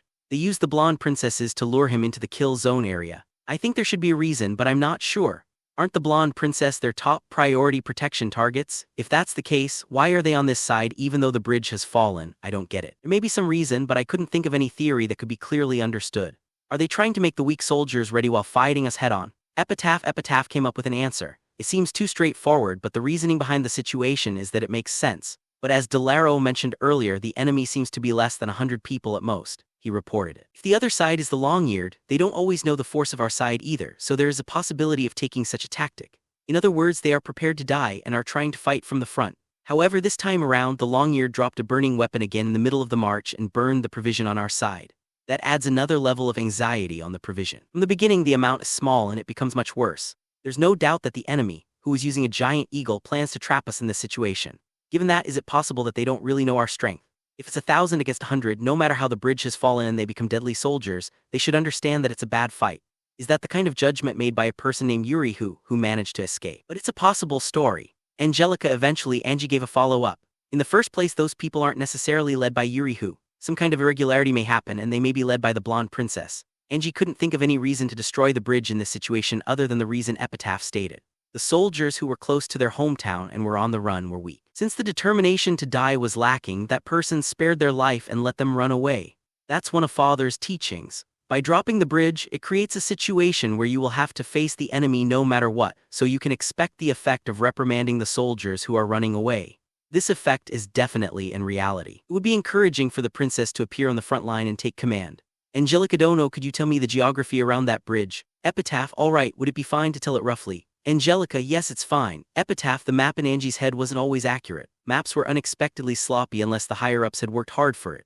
Angie drew a simple map on the parchment she had. The arrow is the flow of the river. Angelica, it's true that there are 2 roads on this side, separate from the road we're on now. Epitaph said while pointing at the map. The only roads that can be called main roads are the road that we're taking and the road heading to the east. The northern road is a mountain trail-like path and it's probably not accessible by carriage. It runs through the mountains to the other side. In other words, it shouldn't be like a mountain pass. Epitaph, Angelica certainly remembered that there was a picture in a book that was looted, but the memory was vague. He didn't know what kind of meaning that path was. Angie, who had read various books and heard various stories from shanty slaves, made maps, but she often found mistakes on this expedition. She thought that it was a rather big road, but there were mistakes such as the road was a forest road similar to an animal trail, and the road didn't appear on the map when going further.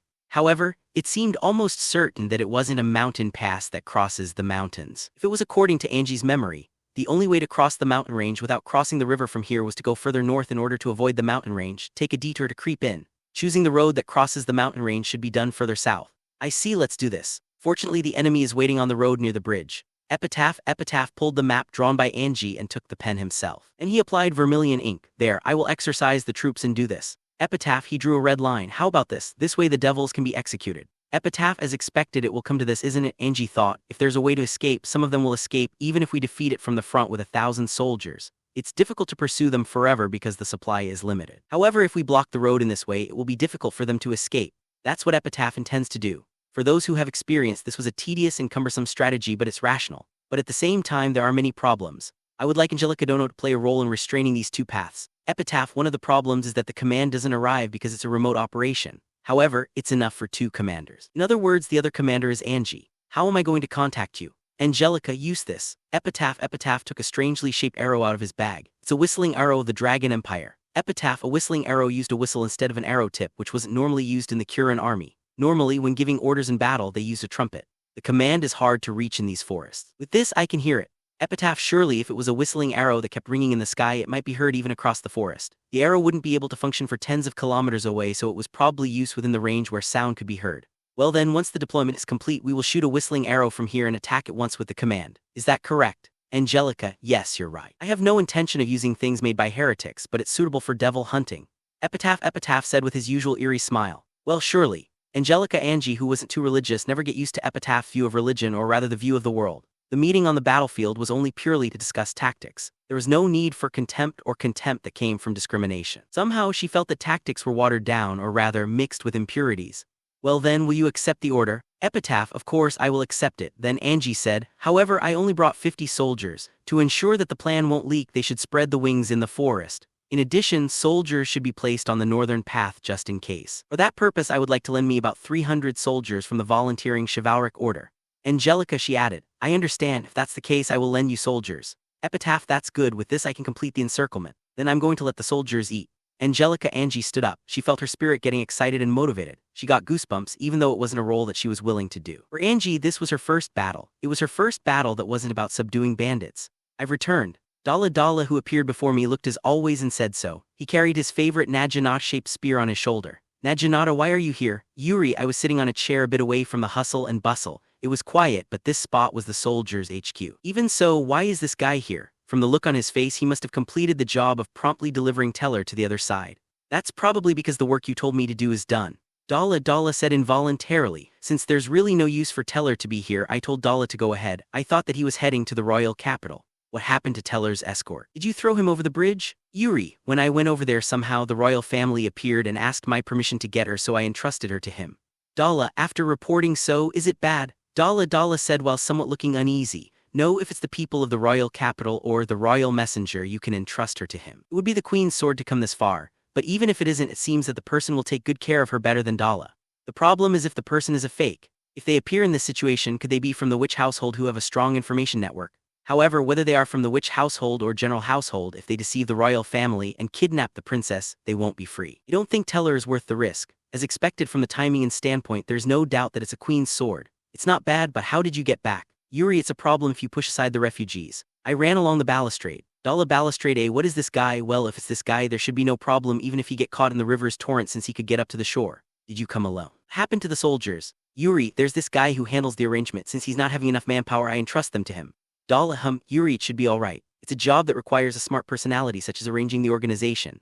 Honestly, it's not a suitable job for Dala, so it's good for him to leave it to that person. Anyhow, you should explain a bit more. Dala said with a slight wrinkle between her eyebrow. What is it? Yuri, that child was very scared. Dala, that child, it must be Teller. Well, she had a pale look on her face. I left her alone because it's not a situation where I really care about her naive side. She thought you were going to hand her over to the enemy. Dala, what's that? Did she think about it? No way, what was she thinking about? Yuri, I thought something was wrong about her from the start. Is it paranoid? Well, given her age and personality, it's not strange that her view is narrow. Even so, if I do such a thing, I will end up as a knight who sells a princess to save myself. No one will accept such a knight. If Carol was caught in exchange for that personality, the story would be different, so unless there's such an abnormal situation, this thought can't be overlooked. By the way, Carol was quite reluctant, but now she's riding an eagle to the opposite bank. Don't have a hard time understanding a woman's idea. Yuri, is that so? The members of the unit are also having a similar thought. Are many people who look at you with distrustful eyes from a while ago?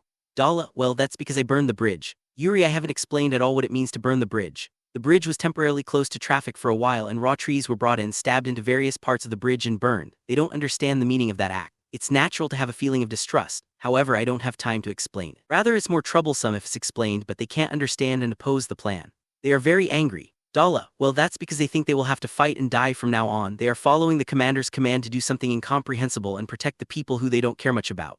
Yuri, are you going to explain to them? Dala, if I explain it, not everyone can understand it. If there's no rebellion, I don't care. Yuri, no matter how distrustful they may be in the process, if the result is good, there's no problem. In the first place, military actions don't require the consent from down below. Carol's opinion on Lyo is nothing special, and there will be quite a few people in the unit who have the same mentality. That is either to protect the people or not. There may also be violations of order. In that case, it would be easier to let them obey the order without notifying them from the beginning. Goodness, you are. Dala, you came anyway. Would you like to become the rear guard? There may be an opportunity to cross blades. Yuri, maybe, but I think we will fight the enemies that are coming now. Dala, no. Yuri, I took out my pocket watch and opened it. There's 15 minutes left. If there's no report after that time, the soldiers will pull up. Yuri, what do you mean? Dala, if there's no report after 15 minutes, I will lead the unit to the other side. It doesn't make sense to hit them from the front. Yuri, there are refugees, you know. Dala, there's no choice but to cut through them. Yuri, it's just self-satisfaction to stick on protecting refugees on the assumption if there's a collision. I think it's purely noble and I respect it if someone else does it, but I can't do that. It may be annoying enough to the point that you may want to vomit later.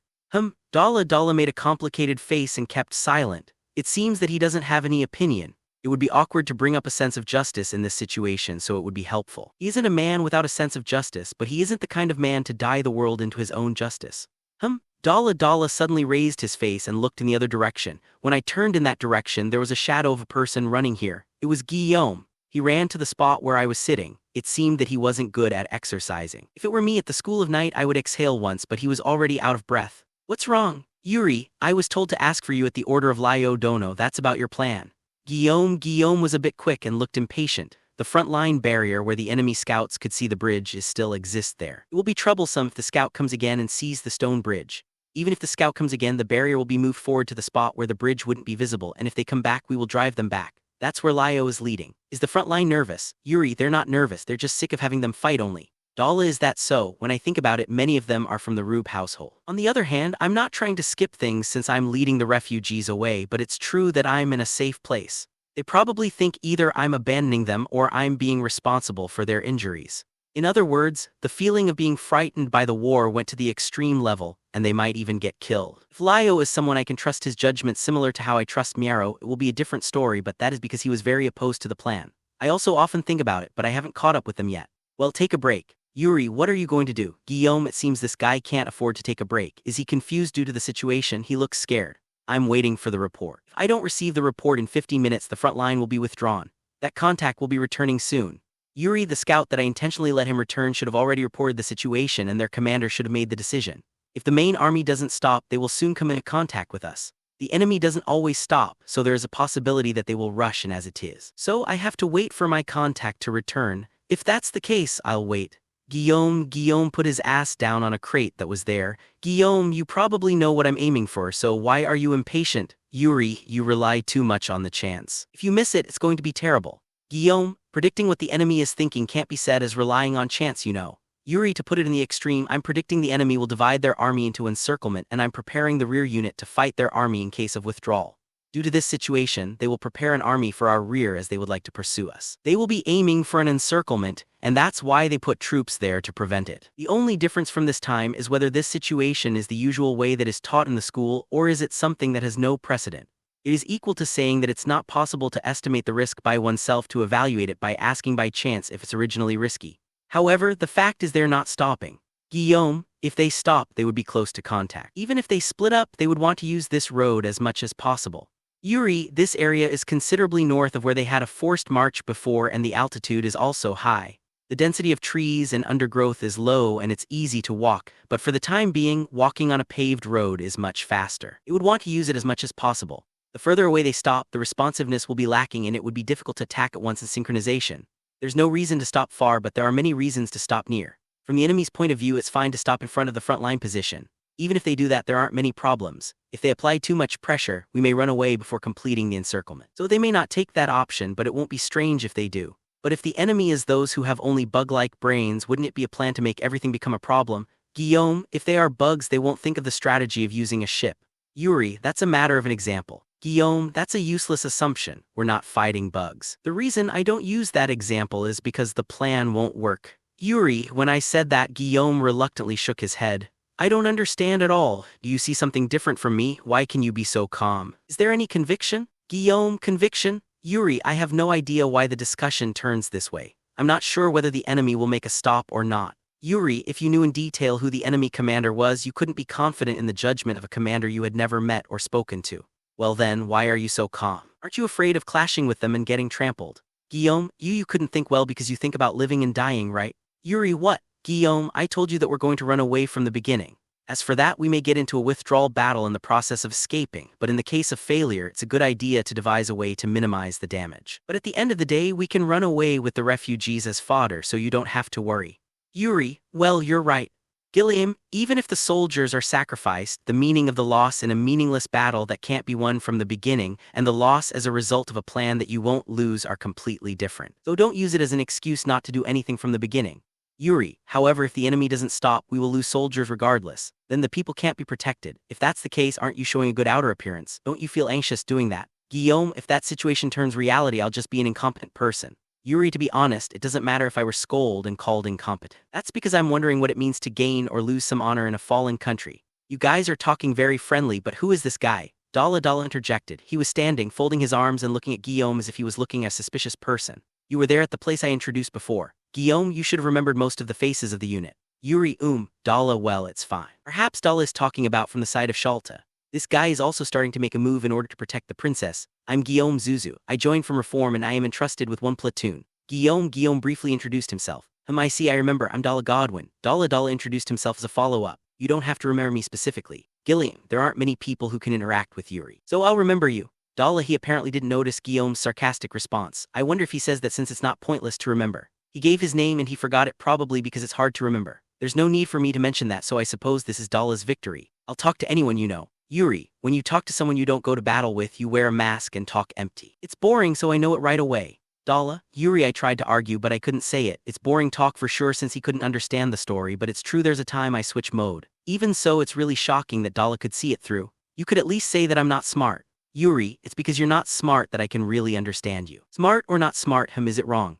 Dalla put his hand on his mouth and made a thinking gesture. Ah, it's fine. Yuri, it seems he's confused. Since it's troublesome to explain, I just let it go. At that time, a shadow fell and the warmth of the sunlight that my body received disappeared for a moment. It's here, Yuri, I said while looking up. The way the shadow passed was different from clouds and small birds. Is it going to descend here? Won't it be dangerous? Guillaume, it's a matter of skill, there's no problem. Yuri, it was the eagle of Mira whom I entrusted with the reconnaissance. With a calmness reminiscent of a lady, the aged female eagle slipped through the narrow tree canopy without being disturbed. As it slowed down and landed perfectly, Mira hurriedly removed her belt and descended on the ground. She immediately ran a short distance toward here. I'm reporting. Enemies stopped moving and split up. Some of them began to cross the forest. Mira, all right. Yuri, I hit my knee reflexively. Did you hide in the sun properly? Yuri, I did as you told me. Mira, how much did the enemy split up? Yuri, about 1/3 I think. Mira, 1/3 is it? When I think about it, there will be 300 to 400 people. It's enough to hit us here. From the other side, this method is only for the outer appearance. It would think it would be reasonable to leave some soldiers in the forest in the case of us scattering or escaping. Guillaume, bring the information and tell Lio to stay there for a while. If you're really worried, you can sneak in to see the enemy line. Yuri, understood. Guillaume, then tell him to prepare a dummy. Yuri, dummy. Guillaume, I should have talked to Lio directly, but he hasn't prepared yet. As expected, this guy seems to be suspicious. Just tell it to Lio and he will get it. Dala, if you're going to the rear, you'll come with me. Yuri, ow. Dala said so while flipping the spear that was poking its tip into the ground and carried it on his shoulder. It was a so-called naginata-shaped spear, but the tip wasn't like a long sword, but a short, thick sword like a broad-bladed knife. It was a rugged spear that didn't seem to have any artistic value. Naginata upper ranges it the work of a well-known craftsman that his parents gave it to him. Dala snatched the dried meat and bread that was near me. He was probably hungry. Then he ran to chase after Guillaume, who ran earlier. Su **, the sound of the whistling arrow disappeared while leaving a trailing sound. This arrow wasn't shot by Angie. It was shot from the north. All right, fire. Angelica, when Angie ordered so, her subordinates nodded and put a whistling arrow on his longbow. He pulled the string and released it. A loud **Su** sound was heard for a moment and it disappeared with a snapping sound. The arrow broke when it hit a thick branch. What are you doing? Angie, while unintentionally letting out a laugh, Angie scolded her subordinate. Sorry. He bowed his head in a hurry. There are 4 left. Calm down. Angie, the subordinates fired again, and this time the whistling arrow brilliantly passed through the forest and let out a whistling sound. After a while she heard the sound of a whistling arrow from the main army led by Epitaph. The sound was the reply. When the last whistling arrow was shot from her side toward the mountain, it would be ready. Angie grabbed the saddle, stepped on the stirrup, and got on the horse without assistance. She only wore a light chainmail under her surcoat. She also wore a lightweight metal helmet and a thin cloth which covered the nose to conceal the fact that she was a woman on the battlefield. Woman with surcoat, that was all she wore, and she was lighter than when she was wearing plate armor. We're going to start marching. Stop the break. Angie, understood, break is over. Whole unit, get ready to move forward. The adjutant gave a loud command and everyone started to move. The enemy's front line position was found by advancing the troops, and there was a simple barrier made of wood, but it was a barrier that was just piled up with trees of various sizes. It was made only in shape, and there were no sharp tree branches protruding from it, so it could be easily overcome. Quite far from their position, a thick white line was drawn crossing the road. It may be some kind of landmark. Is it lime powder? Move 50 steps forward. Angelica, move 50 steps forward. The adjutant shouted Angie's command and the army began to move. Then a gunshot rang at the point where it wouldn't hit the white line. When she heard the shooting sound similar to thunder, she heard a brisk sound the next moment. The head of a soldier borrowed from the volunteering chivalric order popped and fell on the spot. Stop! Angelica, when she issued the command loudly, the entire army stopped without waiting for the adjutant to repeat the command. From the view that Angie could see since she was on a horse, she saw that the front line of the stopped soldiers was crouching down and taking care of the soldier. The knight who was just shot was elite. He got up while shaking his head. These soldiers weren't wearing armor, but they wore helmets and chainmail. The distance where the enemy shot to this point was 100 steps. If the bullet hit the flesh, it would be a hit, but it wasn't a distance that could penetrate the helmet. Unlike an arrow that flew in the air, a gun could shoot round gravel, which had a remarkable deceleration at the initial speed. It might be that the enemy stole the gun. In other words, it could be a spoil of war. They probably got it from the killed scouts. Angelica, they're not shooting. It was Gustav Ordinant, the vice commander of this expedition, who said in a husky voice suitable for his old age. Gustav was a man who served during her father's time, and he became a vassal of Angelica. He said that means that they couldn't shoot continuously. If they shoot continuously, they need to do something like an assault, but that's not the case. Of course, we have guns as well. However, it is impossible to get closer and fight a shootout. Obviously, the barrier built by the enemy doesn't allow bullets to go through. However, our side is exposed and we don't have shields. This development is to make us tired out. Even so, the distance of 100 steps is too far even for a shooting battle. The enemy could be only seen as small as a bean grain, and it's impossible to aim at such a small target. It seems that it hit by chance a while ago, but in general, if the target is so far away, you just waste both bullets and gunpowder and it will be an endless battle. If that was the case, in order to get over the barrier and cross the blade, all she should do was to give an assault order. However, that wasn't the task entrusted to Angie. Angie's task was to fight the enemy here and defeat them. Her task was to assist the army led by Epitaph that would assault them, and she would prevent the enemy from escaping. If she concentrated on them, there might be an unlikely event where the blondes escaped to the forest, and Angie would be short of hands. No matter how much she could win, there was no point if the blondes escaped. Angie was here just in the case where the main army missed the essential target. Put it simply, the best actions to take were to stop her army from moving forward, spread the army in the woods, and be ready while waiting for them to move. Our army should spread to both flanks as we had discussed in the meeting. As for the knights, don't move and stay here. Angie attentively decided that her own army would spread to both flanks while leaving the borrowed soldiers to stay here. *2*. Angelica heard the sound of a whistling arrow again. What was it just now? Gustav, did you hear that? Angie said in a slightly frustrated voice. No, I didn't. Gustav. Angie, who laid in wait in a sickle-like camp, was concerned about the sound of whistling arrow flying from the main army led by Epitaph. During the meeting with Epitaph, there was no arrangement of making a signature with the number and type of whistling arrow or the meaning of second whistling arrow. Even so, a whistling arrow sound rang out. In other words, even if she heard the sound of it many times, she couldn't understand the meaning at all. She thought that the communication wasn't sufficient for the 2 to 3 arrows, so she thought to shoot more just in case, but in the last 30 minutes the sound of a whistling arrow had been heard about 10 times. She felt something disturbing. However, it was unthinkable that Epitaph's main army was in danger of something because of the difference in strength. But I don't know what would happen on a battlefield. That's what Father said. It's unthinkable for 1,000 or 2,000 cavalry to climb a steep slope and stab their back like a gale. The enemy has destroyed the bridge but refused to retreat, so there might be such a chance. I don't know, are they telling us that they are in crisis? Angelica, the sound of the arrow alone didn't tell her whether Epitaph's army was in crisis or seeking reinforcements. I also don't know. However, the enemy who should come forward doesn't seem in a rush. Gustav, that was what the vice commander Gustav said. It's still too early, it hasn't been long since Epitaph's army was in charge. Angelica, if the front line crumbles by force and the enemy rush in immediately, it wouldn't be strange if the enemy rush in and there will be a series of collisions. But it's not going to be easy to penetrate us. So it's not strange that the enemy hasn't rushed in. Indeed, Gustav had experienced various aspects of battle, and it looked like he immediately understood what Angie meant. What do you think, Angelica? When she asked for an opinion, I can't judge. Gustav replied, I see. Angelica, at that moment, anxiety touched Angie's mind. Although she had put a lot of lives on the scene of life and death, she wasn't certain if she had made an accurate decision. The correctness of the decision was left to luck. Unlike various decisions made in territorial management, failure here was irreversible. It was her first experience with an overwhelming sense of reality. We only serve for no one's life but yours, Angelica-sama. If we die as a result of your decision, no one will be dissatisfied. Gustav told her, probably because he could feel Angie's feelings as he was the only veteran. Is that so, Angelica? That was why she wanted to give the honor of victory before returning. However, victory was more or less in exchange for the sacrifice of human life. But to be told to stop is, Gustav, and when Angie was to reply, messenger. Messenger? There was a messenger appearing from the forest while yelling out that. When the man who came out from the forest while screaming, his whole body could be seen. He was wearing pants but only underwear on his upper body. He had stripped away everything that got in the way of running, and he was probably running until now.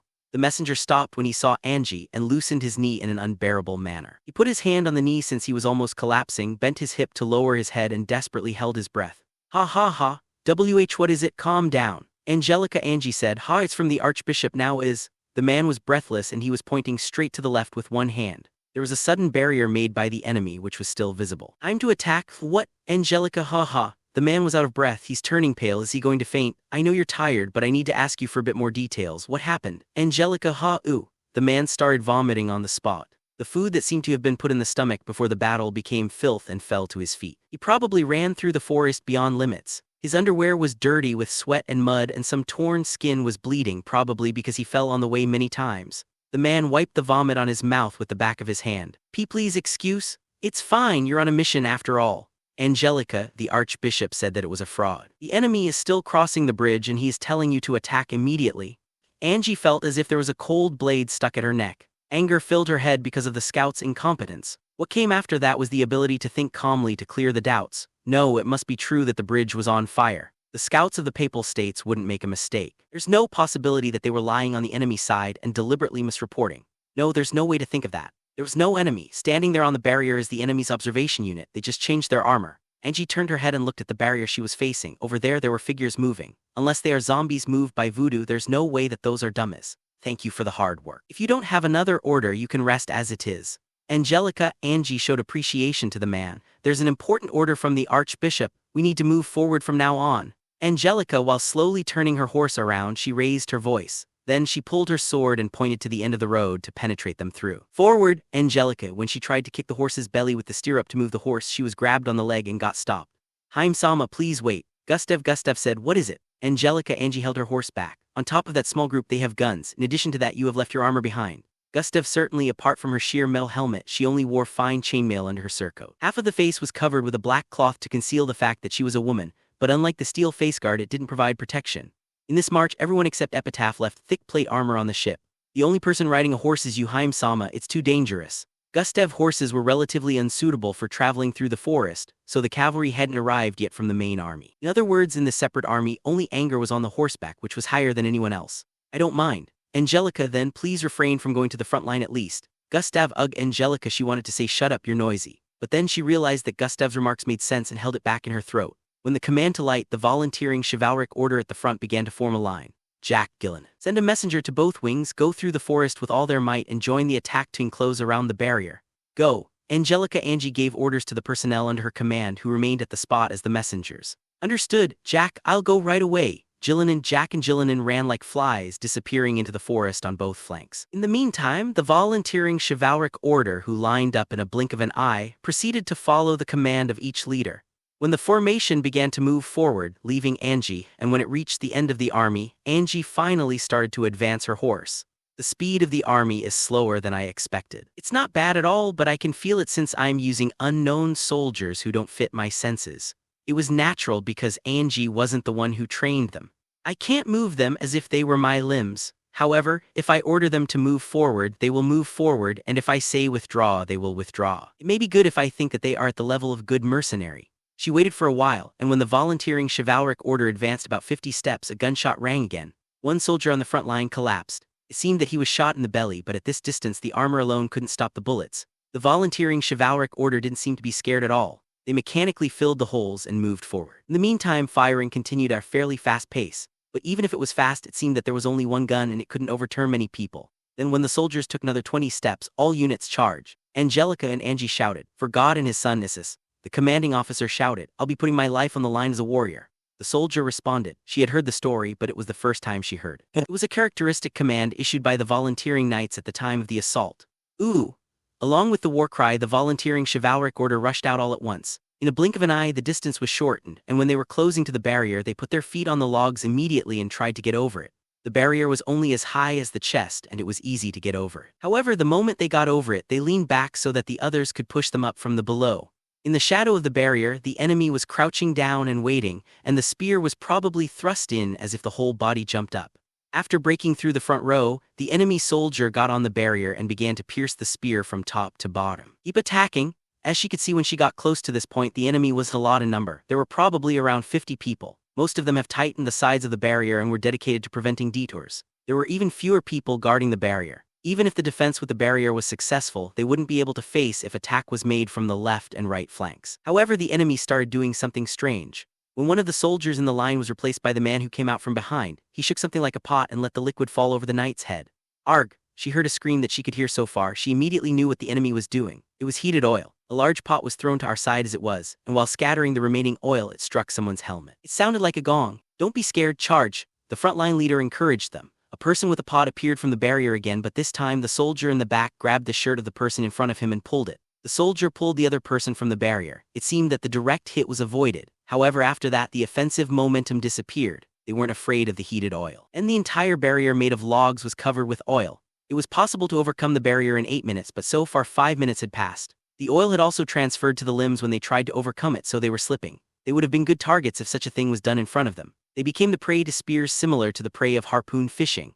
Angie clicked her tongue unintentionally. The strong soldiers were skewered by those who clearly seemed to be weak soldiers. As she couldn't stand the situation, Angie pushed the horse forcibly to push the soldiers away. What's wrong with you all? Where is the bravery of the volunteering chivalric order who is famous in history? Angelica, she raised her voice as hard as she could. Try to overcome such a wall even if you have to push the butt in front of you.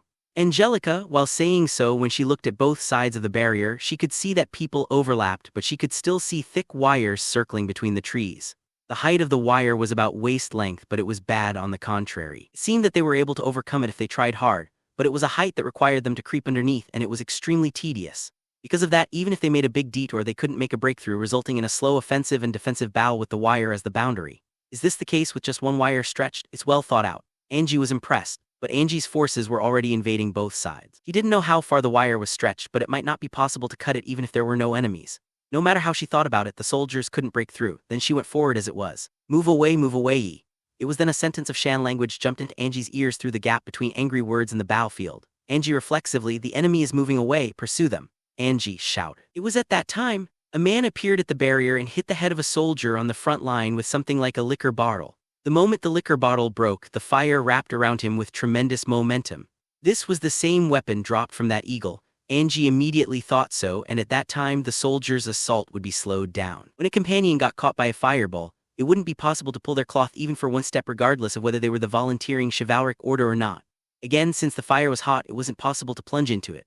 To approach the soldiers, Angie looked at her waist, trained to pull out her sword from the scabbard. Princess, she heard the voice of an adjutant. When she looked forward, the man who threw the bottle was there as it was. He stood on the barrier with one leg on it. Half of his body could be seen, and he was holding a gun. The soldier in front of him and was supposed to kill him was now on fire and dancing crazily. At the same time the muzzle was aimed, her surcoat was pulled strongly from the flank. Immediately after that, a strong shock fell on her head and she lost consciousness. I'm Sama. Ugh. Angelica. Angie's eyes opened up and a familiar face appeared in the field of vision.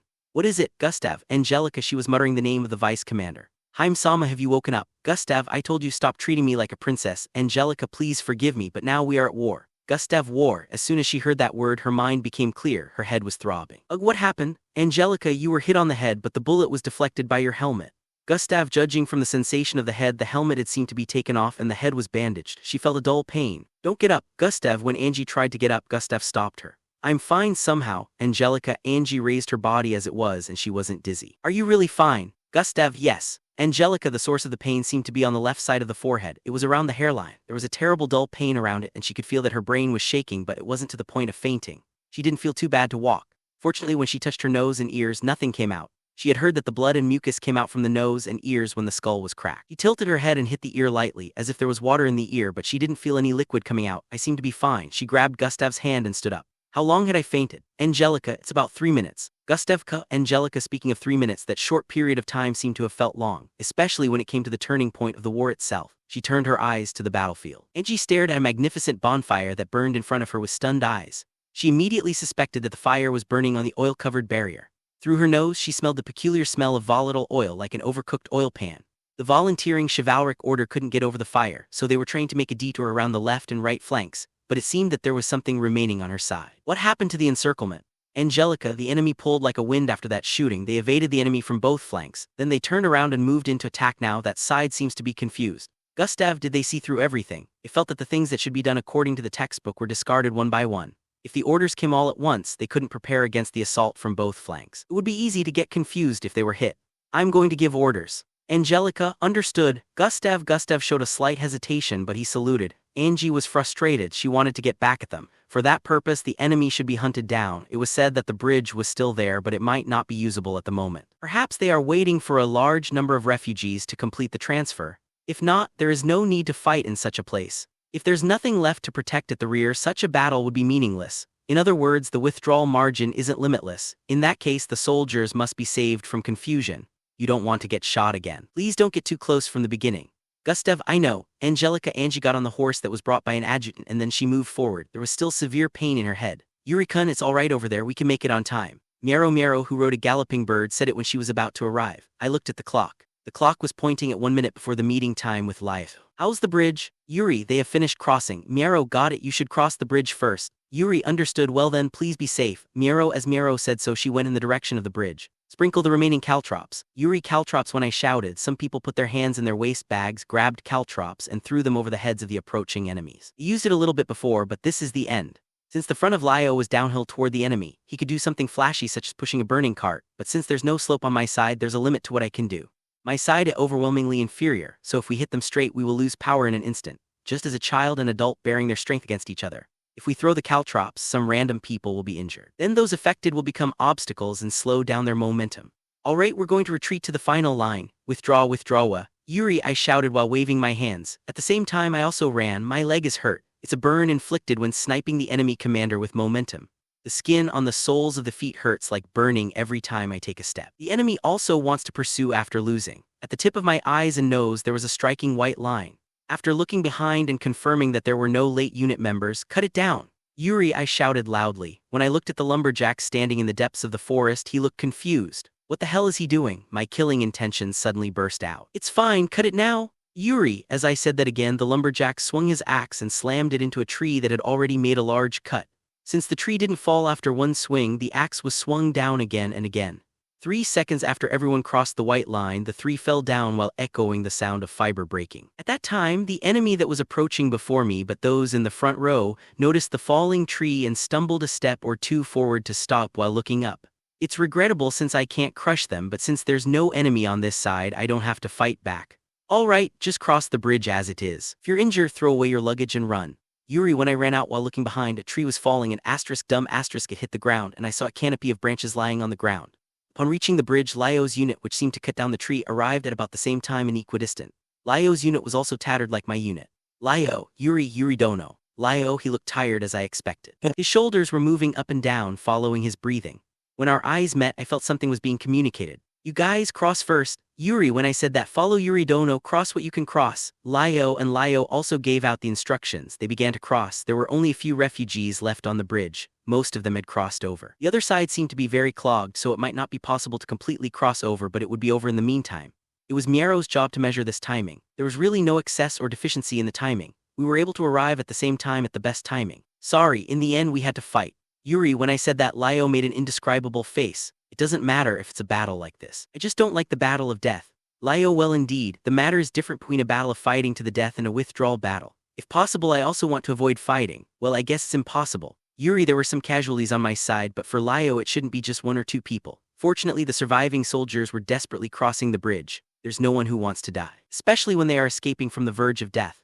It seems the other side is very angry, isn't it? Yuri, Lyo said. Both Lyo and I only had less than a minute of time earned. Even if we knew that it was more than enough, the enemy was approaching in anger. Although they were still far away, it was at a distance that we could see them clearly. From the starting point of the hill where Lyo came from, soldiers climbing up to attack were seen. They were overcoming trees one after another. In the first place, the trees were hidden and only the upper branch was visible. Your side as well, they are probably very angry. Lyo, well yeah. Yuri, I suddenly smiled. It's funny, the enemy is approaching as if they are walls of death, but it's not that scary. Is it because I feel that I can control them no matter what the adversity? So what is that guy doing? Lyo, he's probably sharpening his weapon.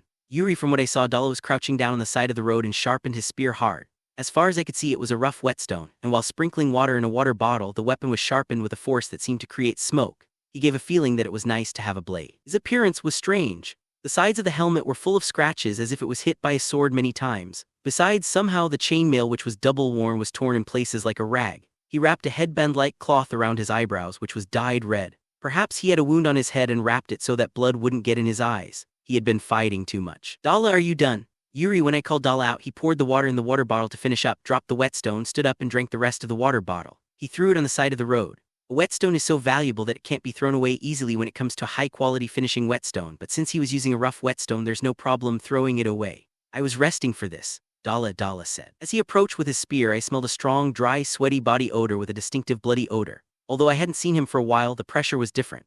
Has this person changed? Is it because he experienced the battlefield? Can I depend on you? Yuri, ow. Dala, when the gun comes out, stop by the balustrade somehow. Yuri, I raised the gun and showed it to him. I got this one from the first enemy I met. It's worse than what I imported from the Albio Republic, but the barrel is shorter and it's easy to handle. Alright, shall we go? Yuri, yeah. Lyo started walking. I also followed after him and put my foot on the bridge. The enemy was just around the corner, but our soldier hadn't crossed the bridge yet. As expected, it seemed that the other side was still using it. When I came to the middle of the bridge, I put my back on the balustrade and started preparing the gun. There were only 2 lead balls left. 8 people from behind prepare a spearhead. Lyo, it happened that Lyo's soldiers were at the end of the line, so Lyo gave order. You too, Gurney, put out your spear. Yuri gave orders to an unknown soldier. Since Dala and I were left behind, I wouldn't be able to hold and put up a spear. It would be difficult to stab it. Come on, Dala, I heard Dala's loud, angry voice. The enemy had caught up. When I raised my face and looked at him, Dala thrust his spear to the sky and held it in front of the enemies. The bridge was surrounded by the hustle and bustle of the enemies and allies. The voice that could echo vividly in that situation would probably intimidate the enemies. However, when the front row, who shouldn't be scared, became scared, there would be a push from behind. The enemy rushed it without stopping. At the moment of clashing, Dala swung his spear with a tremendous force while shouting Ora. The spear, unleashed by a giant who learned techniques and forged by training, crushed the shield raised by a knight easily. The broad-bladed spear tip, which invaded from the shoulder opening, broke the enemy torso along with the chainmail as if ripping a thin rope net. After giving a slash that seemed to cut things in half, Dala didn't stop and moved. He made a full turn on the spot, and while taking a small step with momentum, he crouched down as if crawling. The spear moved as if a breeze struck the feet. It was as easy as cutting bamboo. Then there were 4 feet thrown off the bridge. Dala shook his leg, poised him to dance, and kicked the cobblestones to make a distance. It was exciting. It was a trick that could only be done because of the blessed physique of Dala, and it was impossible for me to do that. For a moment, emotions similar to longing came to my heart. However, there was no narrative emotion on the battlefield, and the bridge wasn't the sole place of a hero. The enemies rushed in without stopping. A knight with broken legs fell backward. He might be covering his head while being stepped over. In the meantime, the flow of enemies didn't stop much. I looked behind. The line still remained about a quarter of the bridge. Dala was still in the middle of the spot and gradually pushed back.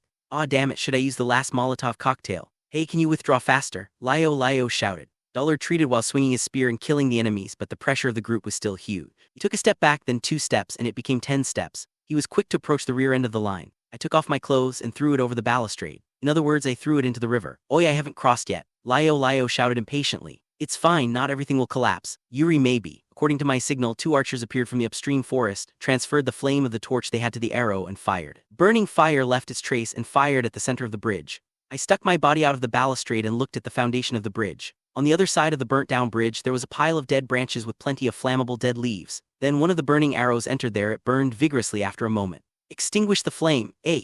The voice was heard from the enemy side. It was the Kuran language. Familiar female voice, or rather it was a shout. Among the loud voices emitted by men which I could only hear faintly, that peculiar voice remained well in my ears. The woman seemed to be standing on the other side of the bridge and shouting hard. It doesn't matter if you use your water supply, just put out the fire. Eh? What a thing to say. Rather, she notices the fire well. Well, it's probably impossible. The fire is burning at the root of the pier. It's a lot from the top of the bridge. If they sprinkle water from the water bottle, it will scatter when it falls, and it will only splash. Dala, don't get caught. Yuri, it was when I shouted so. Asterisk boom. Asterisk at the same time as the muffled explosion sounded, the bridge trembled as if it coughed. Tension ran for a moment, thinking whether it would collapse. I asked a mason to break the root of the pier for a bit, and stuffed it with gunpowder. At that time, I set up a linchpin just like breaking a ring stone with an explosion. Stone arch bridge structure. The stone arch bridge required the ring stones to form the arch. The well-arranged ring stones form a semicircle leaning from the top of bottom, supporting the weight of tons piled on the arch and also the stone blocks. Not only was it supported, the weight of the stones pushed the stones together, creating a strong frictional resistance on the contact surface, preventing them from moving sideways. What would happen if that was broken? The entire bridge would collapse. The bridge, which had lost its mechanical force due to the gap in the stone pavement which shouldn't be moving, began to lose its shape under its own weight. Oi, Dala! Yuri. Dala seemed to be holding his spear on the swaying bridge and didn't take a step back. He probably couldn't hear my voice. No, that was close. You have to pull out from there. Is it because of strange tension? He's like Benkei of Hurizumu Oshu. The standing death Musashibo Benkei. Can you hear me? Yuri. I extended my leg toward the bridge and grabbed Dora's waistband and pulled it as hard as I could. You, Dala. Dala made a strange voice. You're going to die, you know. Yuri. After rolling in order to push away Dala, who was heavy and seemed to be stepping a foot below, I felt a terrible nostalgic feeling. It's like when the elevator goes down or when the plane gets off. It's collapsing. I kicked the stone pavement, but it wasn't on the hard ground, so I felt like kicking something that would move in the opposite direction. Even so, my body still moved a little, and then I extended my right hand. Someone grabbed my hand when I fell to the bottom of my waist. I grabbed that someone's hand back and put my feet on the stone wall of the collapsed bridge. By relying on the hand, I stepped up the wall and climbed the bridge with one foot. I got pulled by the powerful hand and I stood up while swaying. Are you alright? Lio. It was Lio whose hand I grabbed. Oh, thanks, Yuri. That was dangerous. With excitement and horror came around this time, my body quivered. It's fortunate that I still have the gun in my left hand. I should have thrown it away, but I kept it. Well, I guess it's good that I have it. Then I looked back.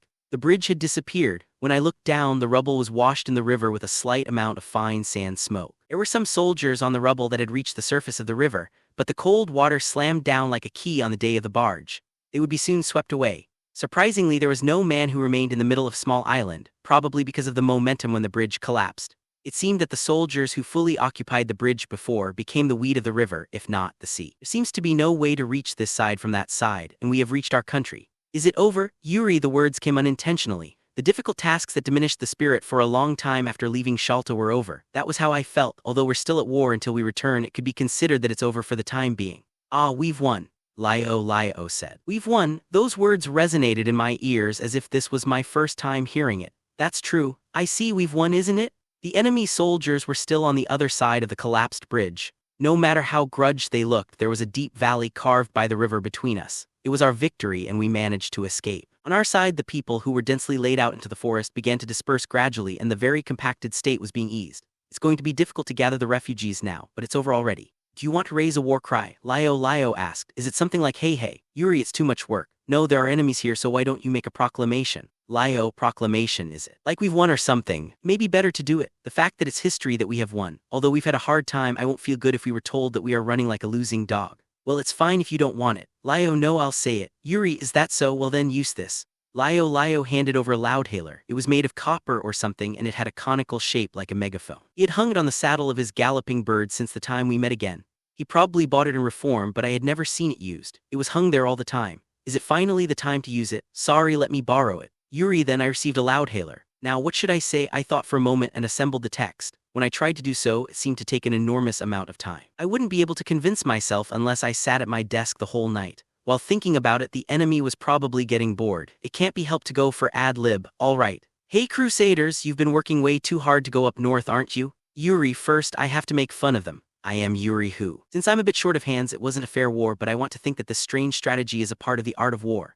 Yuri, I followed. This victory is the best gift to my first army. Well then, be careful on your way home. Yuri, I concluded and declared it arbitrarily. All right, Yuri, well that should be good. I don't understand a thing at all. Lio said while looking discontented. Well, it doesn't make sense to say it in Shan. Anyhow, a man with a strangely fleshy purple cloak appeared on the edge of the bridge. Is he the supreme commander of the army? Is it not the female knight who put a cloth on the face and interacted with me? The purple color seems to be the color for nobles on their side. If the superior dressed plainly, the subordinates wouldn't wear purple. As I expected, he should be the supreme commander. Could he be Epitaph Peretso, the Pope's nephew? I suppose so. It's hard to think that he would command such a penetration operation locally. Then that woman who is wearing purple, is she his mistress? I don't know. Should I collect information later? While thinking so, I looked at them closely and shoot him to death. Epitaph, I heard a voice from the side of the valley. The man next to the man dressed in purple raised a bow and pulled it while aiming at me.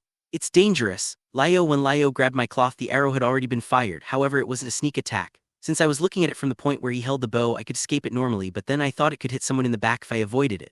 Before the arrow hit someone, it was repelled and a metallic sound echoed. The tip of Dala's broad-bladed spear repelled the arrow like a shield. Goodness, I guess they are fired up because of that joke. Yuri, I wonder if he is fired up because of the proclamation earlier. That's not the problem. Anyhow, be careful. Dala said, I helped you a moment ago, you know. I mean, I also had a gun and I supported you. Since I've spent time preparing it earlier, why don't I shoot it? I opened the gun lid and checked the inside of the pan.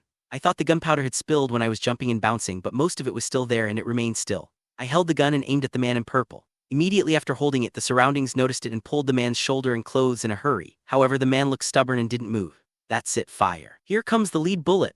With this scary gun, I'll look like a Yakuza, that's the feeling. Wait, is it different? No, it's not a Yakuza, but I am courageous. Well, it's not a distance that I can aim at him well, so it's probably going to miss. Perhaps the enemy used a bow and an arrow instead of a gun because he is an expert and it has a higher hit rate. In exchange, the velocity is slow, so it's not difficult to avoid.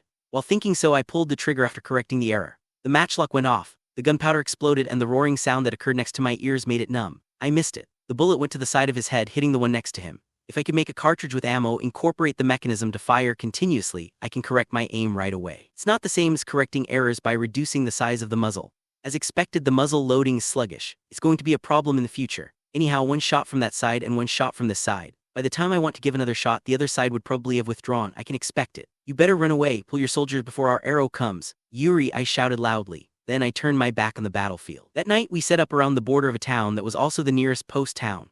All the camps were lent to the refugees, and the people were sleeping in the square where curtains were laid out. The houses that had already been temporarily acquired were also in the same state. There was nothing outside of this town. There were just a flock of stumps where the trees were cut down and dry fallen trees left unattended. At the moment, we were gathering in such a place that wasn't suitable for sleeping. 310s of people were left under the cloudy summer sky. However, it wasn't cold. There was a large bonfire like a campfire in the middle, surrounded by everyone. The crackling and exploding firewood flames illuminated the surrounding red, and the radiated heat warmed people, and everyone had liquor. Ones with wounds on their legs were sitting on a fallen tree, but everyone else was standing. You guys did a great job today. Yuri, I held a cup in my hand, stood one step inward from the ring surrounding the bonfire, and said it out loud. Thanks to your bravery, the enemy ran away with their tail in between their legs without anything to gain. It's our victory. Yuri, when I have a delayed war cry, everyone chant along at once, *coup*. There were screaming voices. Due to the situation, I couldn't get enough alcohol to drink, but please drink today. Yuri, when I said that, well, I can at least do this much. I want to praise you as high as mountains, but I don't have a good speech for your ears. Yuri, at the end of that, laughter burst out from among the relaxed soldiers. It was Carol who came out in place instead of me, who sat down in a chair. Carol took a step forward. Her blonde hair was shining red due to the fire. Just by that, the lively voice disappeared from the soldiers, and I felt that I could hear the sound. It became so quiet.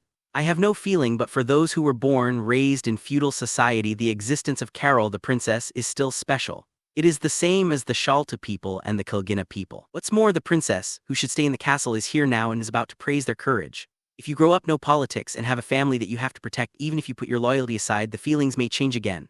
However, the young people here are still living in an innocent world. First of all, I would like to thank you all. The lives of the people in this village now and the lives of my people are thanks to your work today. You have fought well, Carol. Then Carol closed her eyes and turned down for a moment. The casual gesture looked dramatic. And unfortunately, I want to offer prayers to the souls of 14 people scattered on the battlefield today. Carol glanced at the side of the bonfire. There were 14 cups of liquor poured on a small table. These 14 cups of liquor weren't drunk today. They were cups dedicated to the dead. Among the 14 students, there were also 2 of the first 56 graduates. I have to inform their relatives about their death. Then Carol closed her eyes. I also looked down and closed my eyelids. When I opened my eyes after a while, Carol was still offering a moment of silence. But then she raised her head before long. Today you saved all the innocent people and protected the princesses. Carol the princess was Carol, but it also included another one. Now no one in this huge peninsula could sing your achievements, because what you have done today is the honor of the night itself. Carol took a breath for a moment. Be proud, you're qualified for it. And Carol, she somewhat assumed importance and continued. As a warrior who had won battles needs a rest for a while. Well then, for today's victory and our deceased companions. Carol lifted the cup she had in her hand. Everyone followed all at once. Cheers, Carol. When Carol said so, the voices of 300 people continued to overlap. The banquet was lively with excitement since the war had ended, even though there were few drinks and dishes. Every young man chatted with friends who lined up spears or listened to the story of someone who fought on the other side.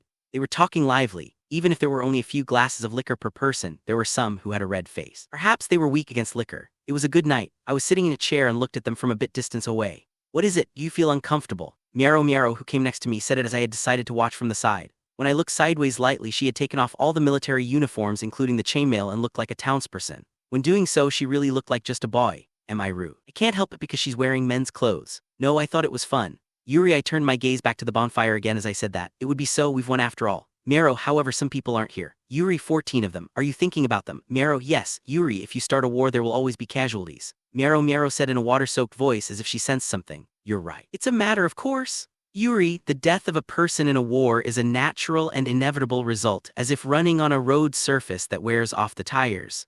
There is a ratio of how many people are affected by the enemy, but as long as it is a war between people, the ratio won't be 0. Wear and tear is expected from the beginning, and there is no war that casualties won't appear. Well, I'm just immersed in sentiment. Yuri, the living also needs comfort. Miaro, did I seem to be criticizing the victory feast? Instead of celebrating the victory, I'm mourning the dead. I know, the soldiers have worked hard and they should enjoy the victory. Yuri, it's not that I don't like this feast. I didn't give permission because someone told me that we needed it. Rather, I told it to myself, and it was devised in a way to get people excited. Celebration is necessary for victory. Otherwise, the soldiers who gave their lives wouldn't feel rewarded, and even if we won, it didn't feel worth fighting, and it would create a funeral-like atmosphere. This is about you, Yuri-kun. Miaro said to deny. You've worked hard. I think it's fine to relax now. Miaro, is it about me? Well, how? Yuri, those who died didn't die unless they fought. When I think about it, there is something to think about. However, if they weren't fighting, the refugees who are sleeping there would have died. Perhaps there will be 100 or 1,000 times more casualties. Still, the dead can't be measured by numbers. Dead people had their own lives and their stories. As individuals, it was the result of my judgment that their lives ended. If there was one difference, there were dead people who joined the circle here, drank alcohol, and enjoyed the day of victory. Nothing is definitely different from the people who are enjoying the feast in front of me, and yet I don't regret my judgment. It was a strange feeling. If this was the job of who household, if there was an accident that killed people, I would have regretted and blamed myself. I would also have taken measures to prevent a recurrence so that it wouldn't happen again. However, even though someone died, I didn't feel that. I have no regrets or remorse, and I think I did well. How can I take responsibility? Yuri, I said sloppily. Miaro had a surprised look, telling me that she couldn't understand the meaning. It was a disclaimer in the application requirements, so I don't think you will be held liable.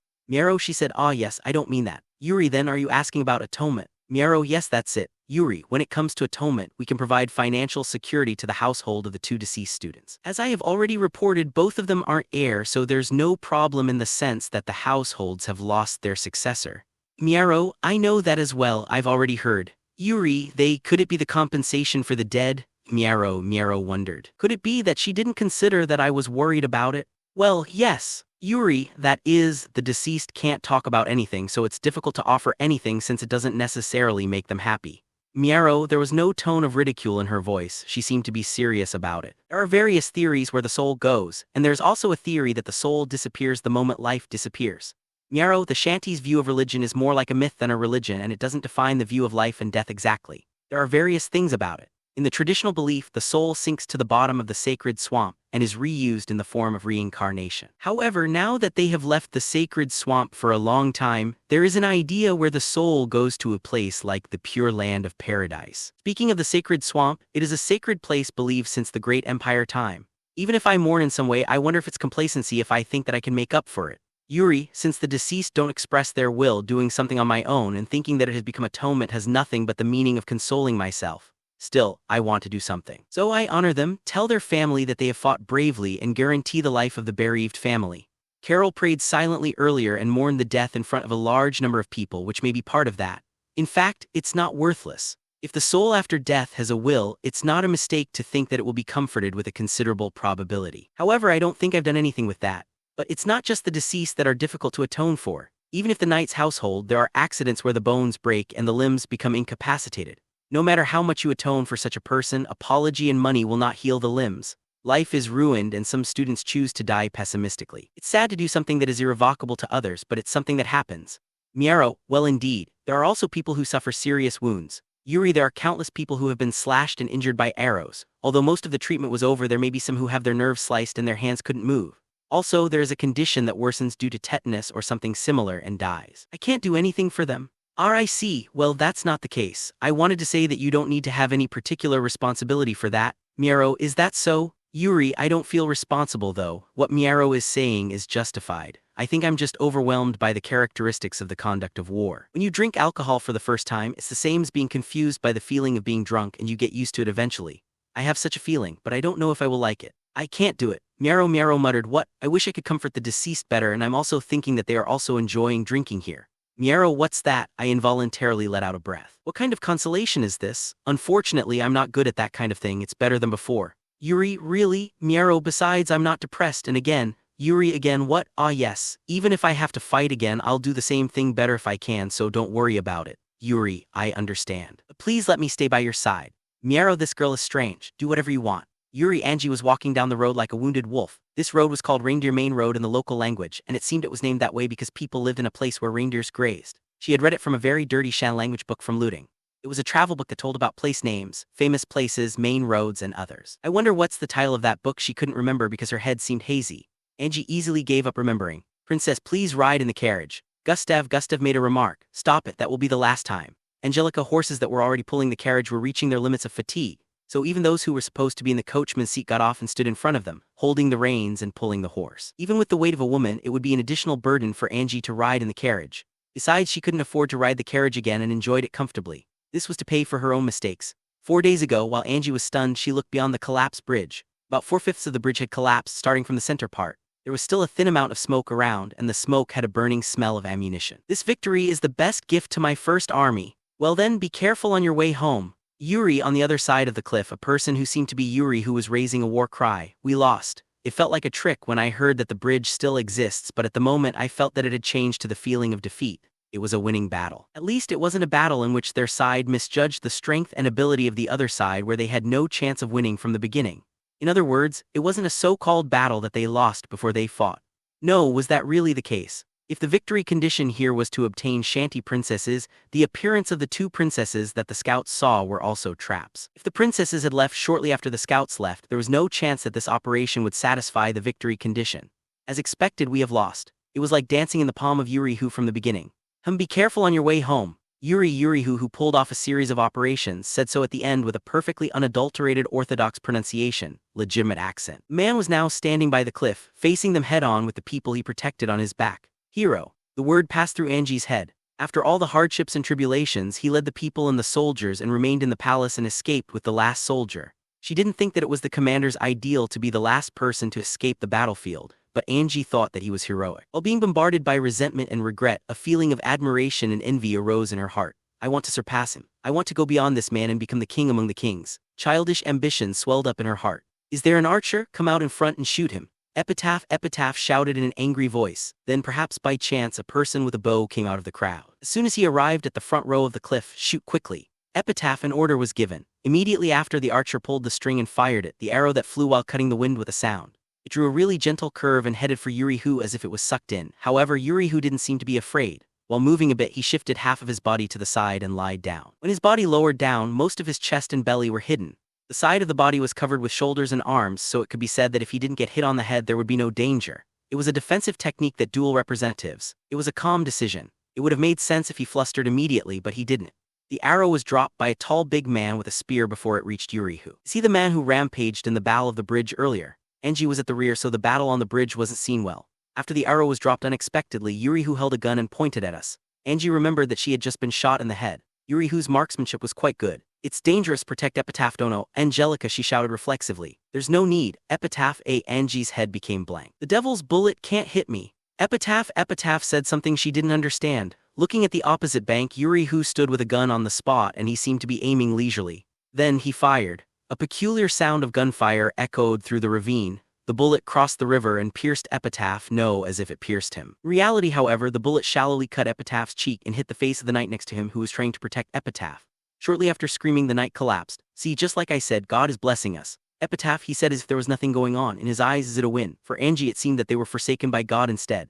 If there is a fate or a flow of luck in this world, it is leaning toward their side. God does nothing. God doesn't extend his help to the world. Therefore, it isn't in existence to rely on.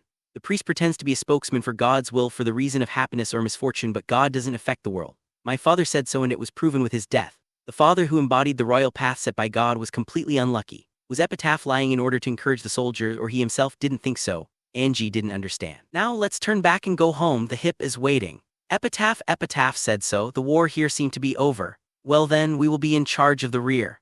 Angie quickly mentioned it and succeeded in taking the rear of the group. To begin with, there was no possibility of pursuing from the rear, so there was no danger. Since her group would be the last group to board the ship, it would be dangerous in a certain aspect, but she did so because of the unpleasant premonition that made her anxious. A task that didn't work for her once was something that wouldn't work for a long time. The prediction was different from the beginning, so there would be deviation to the outcome until later. That was it. The premonition would hit the mark early that evening. Our army collided with a powerful unit on the front line. For Angelica-sama, you are tasked to prepare for the reinforcements.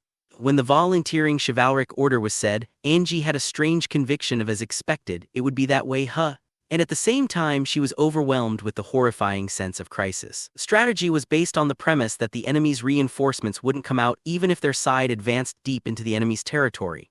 It wasn't a completely unfounded precondition. The enemy was a defeated army, so it wouldn't be difficult to fight back aggressively. Epitaph presented it as a strained logic, and Angie also thought the same. However, the enemy had come. Although it was a hindsight-based opinion that could be said later, when she thought about it, they were too optimistic.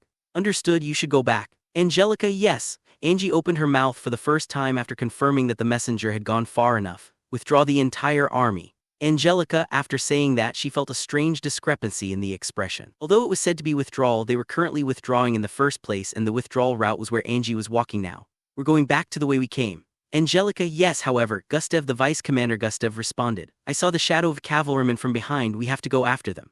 Angelica, Angie said so clearly. Will that be all right, Gustav? I saw it. So I know. Angelica, there was no army that wasn't depressed after experiencing defeat. It didn't change even if they were the volunteering chivalric order who had swore allegiance to God. No matter how much they had trained, the inside was human. They weren't an army without words or feelings, like an army made of bones led by the king of the dead.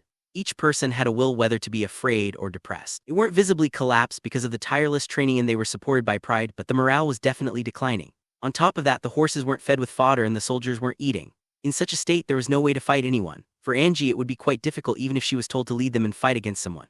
I could see it as well. I will chase them from now on. Gustav followed suit. I look at the front line. Angelica, princess. Gustav rebuke. Please command the withdrawal. I will catch up with you soon. Angelica, princess, it's dangerous. Gustav, there will be no objection. If you don't know the enemy's position, you can't deal with it. And I have to see Epitaph don't know's movement. Angelica, depending on the appearance of the enemy in the worst-case scenario, withdrawing the army using this road might be dangerous. He didn't think that the volunteering chivalric order would be beaten in a single blow, but if that happened, it was dangerous to go down this road. In that case, just like how Yuri who did, ironically, they need to go through the forest without a proper path. Understood, I will take care of everything in command. Please be careful. Gustav, I know, I just look at it. Angelica, Angie turned her horse around. Epitaph don't know? Angelica, Epitaph looked at Angie from a horse as she went and squeezed through the volunteering chivalric order. Angelica don't know, how was it? Epitaph, I'm fine, I came to see the situation. Angelica, is that so? Epitaph, when he said that, he had a disappointing expression on his face for a moment and turned away. What, so the devil won't stop? Epitaph, probably no, it's impossible. The answer came from a knight kneeling under the horse straddled by Epitaph. He knelt, but his face was raised to see Epitaph. The man looked familiar to Angie. He was one of the 300 soldiers and also a captain of a 40-man unit. Why is that? Give me the rationale. Epitaph, the rationale. The knight looked stunned for a moment. No, I'm afraid that's not the case. If we don't turn back immediately, you will be in danger. Angie sensed the state of the front line. The enemy was fighting hard even if they were in overwhelming disadvantage, probably because of military training. It wasn't only because of their demoralization. In fact, they weren't fully armed. In order to increase the march speed, the armor used had been left on the ship, and their side had become a light infantry army. Originally, if it were an ordinary army, the enemy would have collapsed, but they were holding up. Farandono, is the enemy attacking with birds? Angelica, Angie asked by calling up his name. Yes, all enemies are cavalry. Fortunately, the bottleneck has slowed down the momentum of the collision, but the enemy troops are also very well trained. Farrant, understood. Angelica, Angie said to interrupt the man's words. Epitaph, Dono, let us withdraw immediately. If we don't gather the soldiers as soon as possible. Angelica, silent. Epitaph, Epitaph, who faced Angie, had an expression that she had never seen before. His mouth was distorted, his teeth were clenched, and his eyes were glaring at something. Angie couldn't say anything more. It would be bad if she spoke at such times. The rest of the volunteering chivalric order didn't say anything, probably thinking the same thing. In spite of the emergency situation, the captains, centered on Epitaph, stopped eerily. About 30 seconds had passed. Turn back. Epitaph clearly said so. Angelica, Dono, I want to know if there is a route to turn back. Epitaph, there is, but it will be a long way. Angelica, Angie said it in Epitaph. Farrant, your troops will stay here and hold down the enemy until the last soldier you have. Epitaph, he said it calmly. Angie stopped thinking for a moment and became petrified.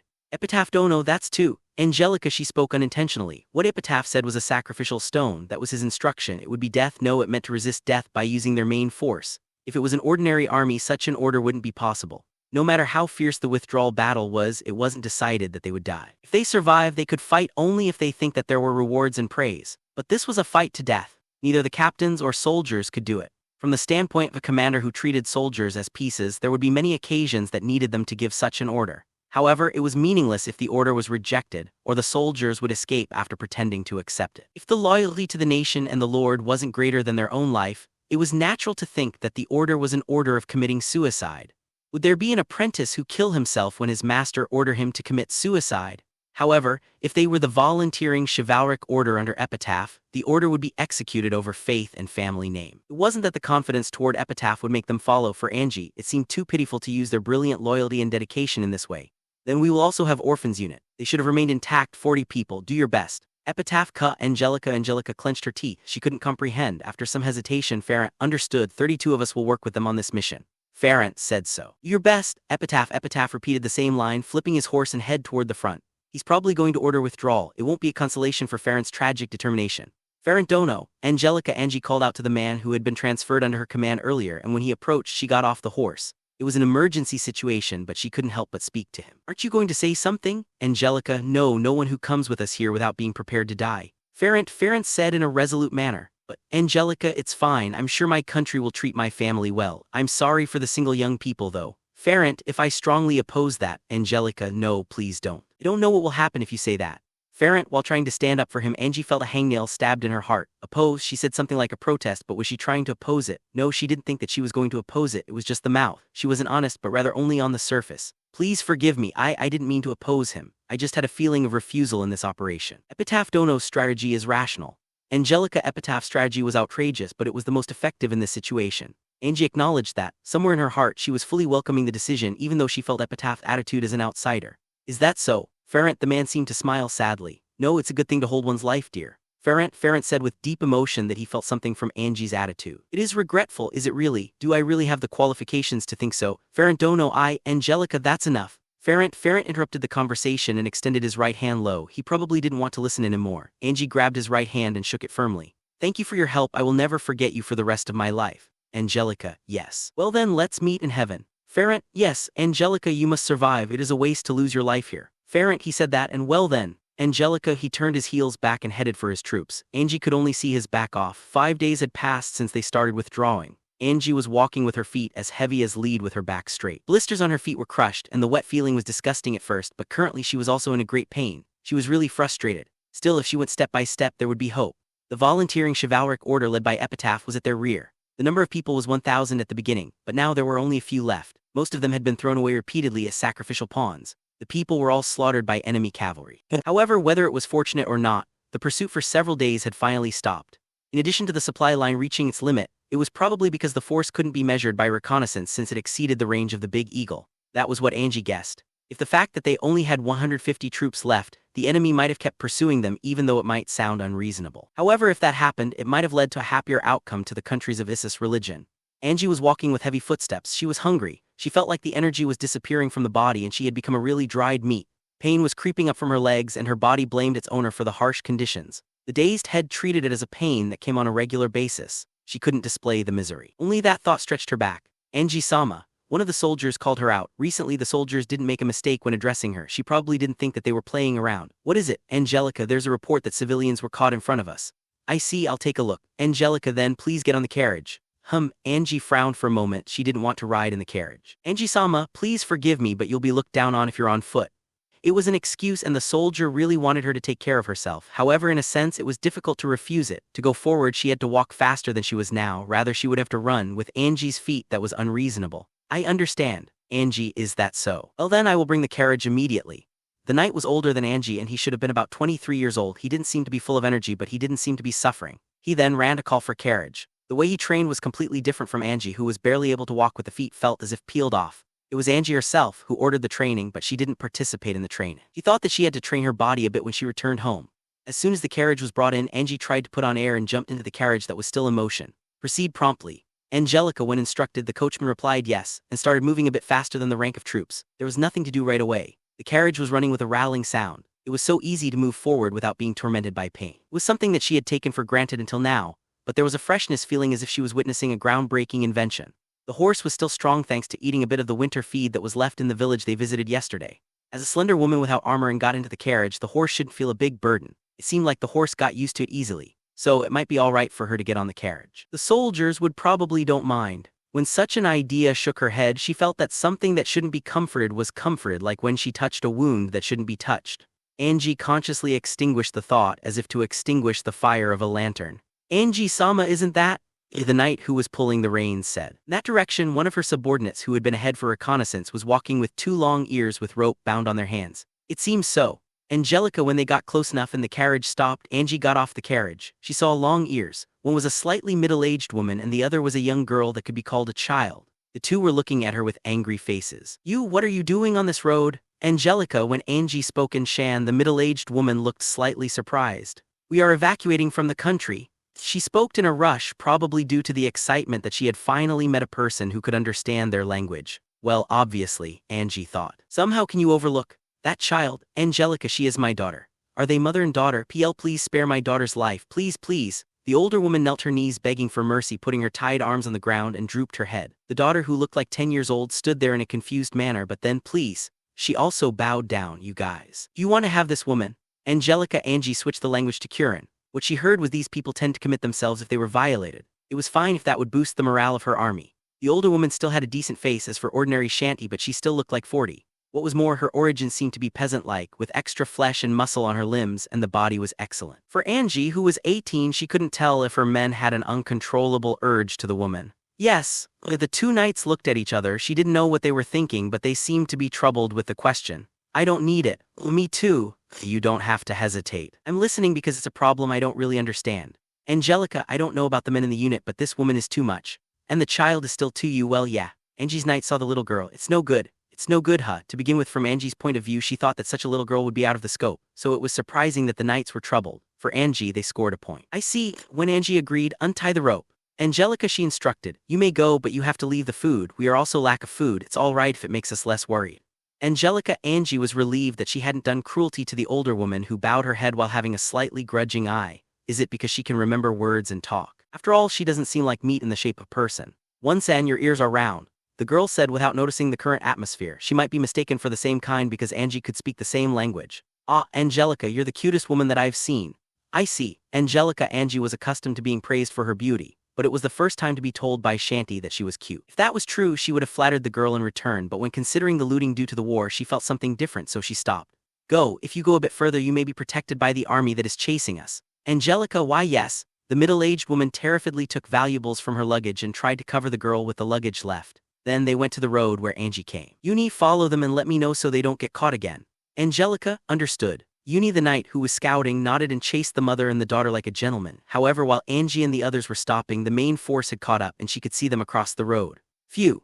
Angie sighed briefly as she put her bottom on the footrest of the carriage. In her stagnant thoughts, she thought that she might have done hypocrisy, and then she stopped thinking for a moment. Angie was still walking when someone spoke from her back with a stuffy, hard-to-hear voice. Angie turned around. There was a knight with a swollen face. It was Yuri. You, what's wrong with your face? Angelica, he had a large bruise on his eyes and nose. As she could see, he was beat. His nose seemed to be full of blood, and he was constantly rubbing his nostrils with a bright red handkerchief. Could it be? Angie said without sounding too surprised. She wasn't surprised because the momentary consequences of the logic in her mind were so insignificant and foolish. It was a reasoning that was possible even for a very foolish person, so she was only surprised to find the correct answer to the problem that even a child could understand. What she thought in her mind when the daze was clearing was a surprise to herself that she hadn't noticed until now. When Yuri put a bloody handkerchief on his nose, he blew it and forced it through his nose. Please forgive me, those two were caught by the volunteering chivalric order. Angie rushed on a horseback, and what she saw was a situation where everything was too late. There were two corpses. The corpses were hung while staring at each other on two trees. They were stripped naked, and the whole body was torn to pieces like the meat that a beast with claws had slaughtered by playing. The gut spilled out from the cut belly and it ran down the legs to the ground. It was the same for both mother and daughter. The corpses, whose skin was still fresh, were still hanging with their eyes opened. When she saw the corpse of the child that she just talked with, Angie felt nauseous. Ugh, Angelica, she endured the nausea and covered her mouth. Oh, what's wrong, Angelica? Don't know. Epitaph, who was nearby, said. Rather, Epitaph seemed to be resting while watching this brutal scene. Why do you do this, Angelica? Let me apologize for your subordinate, but he was saying something I didn't understand, something like delivering the devil safely. Epitaph, yes, I ordered that. It's my fault. Angelica, she felt pathetic that she couldn't think of such a simple thing. If she knew that such a thing would happen, she should have told them to wait for it to pass in the forest. It would have been 10,000 times safer there. It was simply out of her mind that there was the volunteering chivalric order in their path. The deficiency in the orders isn't good, but it can't be helped. Epitaph, as expected, Epitaph misunderstood. No, that's not it. I wanted to overlook them safely. My fault is that I have forgotten your existence. Angelica, could it be that you intend to keep them alive? Epitaph, yes, that's right. However, you hit my knight who was escorting and killed these two. Angelica, when Angie said that, Epitaph displayed a difficult expression. Goodness, Angelica Dono seems to be too inspired by the devils. Epitaph, I'm not sympathetic. I just didn't want to cause meaningless cruelty. Angelica, meaningless. Even this is an example. Epitaph, if you think it's going to be an example, you also acknowledge that they have a heart. And yet you do this kind of cruelty. I've done it as well. Angie remembered Epitaph's aggressiveness she had seen along the way. It was like being hungry after losing a war, chopping up the corpses that had been left behind, and decorating them like it was now. That's enough. After they died, their lives ended there, and they didn't feel hurt when the corpses were chopped up. However, these two were probably not in the same way. You've been hanging too much on your hobby, and this will affect young enemy soldiers. The reason why we were pursued fiercely is because of this. How many soldiers are you going to lose because of this hobby? Angelica, shouldn't you agree that the enemy will not chase us anymore? Epitaph, I'm not talking about the status quo, I'm talking about the method in war. Method? There's no method in war. Epitaph, once we do this, we can't complain even if we are chopped like these people when we are in the opposite situation. Even if the enemy approaches our territory and begins to kill innocent people, we aren't entitled to beg for mercy. Angelica Dono, it's an inquisition when the time's right. In the first place, the crusade were formed due to the survival struggle between humans and devils. It's only natural that one of the sides will be eliminated. Epitaph, Angie remembered the feeling of giving up, which she had experienced many times over the past few days. He couldn't understand. This man is hopeless. His heart is closed. There's no point in arguing here. Understood. However, I will bury their bodies. Exposing this to the eyes of the enemy might further worsen the situation. It can't be overlooked. Angie properly gave the reason. She really wanted to mourn the two whom she spoke to earlier. Even though it was short, she wanted to at least bury them. All right. Whatever you like. Epitaph said with a slight discomfort in his eyes. Angie-sama, there's a report from the reconnaissance. They said they found a village. Gustav, Angie was sitting in the carriage when Gustav reported that. Is that so? We're going to have a night camp in that village. What's the number of houses? Angelica, 5. Gustav, I see. Angelica was disappointed inwardly. The land around here wasn't the main road that people used to escape, so the food wouldn't be exhausted. However, instead, there was no human habitation. In early summer, people didn't feel that cold, and they didn't feel that the area was too steep to survive, but winter would be a frozen world here. Was it cold enough that hunting and farming weren't possible? Or was the majority living a nomadic life without a settlement? Angie couldn't understand the details, but it was a fact that there were few houses. Even though there are almost 150 soldiers, the food of 5 houses is moreover. Considering the remaining food that is kept through the winter, it's not supposed to be able to fill the hunger of 150 people. In such a case, if we let an archer who is a hunter to hunt wild animals, we can add supply, but it's a disaster that we have gathered elite soldiers that aren't good with survival techniques. In fact, it's difficult to hunt wild animals in a completely unknown land. It's like shooting a fox that had been driven away by a dog. Angie-sama, why are you stopping? Gustav asked while looking slightly happy. After all, it would be nice to sit in the carriage obediently rather than walking with painful legs. I quit. Angelica, may I ask why? Gustav, I made a mistake today. I couldn't make a decent decision because I walked stubbornly. The commander must always have a clear mind. I learned that walking isn't my job even if I force myself. Angelica, that's helpful, I'm glad. Gustav bowed his head as he took off his hat. However, Angie wasn't impressed at all. She was disappointed in herself. She believed that she was a brilliant person, but she apparently wasn't. Speaking of incompetence, it would be good if she at least wasn't careless. Here, she had no advantage in confronting the Papal States. He didn't even have the self-control to stop herself. She was just stunned. You also probably want to see me in this way. Once this is done, you may leave. Angelica, well, Gustav, it seems that I wasn't so much of a person. Angelica, when Angie said so, Gustav laughed with his nose. You're experiencing the failure of young people. Gustav, that's right. Angelica, she didn't think that she was a failure, but she probably was. May I say something a bit harsh? Gustav, go ahead. Angelica, we don't expect much from the judgment of an 18-year-old young lady. Gustav's words were said in a gentle voice contrary to the content. Is that so? Angelica, do you think there are people in this world who can be a great commander like God in just 18 or so? Gustav, I wonder about that. I have never heard anyone lead 100 battles at the age of 18, so it's difficult to say. Angie-sama is young, therefore it's natural to be immature. Everyone knows that. What everyone is expecting is growth. If you come back after learning the lesson, you will surely become a great commander and a great lord. Everyone is here because they think so. Otherwise, no one will entrust their lives to a younger girl. Gustav, Angelica, Angie couldn't respond. She was deeply moved, but she told herself that she shouldn't cry.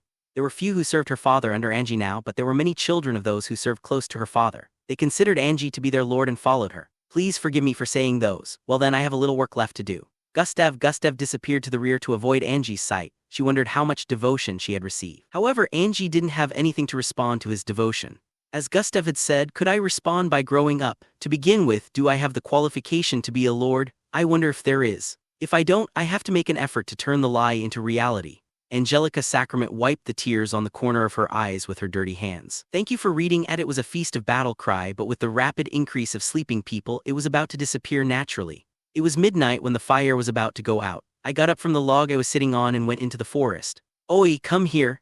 I was suddenly called out by a shadow in the forest and it surprised me. There was no sound. In addition to that, my eyes, which had been looking at the bright fire until earlier, couldn't see anything other than darkness, even when I turned to the direction where I heard the voice. Even in the forest, it seemed that a person was lurking in a dark place. Don't be surprised. From the voice, I knew that she was the Queen's sword. It looks like you did well. Tillet, if you have business, you need to wait. I'm standing here to take a piss. Yuri, from the shadow, I felt like she was frowning. When I think about it, she may be unfamiliar with doing it while standing, as she is a woman who lives in a female society all the time. Do it fast. Tillet, yeah. Yuri, I entered the forest about 10 steps and started urinating vigorously at the base of a suitable tree. I didn't drink alcohol, but I had to drink a lot of water to pretend to be. When it was completely out, I turned lightly. I returned. I'm done. What do you want to talk about? Yuri, I asked. What a foolish guy. You still do it even though there is someone like me behind you. Tillet, I'm not someone who is going to hold back that. Yuri, normally you would be nervous. Tillet, is she hearing the sound? I'm a bit shameful. That's because you're not an enemy. Yuri, I don't remember doing something that would be treated as an enemy by the Queen. Speaking of an ally, it would be strange to treat me as one, but I'm definitely not an enemy either.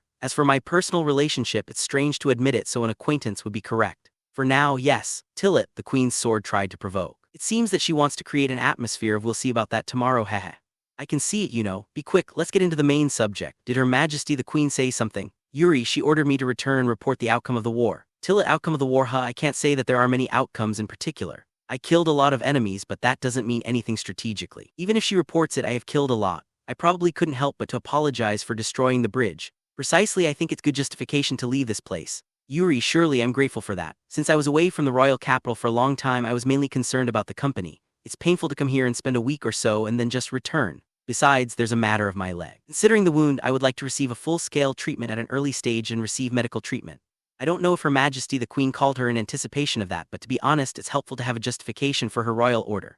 Are you going to bring Carol too? Yuri, of course. Tillet, well, it should be fine. Yuri, I'm getting better at commanding the unit, so it will be possible to do it without Carol. Besides, this is the territory of the Rube household. As for Liao, he knew his territory much better than me, and his household can help us in many ways. That reminds me, Yuri, I remembered there was something I wanted to ask her. I wonder if you were the one who took care of Her Highness Teller. Yuri, yes, I was. I should have told your companions. I hope you understand. Tillet, Since it's about her group, there may be a bit of jargon here, but I suppose she told me to understand it. That's how I feel. The person you told about this was someone who isn't suitable. He is someone who can't recite poems. Yuri, not everyone knows how to use words. Especially that guy. I'll be careful next time and leave a letter. Tillit, well, if you're protecting her, that's fine. Yuri, I waited for a response after saying that, but there was only silence. For the time being, I felt it was a manifestation of intention that she would no longer speak. Apparently, the main subject was over. However, the queen's sword opened her mouth as if she wanted to talk some more. The enemy you faced is said to have been chased by the bird unit of the Rube household, and they managed to run away. Tillit, I see. Do you guys know the name of the enemy's commander? Yuri, no. Tillit, it's an information that I'm interested in, but I guess it's still too early. Since she had no idea, I don't think she will investigate in the future. As for me, I don't know since I'm not infiltrating the enemy's unit with spies. However, such information becomes easier to obtain over time. As time goes by, the information leaked from people's mouths will spread.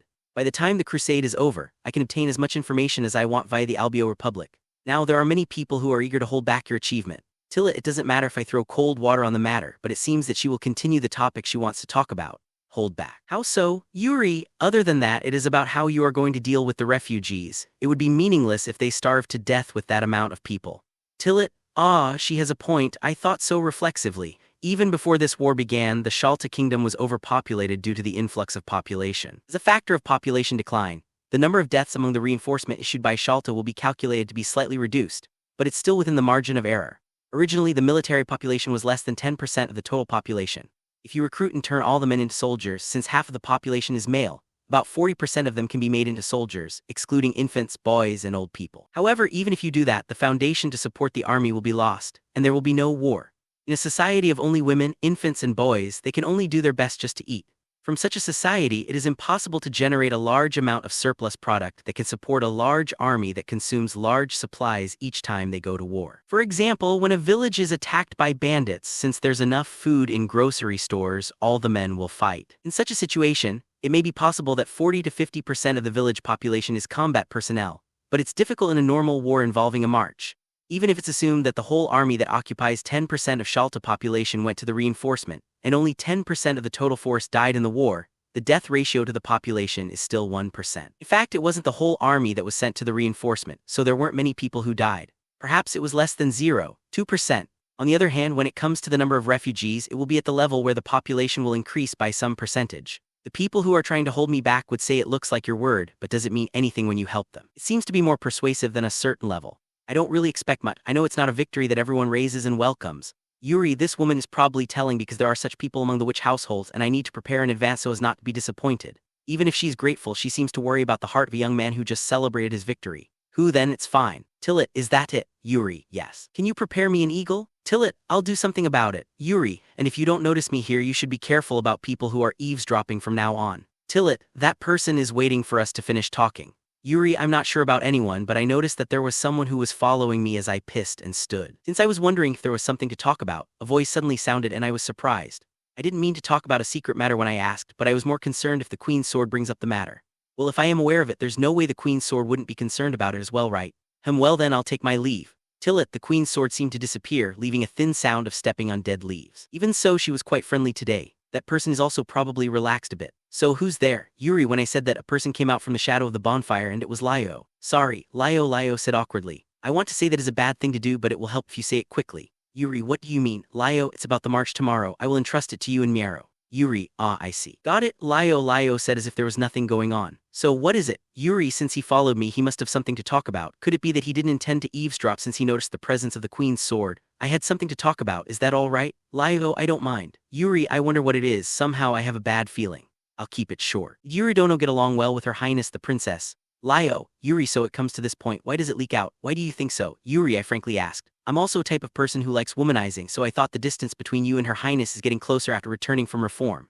Lio, really? The intuition of a playboy is something that can't be underestimated. However, I wasn't flirting with Carol, so I can't say it with certainty. It's probably because we both survived the harsh experience. Yuri, I could feel a distance between people who sleep together. Lio, it's a misunderstanding. More importantly, let me tell you what I want to do. Yuri, since there's no recording device, words coming from my mouth are ignorable, but is there a merit when it comes out from my mouth by not saying that? It's not a relationship where I feel moral responsibility. At least I don't feel responsible to be honest to Lio. It would be different if it's Dala. Lio probably knows that too. Since he doesn't understand the true feelings, he has no choice but to avoid making a statement. If that's so, I want to get one more woman. Lio said, one more. Yuri, I didn't understand at all, so I asked reflexively. It's about Miero. Lio, what's with Miero? Yuri, I want to make her my. Lio, I wonder what's going on. What could it be that you fell in love with her? Yuri, when I think about it, he stuck with Miaro all the time during the expedition. Rather, Miaro was like a secretary for him. At the same time, Miaro was in a sense like a collar attached to Lyo's neck, and she was a spokesperson of my order. So unless he goes against my will significantly, she would have been useful to him as a secretary. Thinking normally, it wouldn't be strange to have an extraordinary relationship.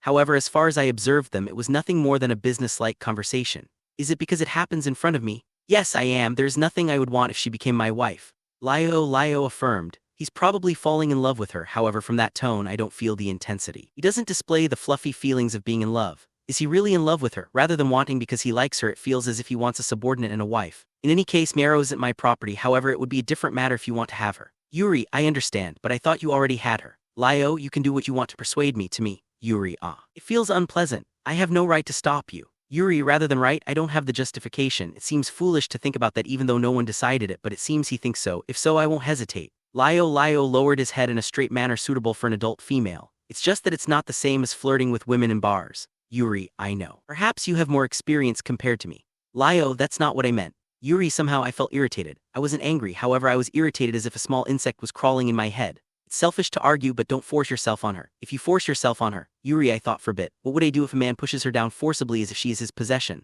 Lyo was waiting for my words without fear. I don't think you will remain alive. Yuri, I'll probably kill him. As expected, I couldn't think of anything else. I got it. I will not force her to submit. Lyo, when he said that, he turned his back toward me as soon as the talk was over. Oi, Lyo, I was called out. What is it? Yuri, then Lyo turned his body halfway as if there was still a talk. Is it because things became surprisingly better when I had her as my right-hand man? Lyo, well, I won't go that far about her, but wouldn't that be uninteresting? I hate noisy women, but I don't care if you are able to have her. Yuri, although he didn't explain it, it seemed that she was the type he liked. That's fine. Sensitivity is like a fly in an ointment.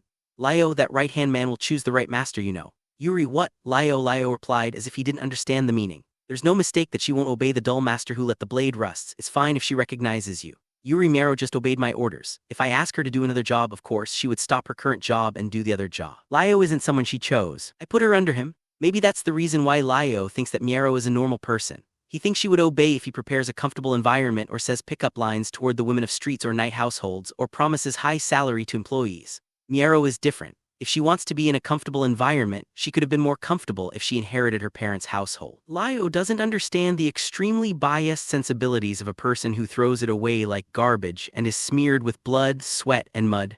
I see, I'll keep that in mind.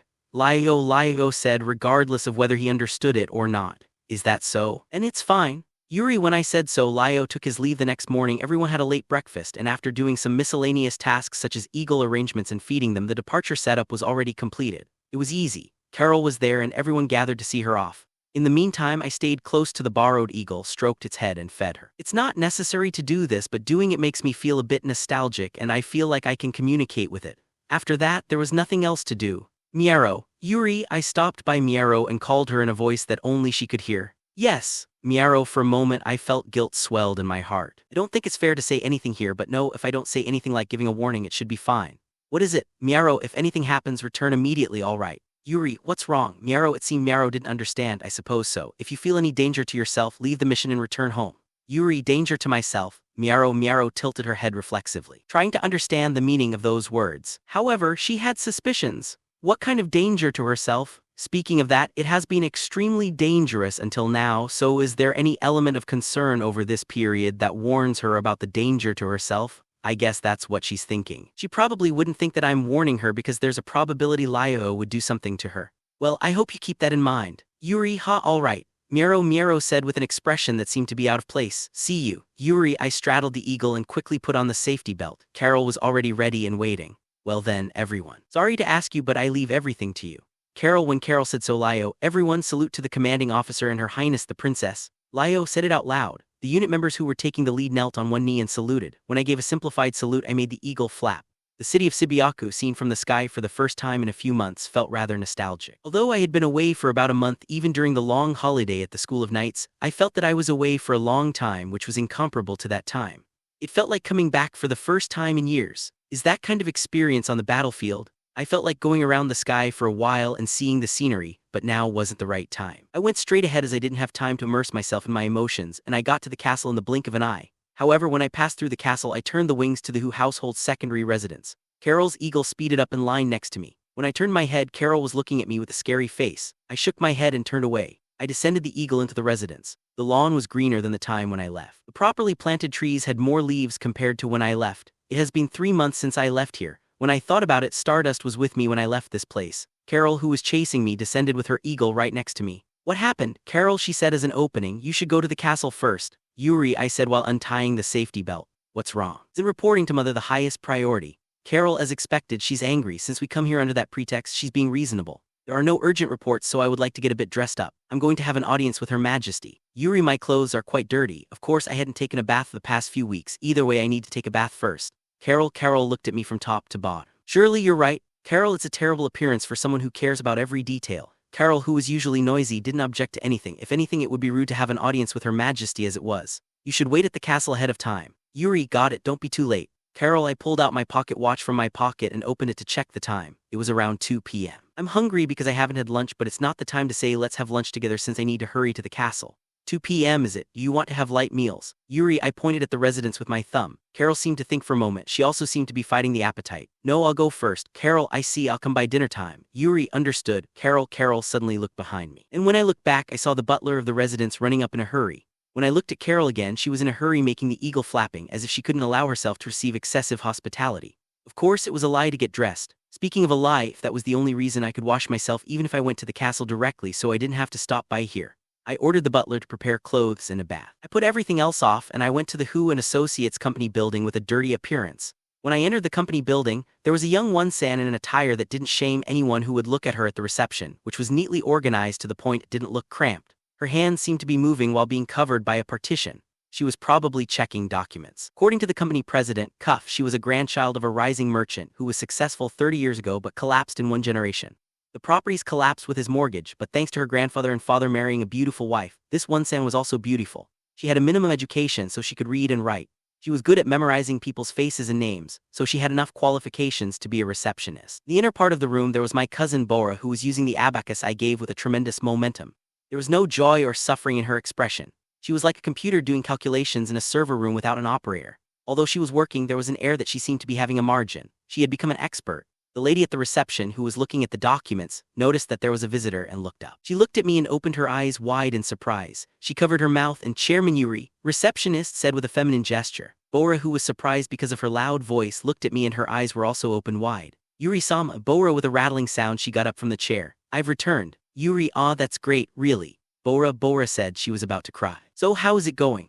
Yuri, I mean what was going on while I was away, that was what I thought, but when I think about it, it's not that I don't understand these two. It will be quicker to ask things directly from Cuff. Everyone is here. Bora, well, where's Cuff and is Harold coming back? Yuri, Cuff-san is going out for a bit. He's asking what's happening on the other side. I'll call him back immediately. Receptionist, the receptionist said. Is that so? Well then please, then Harold. Yuri, Harold-san is it? I haven't seen him for a long time these days. Bora, Harold hasn't returned yet, huh? The feeling of hopelessness swirled like a fog in my mind. Was it no good? I'm going to change clothes at home. Tell him about me when Cuff is here. Yuri, understood. I will arrange it immediately. Receptionist, please. Yuri, was it no good? I got out of the still lukewarm bath, wiped my body and prepared a light meal. While recognizing everything since I was here almost every day for a long time, it felt strange at the same time. It felt as if it was a new house that I just moved in and the atmosphere didn't fit my body. I probably won't realize it after a week. That was how I felt. When I swallowed the last bite of the bread prepared for the light meal as I expected, there is a person named Cuff Ornette from Hu and Associates.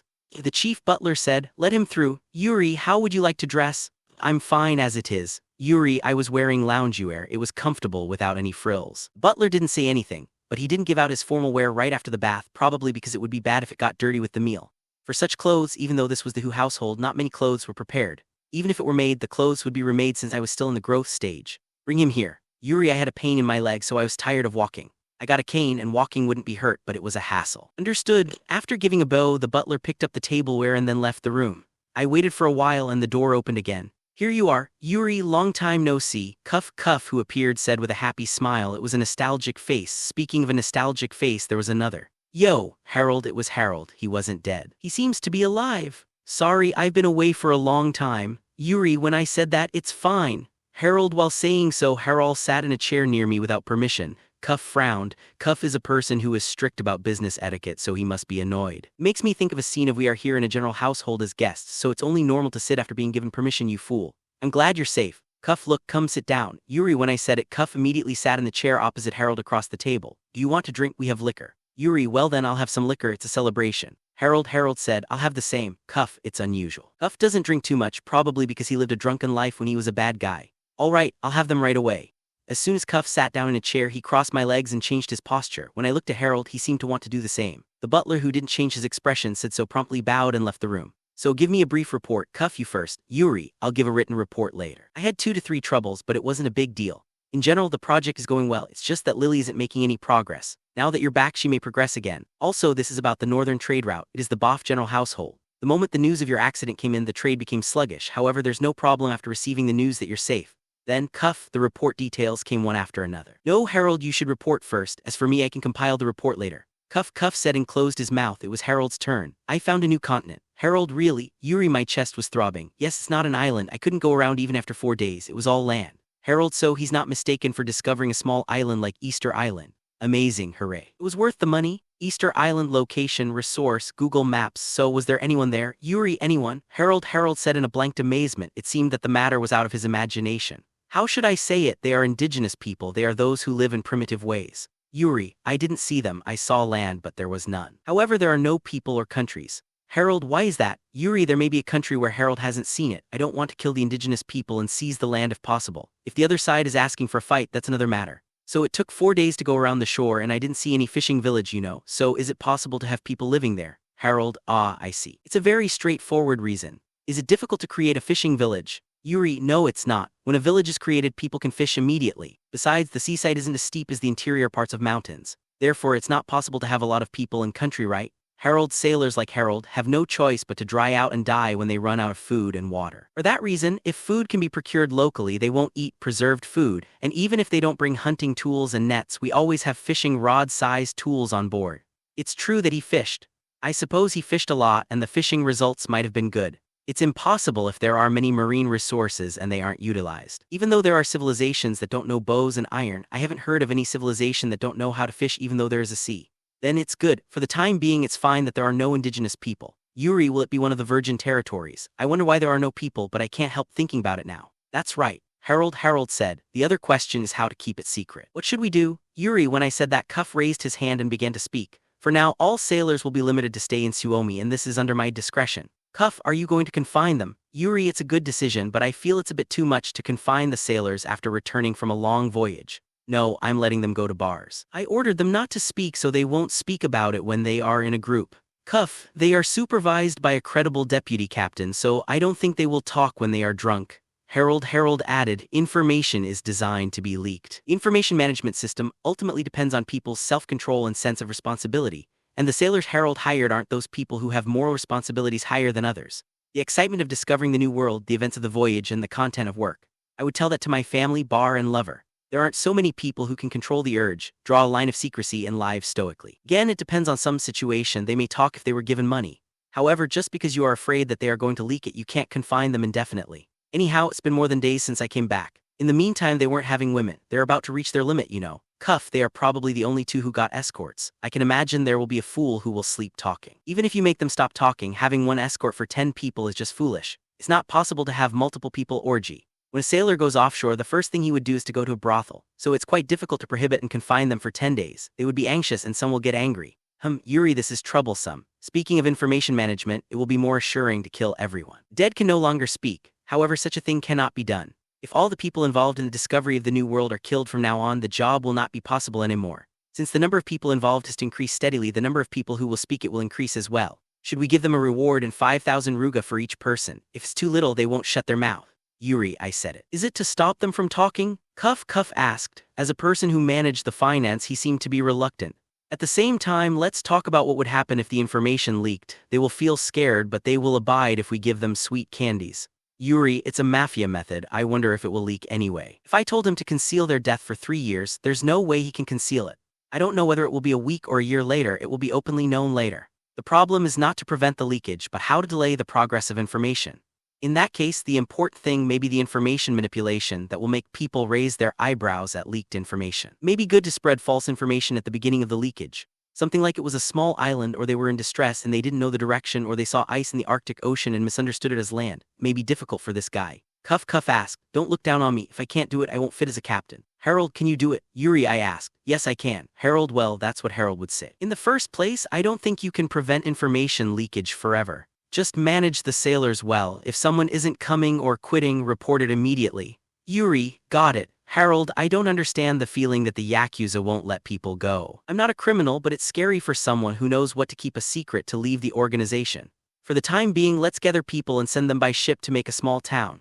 Yuri, fortunately there are too many people now. Then Cuff raised his hand. What is it? Yuri, that's fine, but how are we going to handle the newly found land or town? Will it be under the territory of the Hu household? Cuff, Yuri, I didn't even think about it. Basically, land is treated as if the country lends it to an individual rather than a personal belonging. For convenience, you can be said to own land. However, take an example of this residence. It's not a detached territory of the Hu household. Therefore, even if this plot of land is sold to the Papal States, it won't become the Papal States' territory. Ownership is guaranteed to the country, but control is maintained by ability. Then will a new land found in the New World be the territory of a corporate nation, in which the corporation is Hu and Associates? It's a very story of the future. I'll have to ask you to wait on that for a bit, but, well, I won't let the royal family interfere. For now, you don't have to think about the law. Yuri, if I reported to the royal family and made it public, it would be a mess. Then those people will always want it, especially those which household who will change based on situation. They might even consider abandoning this peninsular and moving to it. What I want to say is whether we will make money from it. Creating a town wouldn't make money. So are we going to collect taxes? Cuff, that's a realistic matter.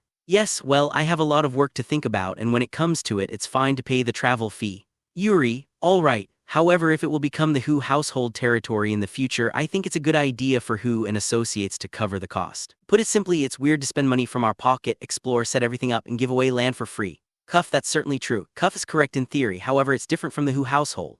Even if the Hu household pays the money is collected from tax collection, and if the money is redeemed, the profit should return to the Hu household territory. It may be trivial, but I don't want to do that. Besides, even though it is the Hu household, the information management isn't solid. For example, I talk about it to Father. Then, Father brings it to the meeting with the top leaders of the household. Everything will come to nothing. It will definitely leak to the witch households, and in some cases it may leak to the Kurin's territory.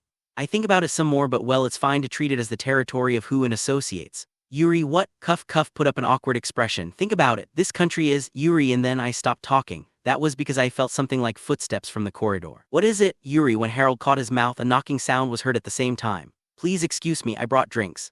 A maid placed 2 types of liquor, a glass cup and a tea set from a tray. Thanks, you may leave. Yuri, when I said so, the maid, who was trying to serve until pouring the drinks into the cup, had an expression of it's fine. Yuri, I said, and then the maid said please excuse me again and left the room. You noticed her well? Cuff said, it seems that my ears have become a bit more sensitive. Yuri, you're saying something different after coming back from the battlefield. Harold said it like a teasing. Well, yes, come have a drink. Yuri, I said while pouring tea on my cup, as expected of the brand. Cuff said while looking at the 2 liquor bottles placed on the desk. Yeah, Harold, it was rare for Harold to agree obediently. Cuff and Harold looked at the bottles seriously. Since I'm not interested in liquor, I don't recognize the brand. The glass bottle itself is a rather high-quality product, so when it's sold in a bottle, it would be a high-quality liquor. But is it a particularly good-tasting liquor? Since this is good, shall we drink it? Cuff, yes. Harold took a bottle and quickly poured it into the glasses for 2 people. It wasn't a big amount. Is it a good liquor? Yuri, this one is more valuable, but for this one the distillery is in Kilgina, so you won't be able to drink it anymore. Cuff, I see. Yuri, well, maybe I should drink now. Well then, let's have a toast, since we're not going to do this for a while. Cuff, I was the only person who held a teacup. Then congratulations on your safe return, Mr. Chairman. Cuff took a lead with a particularly loud voice. Cheers, Yuri, cheers. Harold / Cuff, after saying that, I lightly knocked the teacup against Harold's and Cuff's cups. When the tea was poured into the mouth, I realized that it was a tea that was often drunk after meals. Cuff and Harold drank the liquor poured in the glass cup in a breath. Rather than wanting to drink alcohol, this was probably done to celebrate me, and the drink was only for the appearance. However, when it was so, those 2 weren't drinking. I turned over to the 2 teacups that were placed next to the tea set and poured tea. So let's continue the talk. Cuff, since Cuff was concerned about the situation, he urged me to continue. Yes, this country is over. 3 of the general households are cowards, and the politics are divided by the witch households. No matter how good it is, things are going to be difficult. Yuri, there are a lot of external and internal conflicts, and I can't think of any way to reshape the country itself. I'm not sure when the next crusade is, but in the worst-case scenario, it could be happening in 5 years. Yuri, then will Hu and Associates have a plan to relocate entirely to the new continent in the future? Cuff, rather than having a lot of other possibilities. That possibility is much better. Either way, it's a problem if we can't prepare anything when we're about to perish. Besides, if we are caught on all sides, there will definitely be interference. What would happen after that in the new world is the exact replica of this country. It will be meaningless. Yuri, is that so? Cuff, whether it is profitable or not, that's a second priority. Money is important, however it doesn't make sense if you're not safe. Smarter to spend 100 million ruga and escape the mess than earn 100 million ruga and become a slave 5 years later. That's what I think. Yuri assets are something that aren't attached to souls, so if someone takes it away they can take it as much as they want. It will not disappear overnight. Preparing not to be robbed isn't a wasteful expense. Well, I understand what you mean. Cuff was somehow convinced. He nodded. All right. And is the business matter over? I suppose I have a lot of things to do now. Harold, for the time being, Harold must bring colonial personnel on the next ship. Although it's good to have surplus people, it's necessary to choose. It's important for the first batch. It means that we can't bring just anyone. He has to think for a bit now. If we depend too much on the people from Kilgina, the seed of independence can progress rapidly among them. After the sentiment grows to a certain level, they will say this is the second Kilgina. The Shiyalta can get out. If something like that happens, it can't be predicted immediately. To make matters worse, Teller is still alive as a survivor of the royal family. I don't realize how much royal reverence the Kilgina have, but the fact that the symbol still exists is a bit credible. That's fine, but from my point of view, it's a considerable risk factor. The internal conflict could be fatal. Ow, for now I will go to Suomi with money tomorrow. I feel bad about the sailors. Harold, I want them to have a woman immediately. It's fine to rent out a brothel. Oh yes, go ahead, I'm looking forward to you.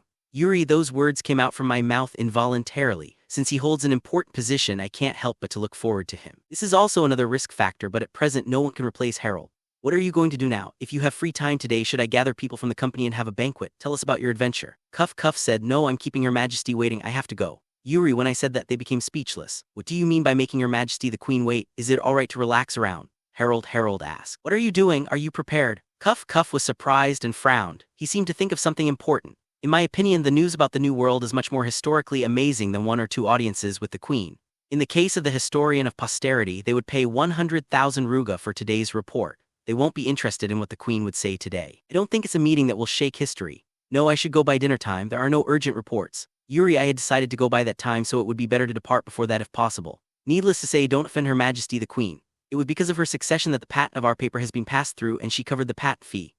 It was a surprise that Cuff had a certain amount of loyalty to the Queen. He had a serious face. If anything, it seems she is in debt. She had heard about the unreasonable outcome for this expedition. Fortunately, I didn't become disabled, but it wouldn't be strange if I was. There was a possibility of death after all. Don't worry about it, I'm on good terms with her. Yuri, well, it wasn't the Queen's responsibility that the expedition became dangerous because of the changing circumstances. Isn't it good to expect gratitude in return? Then that's fine, Cuff, we'll have a banquet later. I also need to greet people. Yuri, please meet Lily soon. When she heard that you were missing, she felt uneasy. Cuff, I get it. Yuri, alright, that's it right, Harold, let's go. Cuff, yes. Harold, when I had a cup of tea, Harold drank everything in one breath. He was probably thirsty. Seeing Harold drink, Cuff drank tea in one go as if he remembered his thirst.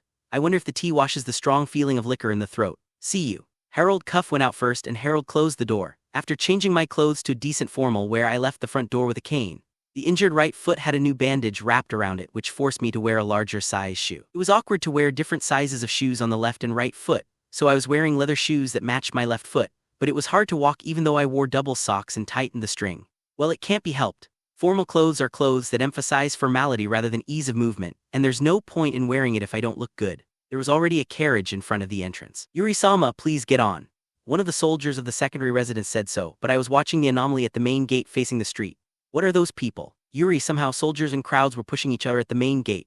In the last few years, when there was a food interruption situation that caused starvation and death, mob-like people tried to enter the secondary residence, but the atmosphere was different from that time. The crowd consisted of approximately 20 people. However, the atmosphere was peaceful. There were 4 soldiers who were trying to push them away with spears. It didn't seem that they were fighting and the crowd weren't looking for blood. Are they coming to petition for something? It seems the news about Yuri-sama's return was known from somewhere and they gathered to see at a glance. Oh, what? Yuri, what is that? We will pull them away when the carriage passes.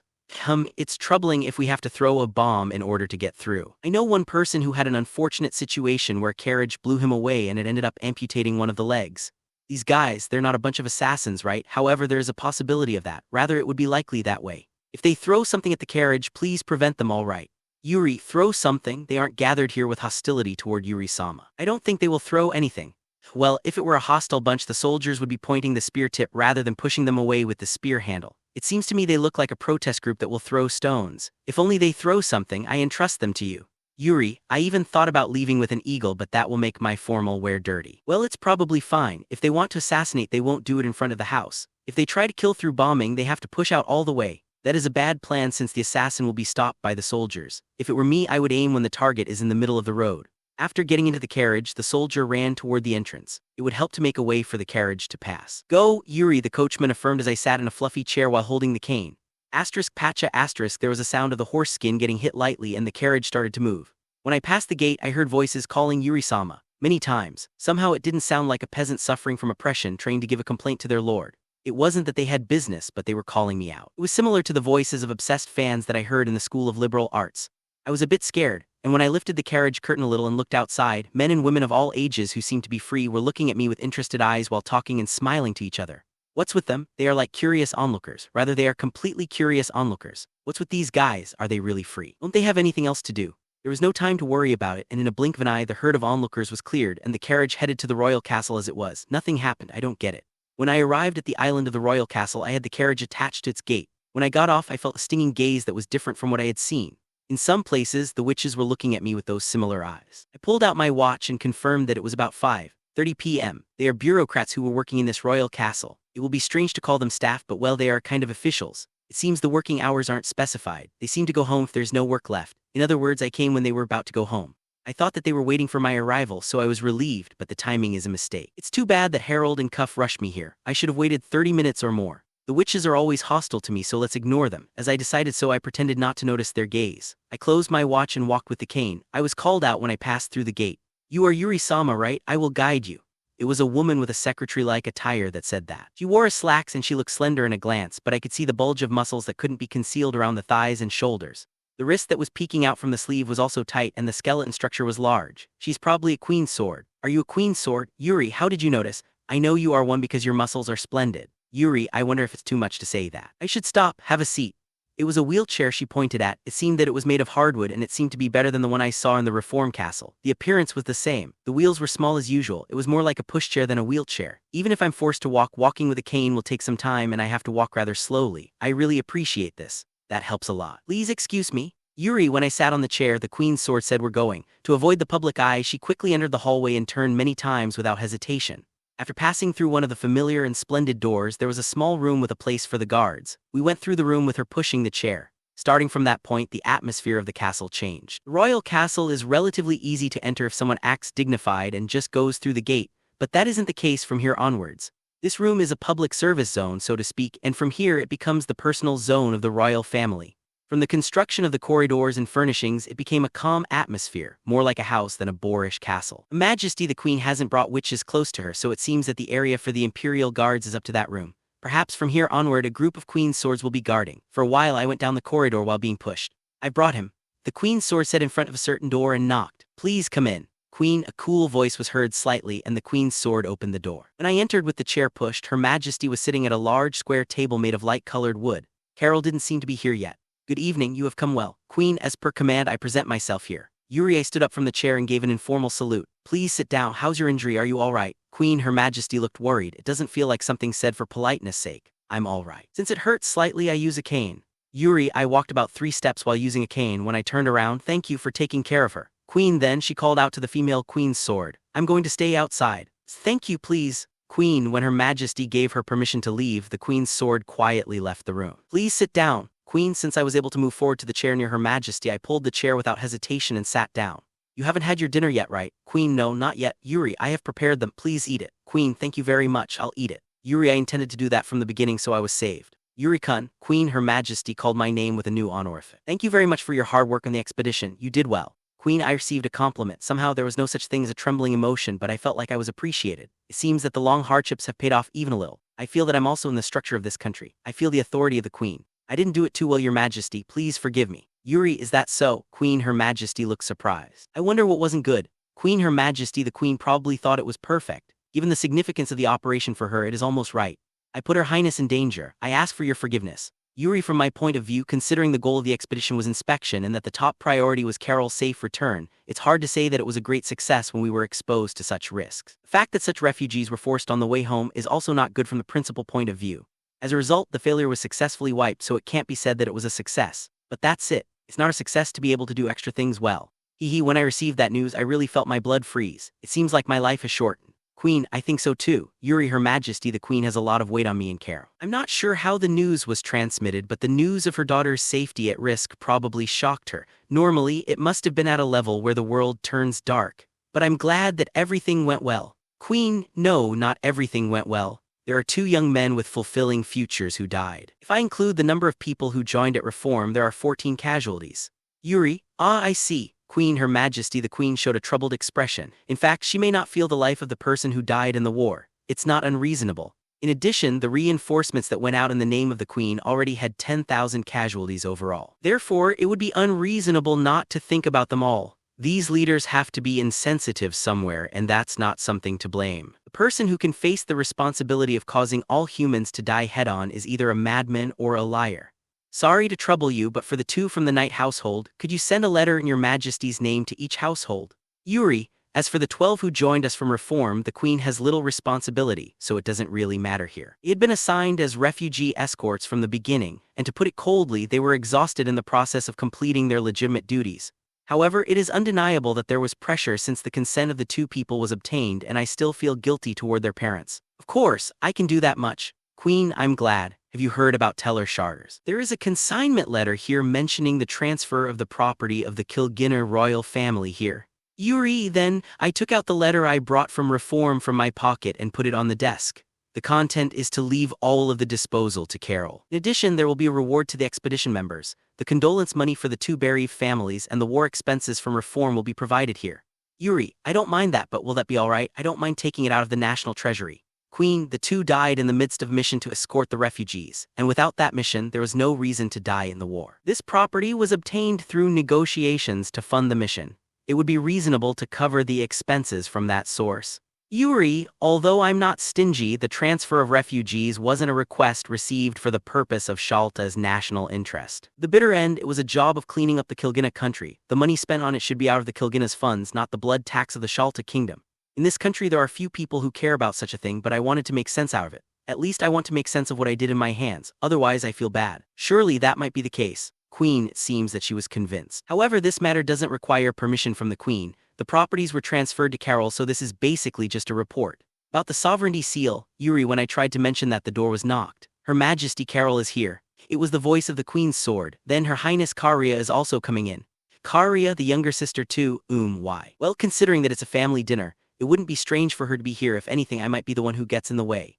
Queen, Her Majesty the Queen displayed an expression that I had never seen before. This is the first time I saw it, where there were wrinkles in between the eyebrows. Yuri-kun, will it be fine for Karia to come? Queen, after thinking about something complicated for a while, she said so in an inaudible whisper. Somehow, she doesn't want to display the flow of excluding Karia here. If Karia is here, it will be the flow of dinner together. Simply put, I think she doesn't want to show a family quarrel. Normally, in this kind of flow, it would be natural for me to say, of course, I don't mind. However, if I refuse, Her Majesty the Queen may be rather pleased because she had a reason to refuse Karia here.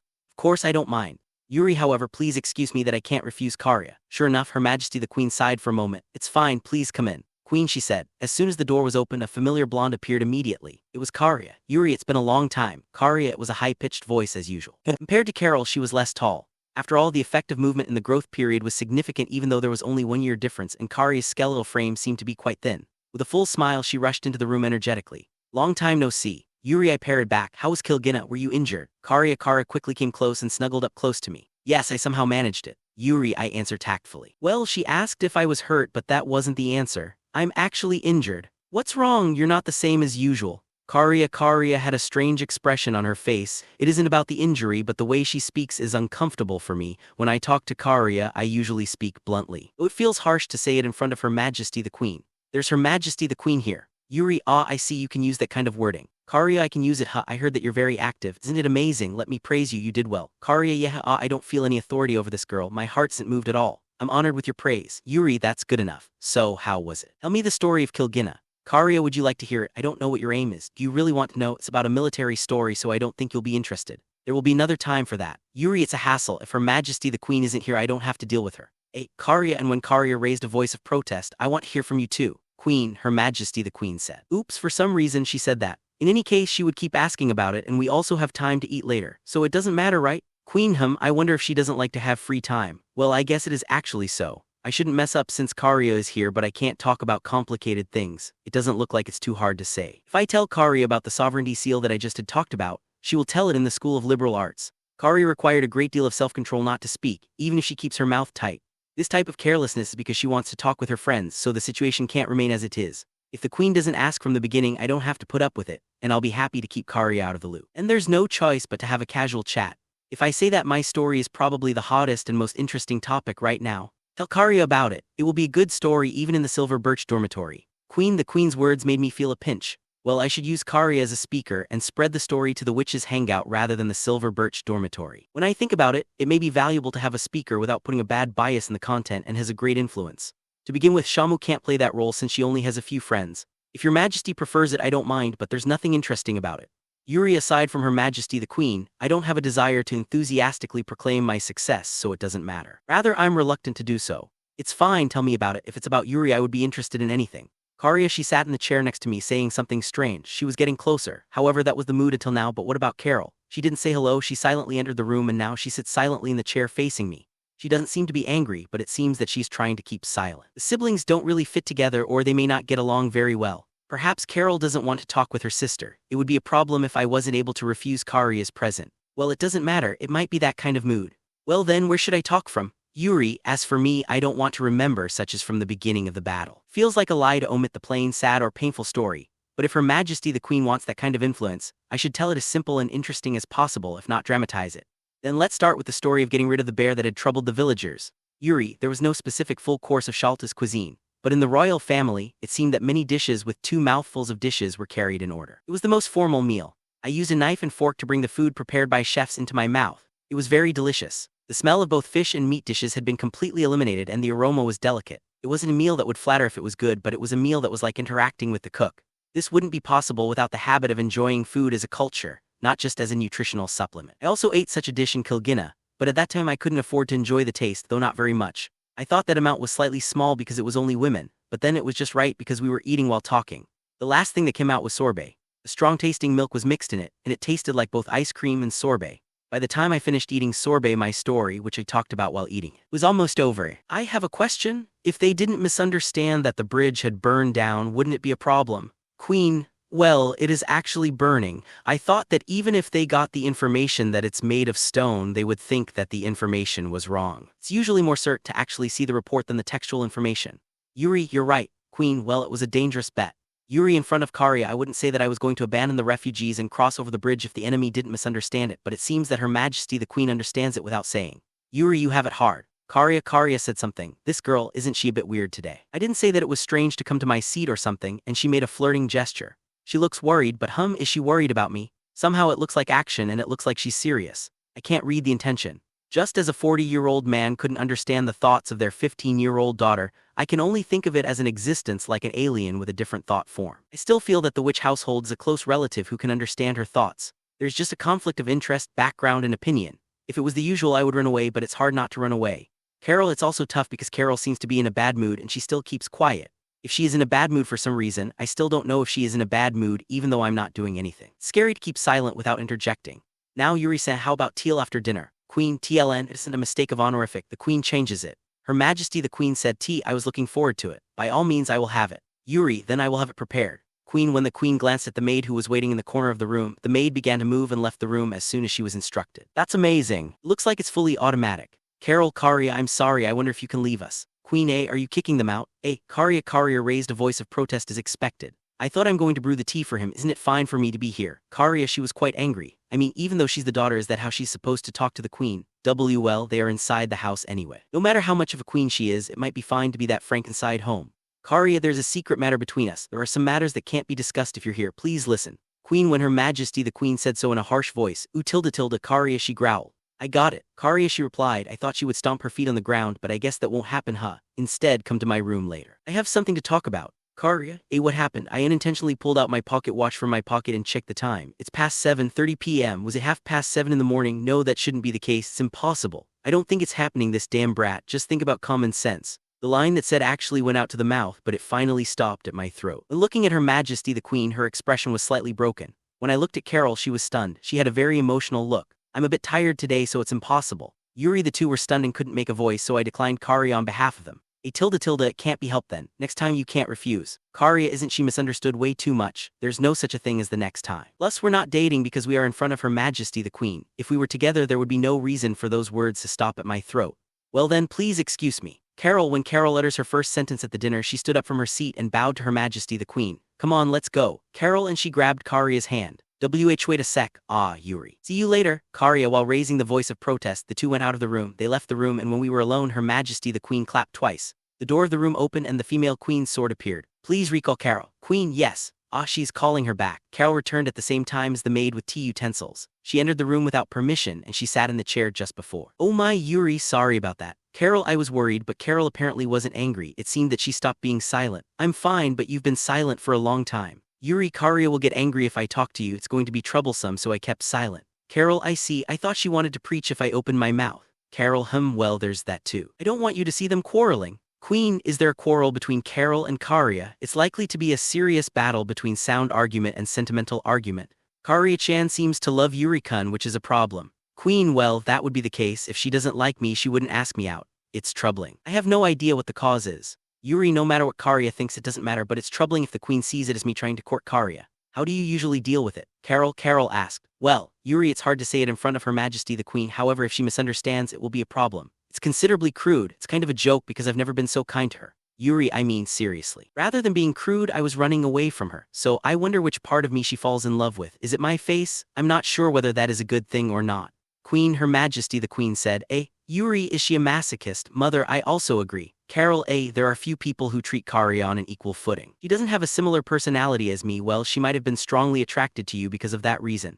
Carol explained to me. Ah, is that so? Yuri, what the? I thought she was a masochist. What does it mean to be someone who treats you on an equal footing? I am on an equal footing with Carol. Other than Carol, there must be some friends beyond the difference of status. Even Shamu should have a fairly high social status in public terms, but she's on an equal footing with Lily Senpai.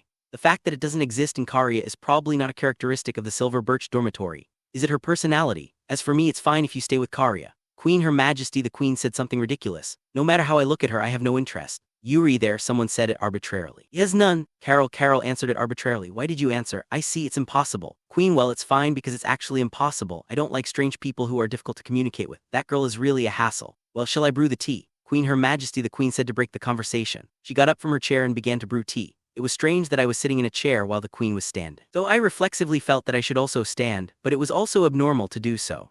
After all, Carol was sitting as usual and she remained seated. Her Majesty the Queen selected several types of tea leaves little by little from the small tea leaves brewed in the tea set and put them in a large pot. She took the kettle, and she began pouring hot water from a high position. Looking at the place where the kettle was placed, there was something like a wooden pot holder with an elegant carrying. It wasn't valuable, but I felt that it had a sense of value as an antique for daily life. After pouring hot water into the pot, covering it and entering the steaming process, Her Majesty the Queen sat down on her chair again. As always, it was a vivid skill. She hadn't done anything special, but there was a smoothness of the action like a tea ceremony. Well, how about Carol-chan? Queen, and the Queen said as if to continue the conversation before. While I became nervous inwardly, I looked at Her Majesty the Queen. Her eyes weren't joking. Unlike before, she was looking for something, so I can't pretend here. If it were Carol, well, Yuri, Carol looked surprised. She seemed happy. But I haven't thought about getting married yet. Yuri, really? Queen, Her Majesty the Queen was spinning the pot in a circular motion. Are you concerned about becoming the Queen's husband? Queen, with that said, Her Majesty the Queen put the teacup down and began brewing tea from the pot. It seemed that the steaming time wasn't necessary so much. I kept my mouth shut while looking at her actions. Well, I have a heavy feeling about it. When she finished pouring tea into 3 teacups, she picked up a dark, wet leaf-like thing from another vial and put about a small amount into the tea. It was a mysterious ingredient. Here you go. Queen, a cup was placed on a tea saucer. Thank you very much. Yuri, when I looked at it closely, the object seemed to be some kind of pickled sprout. It was scattered beyond the transparent reddish-brown tea and gave a dark color. Is it something similar to pickled cherry leaves? When the cup was given to everyone, I'll be having this. Yuri, go ahead. Queen, after the usual conversation, I poured it into my mouth. The sprout that seemed to have been pickled with salt had a strong taste, and there was a difference in concentration just because it wasn't blending in. It made me feel like enjoying the meal. The fragrance of the tea mixed with it made the tongue didn't want to be disturbed, and the refreshing fragrance washes the inside of the mouth that was enjoying the food. It's tasty. Somehow it's tasty even though it doesn't blend with the tea. It gives a soothing feeling. It's really tasty. Yuri, really, that's good. Queen, she looked purely happy when I praised the tea. By the way, Yuri-kun, what are you going to do in the future? Queen, Yuri, I got a question that I didn't understand. I feel very complicated right now. That's because good and bad things happen. Queen, I wonder what makes her feel complicated. There was a slight tension in the voice of Her Majesty the Queen, and I could feel her heart relaxed with the tea. It was an unpleasant feeling as if rubbing the wrong feather. The bad thing is that Kilgina has perished. To be honest, I was thinking that I might be able to do something this time. This is really a problem. Queen, it seems she started the conversation on her own. Well, she's right. When I think about it, Her Majesty the Queen Simone holds the toughest role among all Shiyalta queens. She looks calm, but her mind is probably full of anxiety. Even in the reign of successive queens, there were times when the general households rebelled, and reinforcements were sent to help going against the crusade, but most of them lived in the time when they didn't feel threatened by war. Given that most have managed to rule a very peaceful country, the role she has been given may be the worst in history. Even if it's unfortunate, there is an extent to it. She has to carry the burden. How would a queen feel at that time? However, when I was invited for a tea ceremony before, she started talking about history while saying the tea room is for chatting. The flow of the conversation is a bit deep, and I think she is in a rush. I wonder if her mind is unstable even if she pretends to be calm because Kilgina has perished. The good thing is Yuri-kun is back. Queen, I see. I'm really grateful. If Yuri-kun and Carol-chan had died, I might have gone crazy. It's just that things are already got out of hand. Queen, as expected, Her Majesty the Queen is really straightforward today. Can she do that? I feel a bit anxious. But Yuri-kun came back with a glorious war achievement. With this, everyone will expect Yuri-kun. Queen Yua, that's not good. What kind of expectation is that?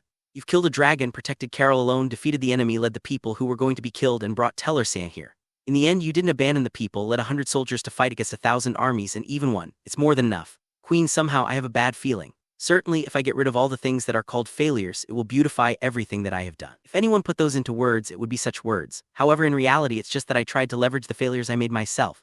This is true even if I don't force the publicity. The people will surely see you as a hero. Queen, I'm not a hero, it was all a failure. Yuri, it doesn't matter how you feel. People always ask for what they can hold on to if they become anxious, and the subject will be you. Queen, I don't understand. Why is she talking like this? What does it mean to be looked upon? It's not what they do it on their own, and if I don't respond to them, will they get revenge? They will be betrayed, they will be disappointed. It's not selfish to think of that. I'm not living for someone who I don't know their face, it's a nuisance. I was getting irritated, so I drank tea. As always, the tea was tasty. I think and act on my own, but that's because of what I want to do. I'm not going to make moves to fulfill the wishes of the people. Yuri, but if you don't leave this country, they will not lose interest. That's because it's the only way to win the war. Queen, well, of course, that's the way of thinking. I've already heard about the discovery of the new continent, so I have another option, but if I hadn't even thought of it, I would have thought that I would win the war. As for Her Majesty the Queen's idea, it would be ideal for me to play an active role, become a super general, and crush the Crusader. Even if she wants me to do that, it's troublesome to be honest. It's easy to say so. Yuri, I know it's not easy. Queen, do you really understand that? In my opinion, to win a war, you need a big sacrifice. Yuri, there is always sacrifice in battle. Queen, she doesn't seem to understand it. No, the sacrifice is a civil war. Yuri, civil war. Queen, she looked at me as if I was making a joke. It seemed that she hadn't thought about such a possibility. The 5 general households have military rights, so it can't be helped. Even though it is disadvantageous in terms of numbers, there are groups of disorderly crowds. Yuri, are you going to fight allies before you fight your enemies? Queen, I can't believe it. What are you thinking about? That was what she was thinking. However, from my point of view, it would be unreasonable to fight against a large army of the Crusaders and win without uniting the country. Rather than continuing as it is, it's probably better to break the shape of the country by crushing both general households and witch households and remake the country.